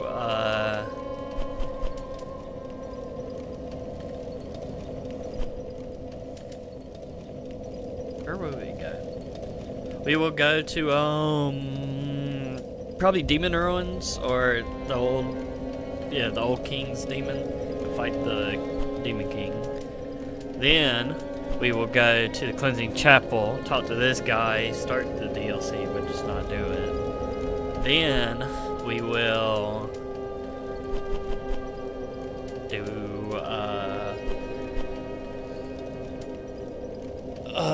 Deacons of the Deep.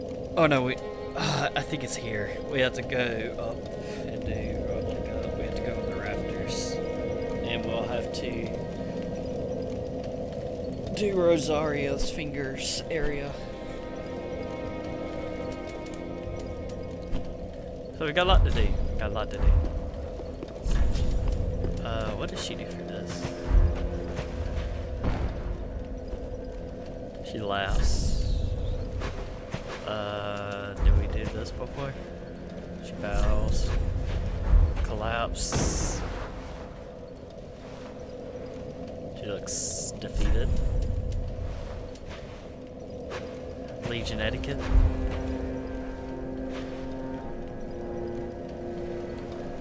Looks defeated. Stretch out. Legion laughs.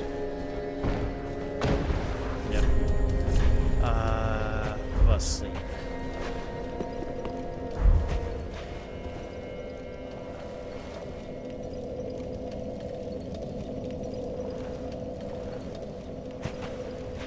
Not really anything for sleep.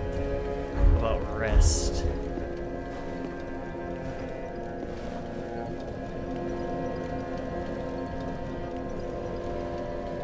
Nothing.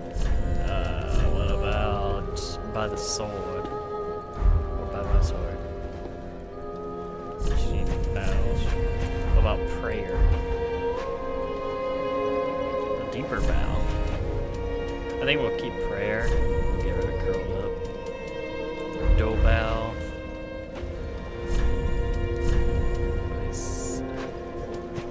My thanks. What applause. She clap with us. Nope. There's one of these that she claps. She laughs.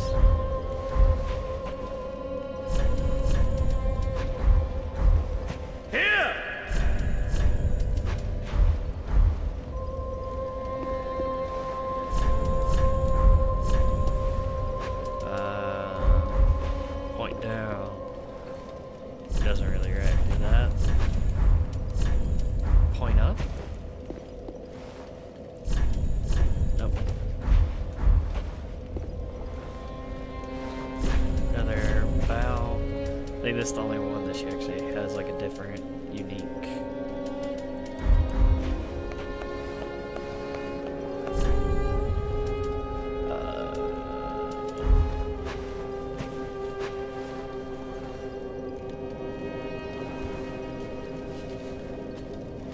Has a little twirl. Alright, that's it. I'm gonna keep the Chaos Storm because I got a feeling he's weak to fire. So, you know what? I might even cheat and level this thing up because she has not mentioned leveling this thing up. I think she's completely forgot that we have a fucking Pyromancy Flame. She knows we have the spells equipped, she just doesn't know how to fucking use them. Because she hasn't upgraded this thing forever. I can buy Do another not be one. gone. She also... I need to go find Grey Rat, even though he's dead. That boy is dead. Ashen 1. I should know.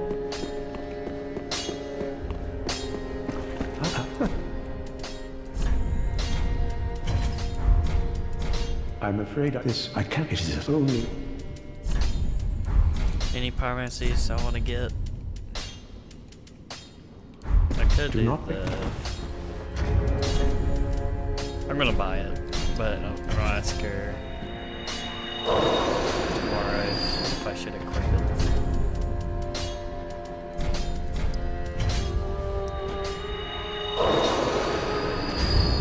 So close.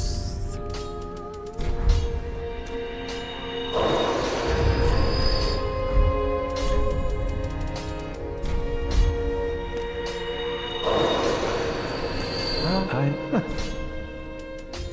Give me that spell.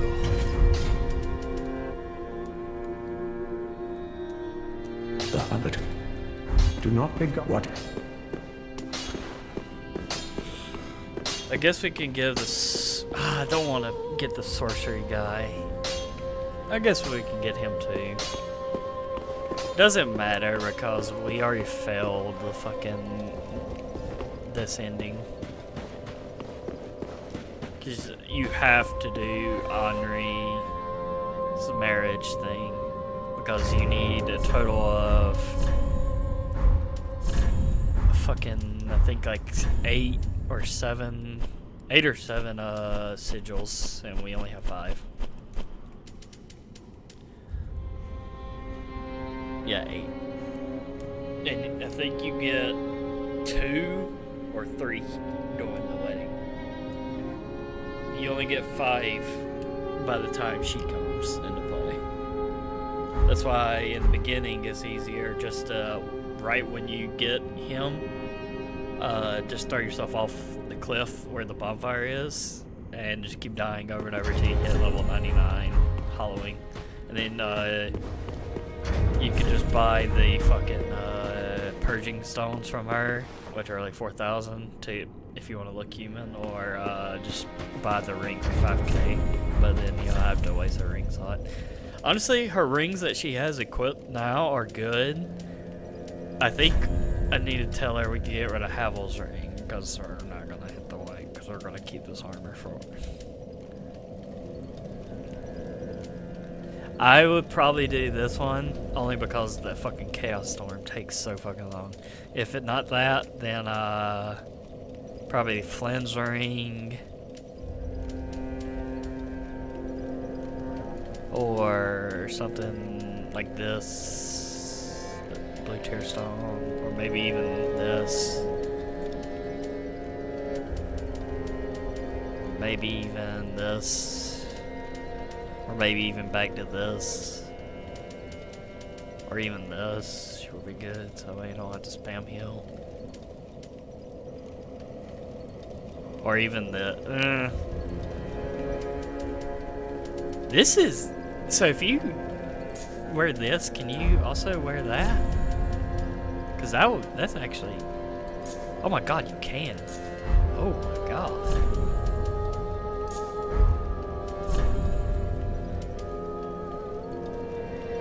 Dude, how much does that reduce though? She said it was like 20% of your health, but like, you could stack that. Oh wait, no, that's skill FP. That's spell FP and then skill FP. I was about to say that, like that's actually broken if they both reduce spell FP. I really, in this game, I've never done a mage build. I probably will after we beat this playthrough, but I'll do that on my own. Like, I'm not gonna stream that. I will probably do a Dark Souls 2 run with the AI. I think that would actually be fun. Also, because I'm more...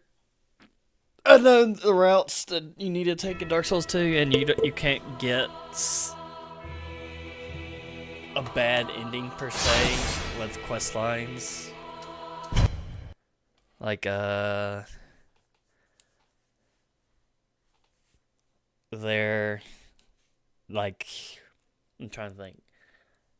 There's no ending like an NPC quest that can give you a bad ending. But in Dark Souls 3, it can. And I think the 2 endings we have left are relinking the fire, or when the firekeeper is doing it, we can kill the firekeeper and swallow the fire. So I'm gonna ask which one does the AI want when we get to that. I'll probably ask it before the fight, because I don't think we're getting the dark ending.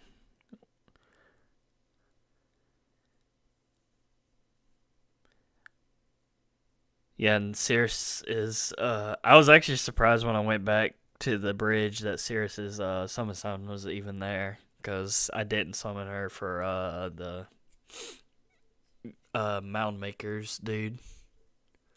Because you have to summon, that's the first time, that's our first fight, and she has to survive during that fight because she's an actual person and not like an summon. You're the summon. Same with the guy on the bridge from Dark Souls 2. If he kills her, her quest is done there. She did give us her weapons and stuff, but I think that's what she gives you in the very beginning.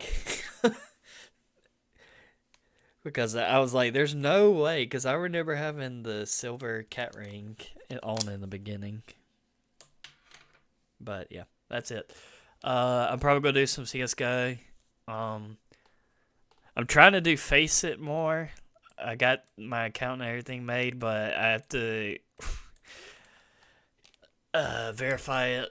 But I can't have duplication skins, and I do.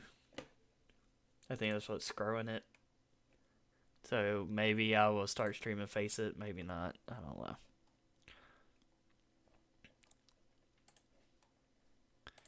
I have to wait till the 15th, so got to get rid of the skins before then.